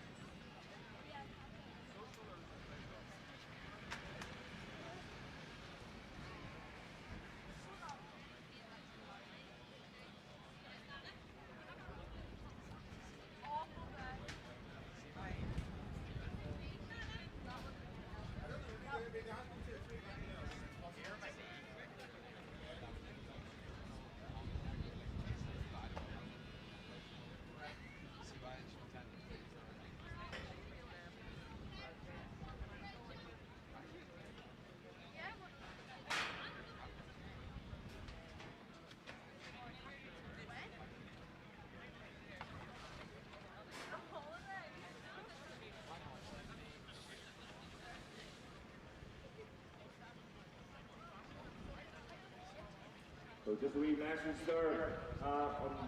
Unfortunately, there will be no more podiums the rest of the day.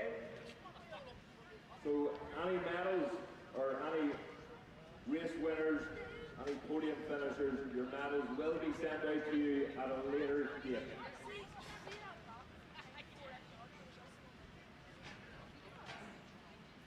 And don't forget, ladies and gentlemen, the Classic Bike Festival, 7th, 8th and 9th of August.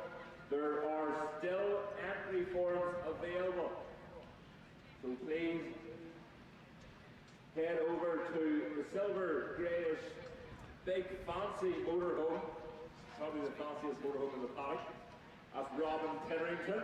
So head over, see Robin, and you can get your entry forms there. Race entries only, as far as I'm aware.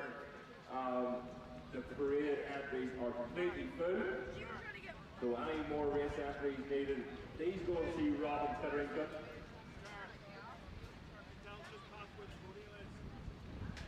So his motorhome just past the podium. You'll see it as you're heading towards the podium. It's directly in front of you. It's been a long day. So go and see Robin, and he'll sort you out with some entry forms. I know a couple of riders were asking me yesterday if they were still open. And they are indeed. So go and grab Robin, get that sorted. See in the distance there, see the Clinton Street Sweep machine out doing its work once again, making sure the track is in tip-top shape. So these riders heading back out into the Motor 1 and the Timetable Cup machine. Hopefully they'll be out on track very shortly.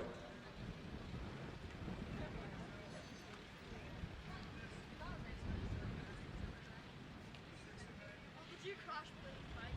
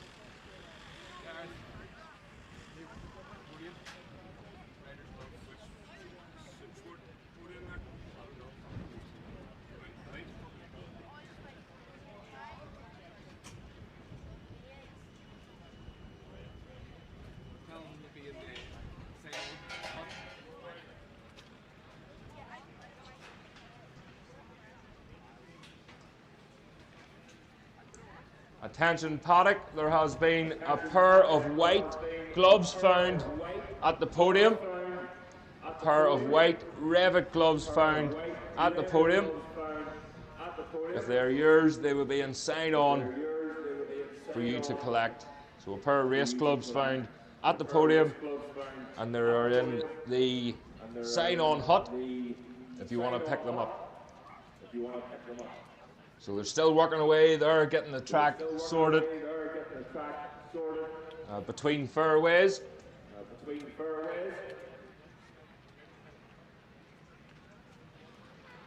And they're getting the dust down. So before you go out on your sighting lap, just make sure you get a good look at where it is. And it looks like it's on the entrance to the last chicane there. You just keep a wee eye out on your sighting lap, your warm-up lap, but the Moto 1 machines should be going out on track as they're still having a good look at it here. So hopefully Mr. McClinton and the street sweep machine, along with the marshals, can get that sorted pretty quickly.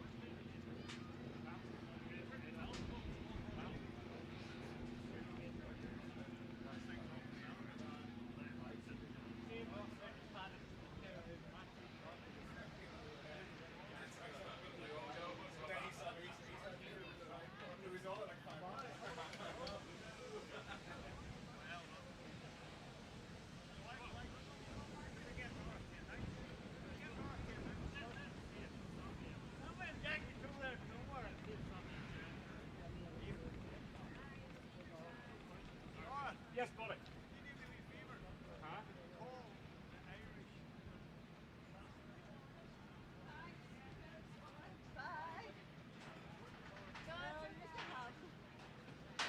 You might need them by the time you're finished for the night.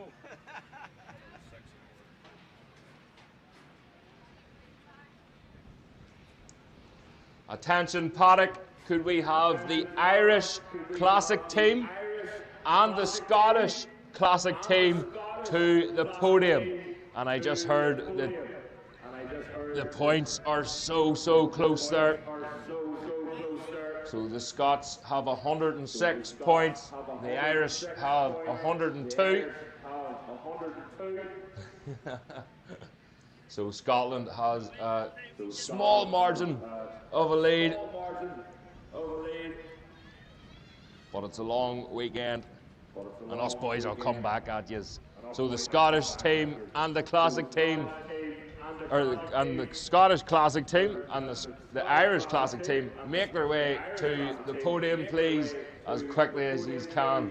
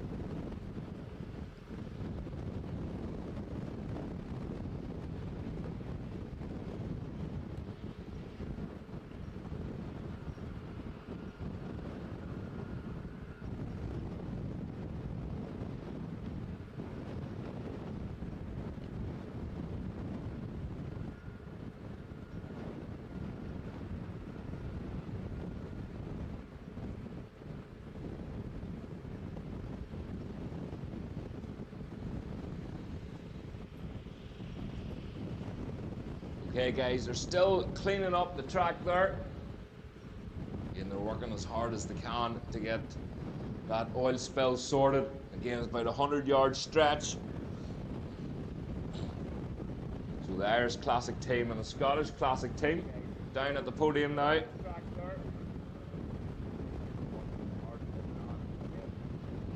think it's probably a good job the bar isn't open.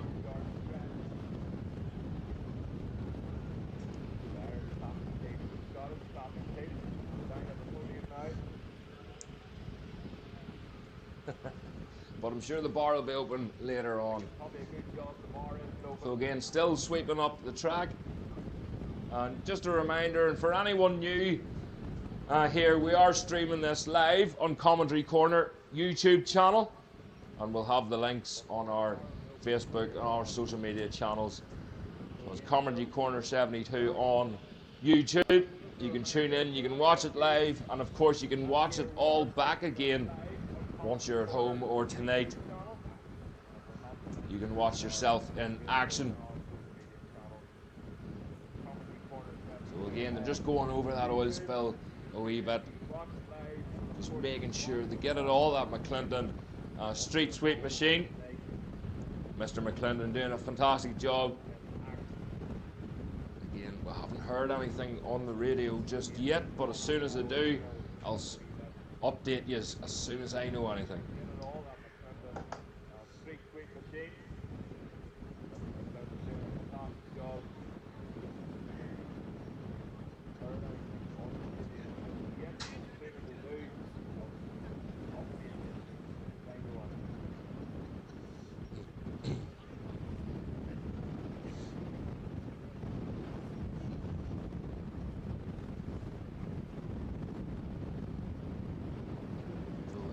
YouTube viewers, thanks very much for tuning in. We are still racing. I'm not sure when they have the track to, what time they have it to. Usually they let me know. I think they're trying to keep me in the dark a wee bit. So thanks everyone for getting in touch on the chat.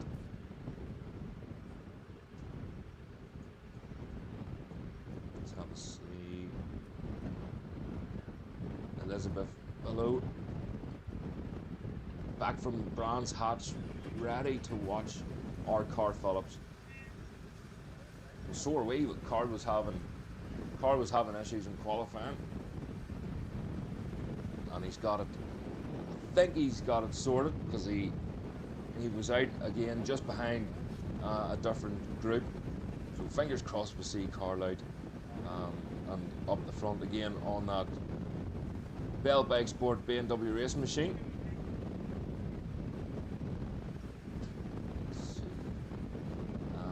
I considered asking to use your footage for this from this channel. My covers is NJ Racing. Work away. I see you've been talking to Pete, Cyber Pete, my IT guy, the wizard himself. So you can chat away, have a word between you, because this IT stuff, it was dead on in the early days, where it's just bits and pieces, but I think it's just a wee bit too much now, and it's over my head. Peter Eden, the whole two-stroke racing team are watching from Brands Hatch.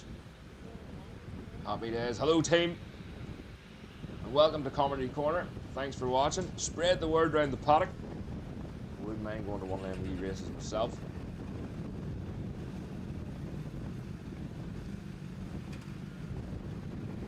Peter Eden, two-stroke racing. Joe Herr riding for them here, doing very well. That was a close first race. Well, we're looking forward to this next one going out here, the Moto 1s.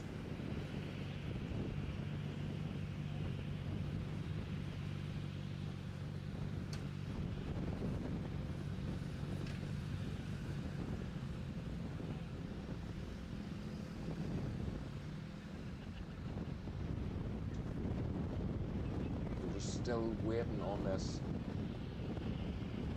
oil getting cleaned up. So it's through the backside. You can see them there on screen. The machine working away. trying to buff out that oil.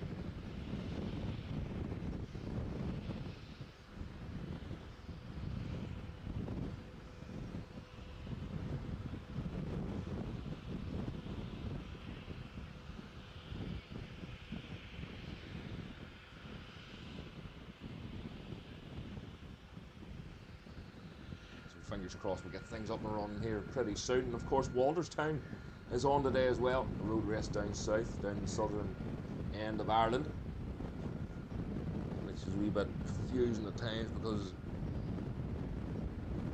most of the time people are saying that they're clashing nowadays, but most of the time they did clash. A lot of the northern short circuits clash with the southern road races,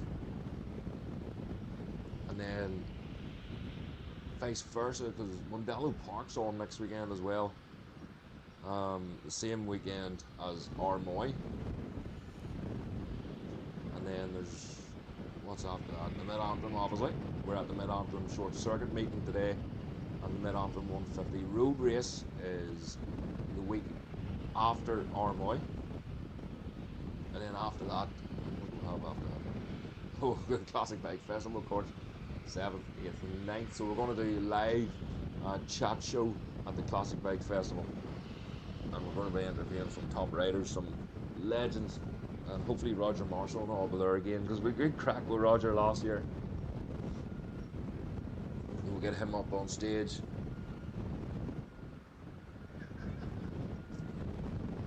We'll get a wee bit of crack. So we'll stream that live, actually. I think we'll record it and stream it live.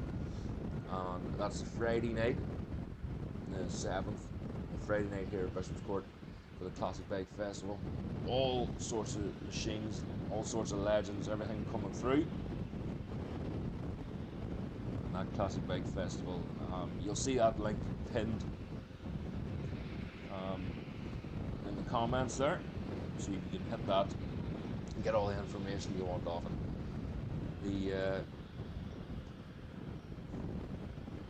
There's a bit of a break after that. I think after Boy IMC's after that one. I'm not sure if I'm going to be able to get into it because I have sometimes after work. I have a full-time job, and sometimes I have to do at least one Saturday a month. So it's a bit of a struggle trying to balance everything, but here we go. Again, don't forget, if you are watching, don't forget to hit that like button or the subscribe button, share, and tell everyone all about us. So the more subscribers we get, the more views we get, the more cameras we can get. I was actually looking the other night and I seen the difference from the first ever live stream that I done at Kyrgyzstan, even at Nuts Corner, and it was absolute night and day. You know, from going from one wee cheap ass camera to and then using my phone as well, using one. So big difference. So yeah, hit that subscribe button. Hopefully we can bring you more throughout the season. And Pete's back, and Pete's really old, and Pete's crippled.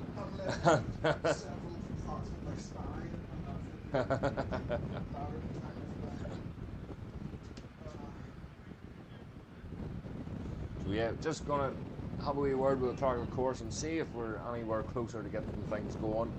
The Moto 1 machines are in the holding area, and hopefully we can get things moving pretty shortly here. So we'll be back with you pretty soon.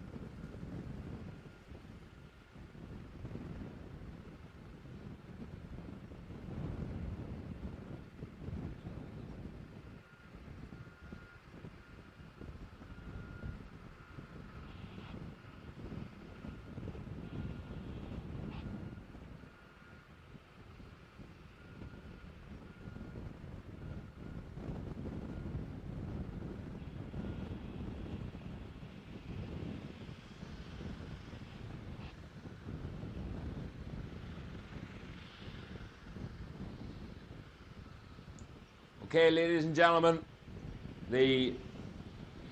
That didn't work, did it? 1, 2. Ah, there we go, that's better. Okay, so the street sweep, the McClinton street sweep, doing a great job with the marshals, getting rid of that oil, and it's not too bad at all now. So here, so again, they're just going to go back over it, a quick wee run, and we'll get the bikes on track very shortly. Street sweep, doing a great job with the marshals, getting rid of that oil, and it's not too bad at all now. So here, so again, we're just going to go back over it, a quick wee run, and we'll get the bikes on track very shortly.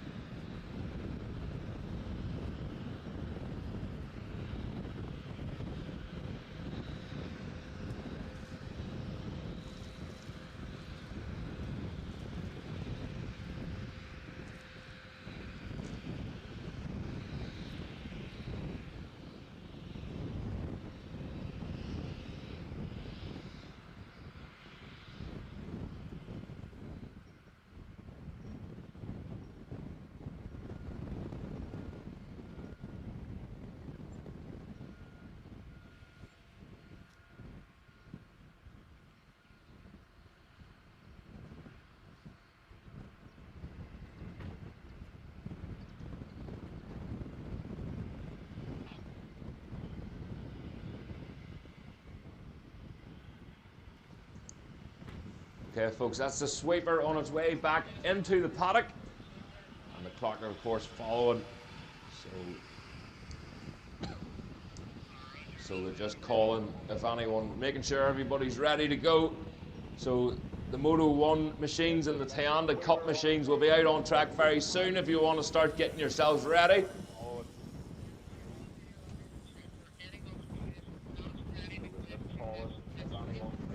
Again, the clocker, of course, just coming back into the paddock, slipstreaming the sweeper.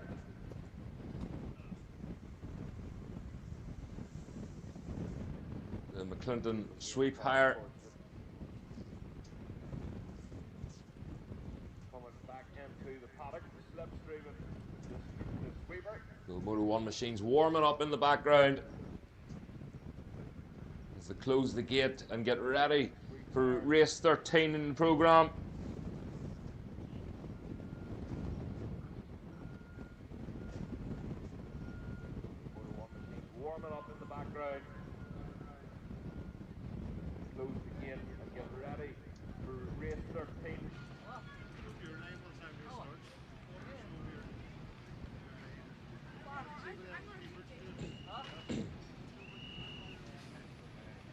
So the tire warmers come off then. The whistle's blown for these machines to go out onto the track.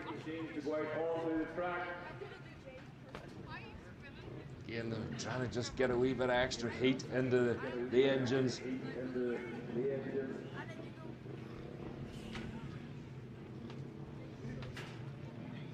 But they're not too far away. There's plenty of heat down there in that holding area, no doubt. But away they go. The sea of bibs away first.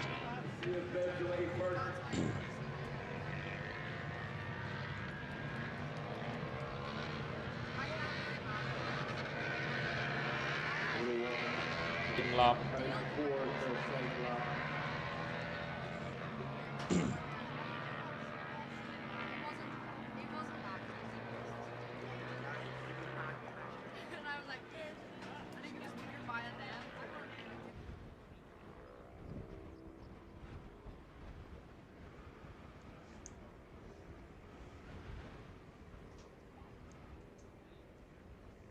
They come round to take their grid positions. After that slight delay, but a great job for all the marshals and the McClinton street sweep. So Hubert Tomaszewski on pole for this one. Joel Herr in second after a great first race. I'm sure there's some changes made. Track temperature down to 35 degrees. Not a huge drop from its hottest earlier on at 40 degrees. But it can make all the difference with tyres. Paige Mullen lines up in third. Fourth is Riley Brown. Fifth, Jay Coates. William Graham, first of the Towndas, lines up in sixth. Seventh is David Scott. Eighth, Harley Smith. Second of the Towndas in ninth is Brandon Kennedy. Third of the Towndas is Mitchell McNeil, and he'll line up in 10th place. 11th is Ella Musgrove. Fourth of the Towndas is Cooper Cahoon, lining up in 12th. Davy Chambers will line up in 13th. 14th is Thomas McGurnahan, and 15th is Annabelle O'Neill. So Paige Mullen then in that third place spot on the grid.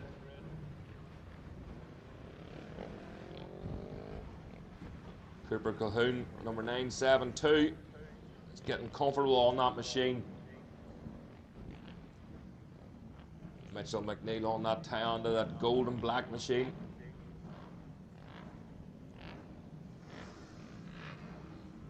You see the majority of this field wearing bibs, but the green flag is waved at the back, and they're told to watch the lights. And away they go. Oh no, William Graham. Oh, William Graham going backwards in that one. What a great start for Hubert Tomaszewski. William Graham just couldn't, you could hear the limiter there, just couldn't get it into second gear. To disappear behind the trees. Great start for Tomaszewski. Joel Herr might have wanted a bit of a better start than that, just sort of dropped a wee bit back on the line, but I'm sure he'll take it all back in this first lap. Up through into the chicane then. There's three of them together. And it looks like Tomaszewski. It is indeed, so Tomaszewski in the lead of this one. And Joel Herr did indeed redeem himself. Oh, and he was looking away up the inside of Tomaszewski, but he stays in that second place. Through fairways two, through Ringawati. Nice drive out of Ringawati for Joel Herr. Is he going to be able to get tucked in behind him coming down this start and finish straight? Here they come then. Tomaszewski in the lead. Joel Herr in the slipstream. Paige Mullen in third place. Deja vu. Here comes Joel Herr. Joel Herr moves over to the left-hand side. Side by side once again going into turn one. Joel Herr has the racing line. But Tomaszewski, oh, Tomaszewski cut the nose off him. Slammed the door in his face. but Joel Hur, he tucked in. Tomaszewski tucked in a wee bit too early maybe, and that could mess up turn 2 for him, so Joel Hur might have the advantage on the drive. The two of them are still together, heading up towards the hairpin.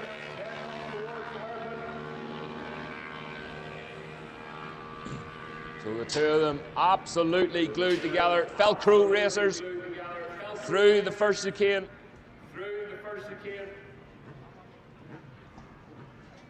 Through fairways again, absolutely flat out on one of these machines through here. Is Joe going to try and do anything on the brakes? He closed right back up with him again. And Paige Mullen watching this all unfold in front of her. Another fantastic weekend for Paige Mullen and the Bossy racing team. Riley Brown in that 4th place, David Scott in 5th, 6th, and first of the town is Brandon Kennedy. Ella Musgrove in 7th, 8th, and 2nd of the town is Mitchell McNeil. In behind Mitchell McNeil, Cooper Gulhoun. There we go. Again, Joe trying to get in that slipstream from Schubert Tomaszewski with the fastest lap, a 1:23.0. That's David Scott, Brandon Kennedy, and Ella Musgrove tucked in behind. As Cooper Gulhoun is ahead of Mitchell McNeil now. Cooper Gulhoun up into 2nd place. So the Tyanda battle is on between Gulhoun and McNeil. William Graham way through. He's 4th at the Tyandas. It sounds very flat indeed, that machine. It doesn't sound like it wants to rev. Oh, Davy Chambers has retired. Davy Chambers out of this one, unfortunately.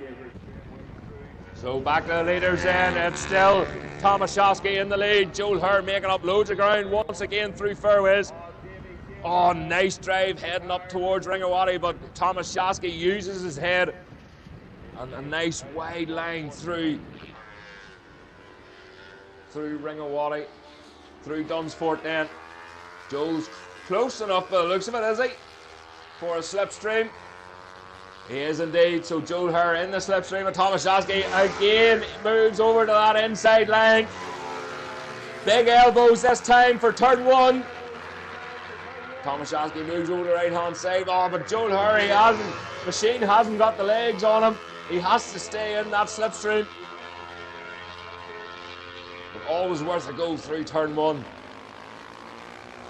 Paige Mullen the way through, still in 3rd. Brendan Kennedy, Riley Brown. That's Brendan Kennedy, David Scott, and Alan Musgrove having a good dice together. Cooper Gulhoun still ahead of Mitchell McNeil. Mitchell McNeil just moving over the left hand side, maybe seeing what way he can go. But Gulhoun tipping in nice and late through turn 1. Joel Hur that time with the fastest lap, a 1:23.013. Hubert Tomaszewski, a 1:23.067. There is nothing in it between these pair, but it's still Tomaszewski out in front. He's pulled a wee bit of a gap this time through Ringawati. Torn nice and early. Up into Dunsfort. Slower riders just ahead, but I think they're going to get past before the first corner. I don't think they are actually. So this could fall into the hands of Joel Hur. So Joel in that slipstream, and he just can't. If he pulls out over the left hand side again, he just hasn't got the legs on Tomaszewski's machine. And Paige Mullen still in that 3rd, watching it all. Front row seats for Paige Mullen. Riley Brown across the line, a lonely 4th place for Riley Brown. Hubert Tomaszewski posting the fastest lap this time, a 1:22.9. So here we go, Brandon Kennedy. Great start for Brandon. David Scott, Alan Musgrove still holding on to the back end of David Scott, but only just. These two are still at it neck and neck. Oh, Mitchell McNeil in the slipstream of Cooper Gulhoun. Moves over to the left hand side of Gulhoun, but it seems like Cooper Gulhoun's machine has the top end speed at the end of the straight there. So Mitchell McNeil has to tip in and back in behind Cooper. So the town is then Brandon Kennedy in the lead from Cooper Gulhoun. Mitchell McNeil in third, and fourth is William Graham. Here comes William Graham. So that machine is not well at all, unfortunately. Here come the leaders.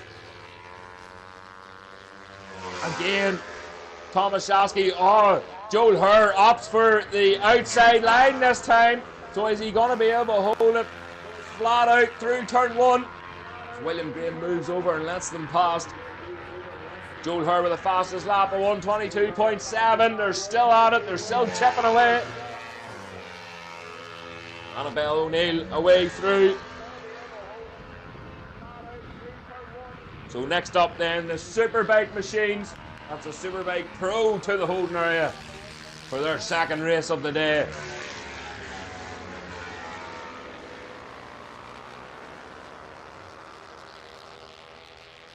Well, Musgrove just still in behind David Scott. Cooper Cahoon. Pulling away now. Cahoon pulling away from Mitchell McNeil, but Harley Smith is on the move. Harley Smith around McNeil through turn one, and he's on the charge. I think he's going to get the better of Cooper Cahoon here very soon. Cahoon faster again that time, a 131.6. Mitchell McNeil a 131.7. Brandon Kennedy, the first Honda on track, a 129.0. So they're not far away. Here we go then. They're side by side.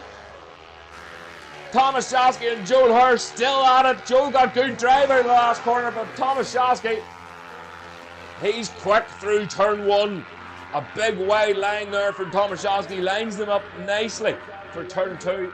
And there's a bit of a hill up after turn two. And on the bigger bikes, the super bikes, you're doing a bit of short shifting as you're tipping the bike over to the left-hand side. But no such issues with these machines. Paige Mullen still in that third. Riley Brown echoing his way in fourth place. Brandon Kennedy then still holding off David Scott. Alan Musgrove just dropping back off the pace a wee bit on the Boss E race machine. Annabelle O'Neill going through there. As we look back to the leader, Cooper Cahoon still ahead of Mitchell McNeil. We keep an eye on the leaders then. Through Ringawati, it's still Hubert Tomaszewski, but Joel Herr is as close as he's ever been. He has to do something. He has to get out of this top corner nice and quick. He's getting hit into the slipstream. He cuts out the front of Hubert Tomaszewski. Joel Herr takes the checker flag, takes the win. Last corner, last chance. How do you like it? What a win for young Joel Herr. He was thinking about that for lap after lap, and he held off exactly what he had to do to take that win from Hubert Tomaszewski. Paige Mullen in third place. And across the line, a lonely Riley Brown. So another call for the Superbike Pro machines to the holding area. That's the Superbike machines to the holding area. Brandon Kennedy, he's leading the Towndas, but he wants to keep David Scott at bay. Wow, a big wide line there from Brandon Kennedy as he gets tucked in behind the fern. There it is then. Brandon taking the win just over David Scott, but takes the win on the Honda. We wait then for second place man, Cooper Cahoon. It is indeed. So Cooper Cahoon, second place across the line. Mitchell McNeil has to settle for third. Harley Smith just getting the better of Cahoon across the line as well, but Cooper Cahoon holds on to that second place. Annabelle O'Neill across the line in 11th.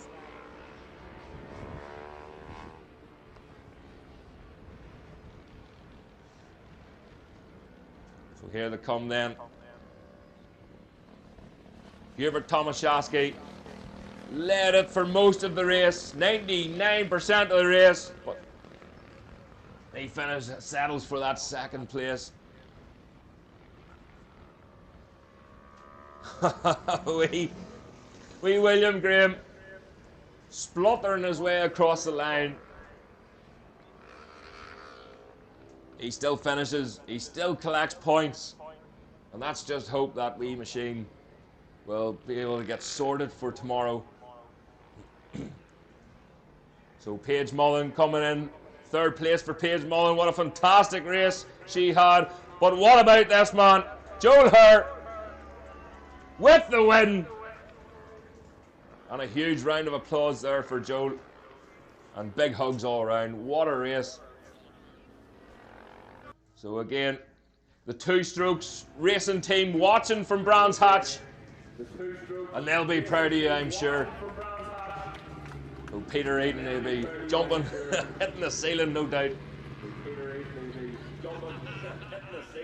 So up next then, the Superbike machines. And it's a pretty busy holding area as they wait to get out on track.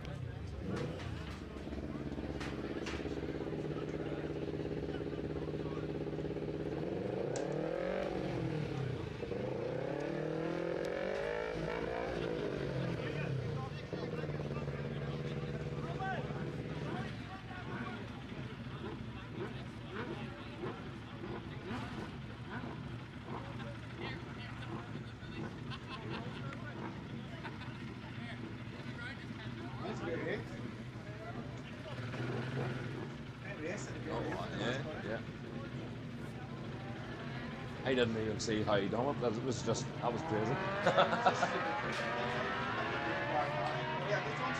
yeah, brilliantly.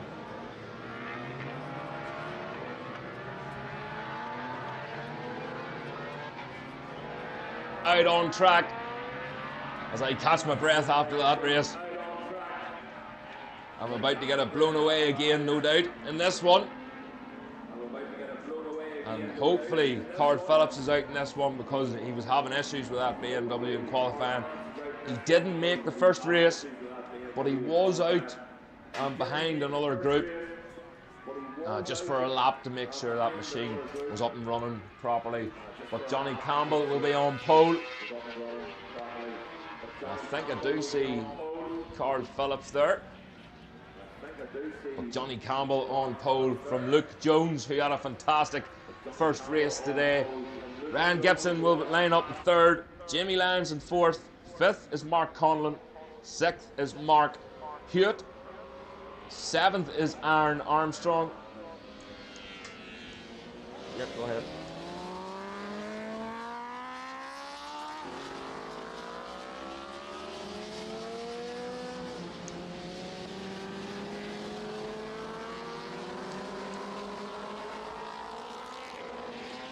We're just hearing there from the clock of the course. Unfortunately, this will be the last race of the day.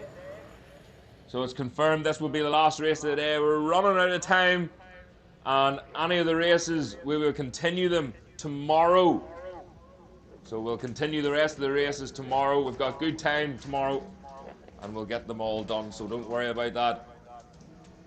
So Johnny Allen, first of the Cup riders there. Able looking more of the same from the first race. But here we go, the green flag is being waved. The reds go up. And away they go. Oh, look at Luke Jones. Oh, Jamie Lyons and Ryan Gibson side by side. Oh, and they touch, they elbow each other down before the first corner.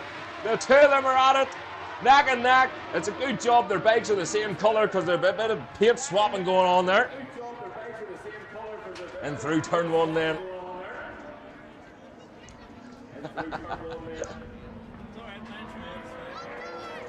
So heading for the hairpin. As we adjust the goggles to see who got the better of that one. Oh, and someone made a move up the inside there, in through the chicane. Through fairways. And who is it? No way. No way. Carl Phillips. Carl Phillips is in the lead of this one. And remember, let's see, Carl Phillips, he started 11th. He started 11th, and look at the lead that he has already. And that looks like, is that Jimmy Lyons up there as well? Just behind, that's Gibson. It's Mark Hewitt. Mark Hewitt is in second place, ahead of Johnny Campbell. So Mark Hewitt is up into second. Johnny Campbell in third. Fourth is Luke Jones. Fifth, Jimmy Lyons. Mark Conlon in sixth. What a start to this race. Jimmy Johnson away through there in 14th. Leading the cup class is Johnny Allen from Alan Caffrey. He got a better start this time. Jonathan Gregory in third. Fourth, Scott Clements. Fifth, Remy Clark. But Carl Phillips, what a lap that was. He's nearly 2 seconds of a lead already. And it looks like it's opening up. Johnny Campbell has got the better of Mark Hewitt. Oh, Mark Hewitt's just dropping back there a wee bit. So it's Carl Phillips, Johnny Campbell, Luke Jones, Jamie Lyons, just in behind Jones. And Mark Hewitt is trying to hold on to that last spot then. But there's a whole gaggle of machines behind. Here he comes, Carl Phillips, across the line. A 98, a 106.9. What a lap time there from Carl Phillips. He is on an absolute flyer. Johnny Campbell second, a 107.5. Luke Jones in third with a 108.8. And a great race further back there for the Cup Riders. Johnny Allen crossed the line in the lead.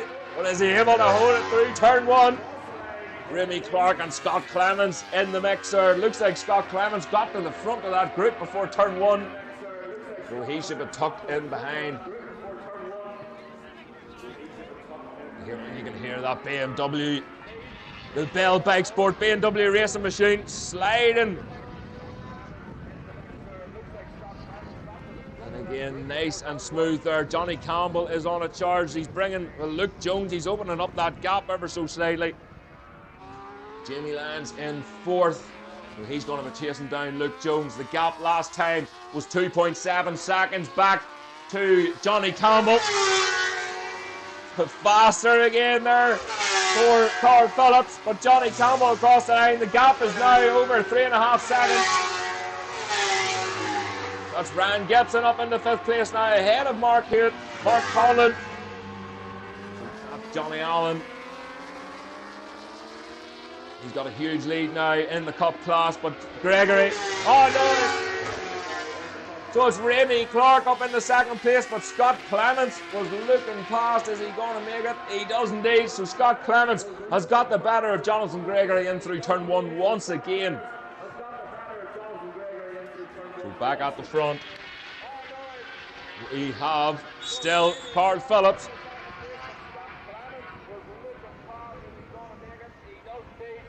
And that machine is just on rails. You can see how hard Johnny Campbell's having to push to even keep Carl Phillips in his sights. So last lap there. Carl Phillips across the line. He's starting to pace himself now. Johnny Campbell in. Luke Jones, he's starting the gap on Jamie Lyons, so they're pretty well spread out now. But these three behind, as Mark Hewitt, Mark Conlon and Aaron Armstrong are absolutely at it neck and neck here. Oh, Mark Conlon, I thought he was going to try and squeeze up the inside of Mark Hewitt there. And here comes Remy Clark. He's starting to stretch away from Scott Clements. Gregory, Jonathan Gregory away through. And Alan Caffrey just in behind. So again, the leaders through fairways. So we'll just look at that gap again, back from, it was 3.4 seconds back to Johnny Campbell. It looks like it's closed up ever so slightly. Jamie Lyons through, Ringawati, Mark Hoot now stretching. Oh, Mark Conlon! Mark Conlon up the inside of Mark Hoot through Ringawati, but he runs wide. Mark Conlon runs wide, but he's able to pull it back on Mark Hoot. Gap last time, 3.2 seconds. So Johnny Campbell's reeling him in. Mark Hood in the slipstream there. Mark moves over to the left-hand side of Mark Conlon. He tries to go up inside, but Conlon cuts the nose off him. So the Cup riders then, Scott Clements is starting to reel in a Remy Clark. He has indeed, the gap's down to 0.9 seconds. So he's really starting to stretch the legs on that R1 Yamaha. Back at the front lane, much as it was. And just remember that gap closed down from Carl Phillips to Johnny Campbell, 3.2 seconds now. Ever so slightly, but every little helps. Carl Phillips across the line. Johnny Campbell, Luke Jones. What a weekend so far it has been for Luke Jones and the SBT Ireland team. And there's Jimmy Lyons. Jimmy Lyons going well. With Rand Gibson closing the gap on Jimmy Lyons. A 1.6 seconds it's down to. Mark Conlon still ahead of Mark Hewitt and Aaron Armstrong. Looking at Ringawati. Here comes Johnny Allen way out in front in the cup race. But look for second place. The battle is still on. Scott Clements closing in on Remy Clark. He's going to use the power. Look at that R1 getting out of the top corner. In the slipstream. Moves over to the left-hand side, and Scott Clements got this. Oh, he has it, Remy Clark. He thought better of it. There's still a few laps to go in this race. So Scott Clements using the head this time round. Sam Laughlin says it's his leadership that's doing it. There's Carl Phillips across the line. Johnny Campbell then. The gap is back up again, 4.1 seconds. Luke Jones going through that bike. That machine of Luke Jones seems very quiet on this lap. The number 80 machine. Even compared to Mark Conlon's machine away past his teammate, with Mark Hewitt and Aaron Armstrong still pushing.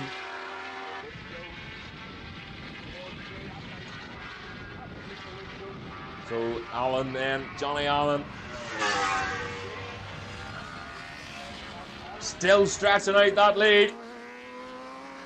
Scott Clements just dropping back a wee bit on Remy Clark. So Remy Clark's found something extra on that lap. Scott Clements, they're all a wee bit slower that time round, so they might have made a mistake somewhere and dragged each other in. Here come the leaders again. Oh, look at that BMW of Carl Phillips. It's not even. It's just looks like it's floating over the top of the tarmac. Poetry in motion for Carl Phillips. Jimmy Lyons on the blade. Well tucked down, securing that 4th place. And Rand Gibson secure in that 5th place. Mark Holland continues to pull away from Mark Hewitt and Aaron Armstrong. So Mark Conlon enjoying riding the Superbike, and he's lost a bit more weight as well. So he's about the weight of a bag of sugar on a 200 plus brake horsepower machine. So here's Scott Clements again. He clawed Remy Clark back in again. He hasn't got an awful lot of time to do anything about Remy Clark. So at the front end, they're all pretty well. Oh, look! Carl Phillips. That's the first time I've seen Carl Phillips out of the seat. He comes through. That was a 107.9. I think he might have been just looking up over the screen. Jimmy Lyons then. Absolutely pinpoint perfect every single time for Jamie Lyons coming out of that top corner. Last lap time then. That's the Ducati of Mark Conlon. Just tipping the limit of there. Hewitt still holding off Armstrong, and he's opened up the gap ever so slightly. So we look again at the Cup riders. Johnny Allen away out in front on the Kernahan racing machine. And it looks like Remy Clark has pulled away that wee bit extra on Scott Clements. So Scott's going to have to do something very special on this last lap. And that R1, he's getting on well with this R1 Yamaha. Jonathan Gregory going to get caught here, but here we go then. The Bell Bikesport BMW racing machine. Carl Phillips takes the win. Johnny Campbell in second place. And here's a lonely Luke Jones. But he'll love this. And the team will love this. He's back up to where he's used to. Last step of the podium for Luke Jones. Jimmy Lyons in fourth. Ryan Gibson in fifth. Oh, Mark Hewitt, what a lap there for Mark Hewitt. Mark Conlon across the line. Mark Hewitt with his personal best, a 109.1, and he was able to claw it back in Mark Conlon. Mark Conlon's best time was a 109.6. Mark Hewitt, a 109.1. So if Mark Hewitt was able to do that every single lap, he could have been up there. He could have been in behind Ryan Gibson. Johnny Allen then across the line, but Remy Clark again just maintained that gap on Scott Clements, and it looks like Remy Clark is going to get the second place in the Cup class across the line then, and a third place finish for Scott Clements. And Johnny Gregory then fourth place in the Cup class for Johnny Gregory, and Alan McCaffrey fifth in the Cup class, 13th overall. Again, Carl Phillips changing everything in that one. But I'm sure Johnny Campbell will have an answer for that for tomorrow. He had a great first race, but with that Bell Bikesport BMW racing machine getting sorted, Carl Phillips, and look at that helmet, the Gary Jess replica helmet, and it's great to see back out racing again. Well, what a result there for Carl Phillips, Johnny Campbell and Luke Jones. Ryan Gibson coming in, Mark Hewitt. Another great start to Mark Hewitt's weekend. And he's on form from last weekend at Anglesey for that endurance win.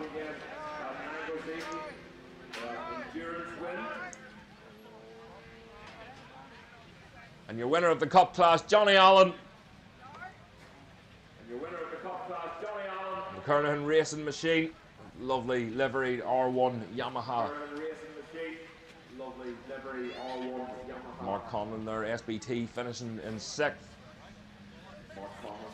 So here is second place in the Cup class, Remy Clark. Third place, Scott Clements coming in. And Scott Clements pushed hard there in that last one.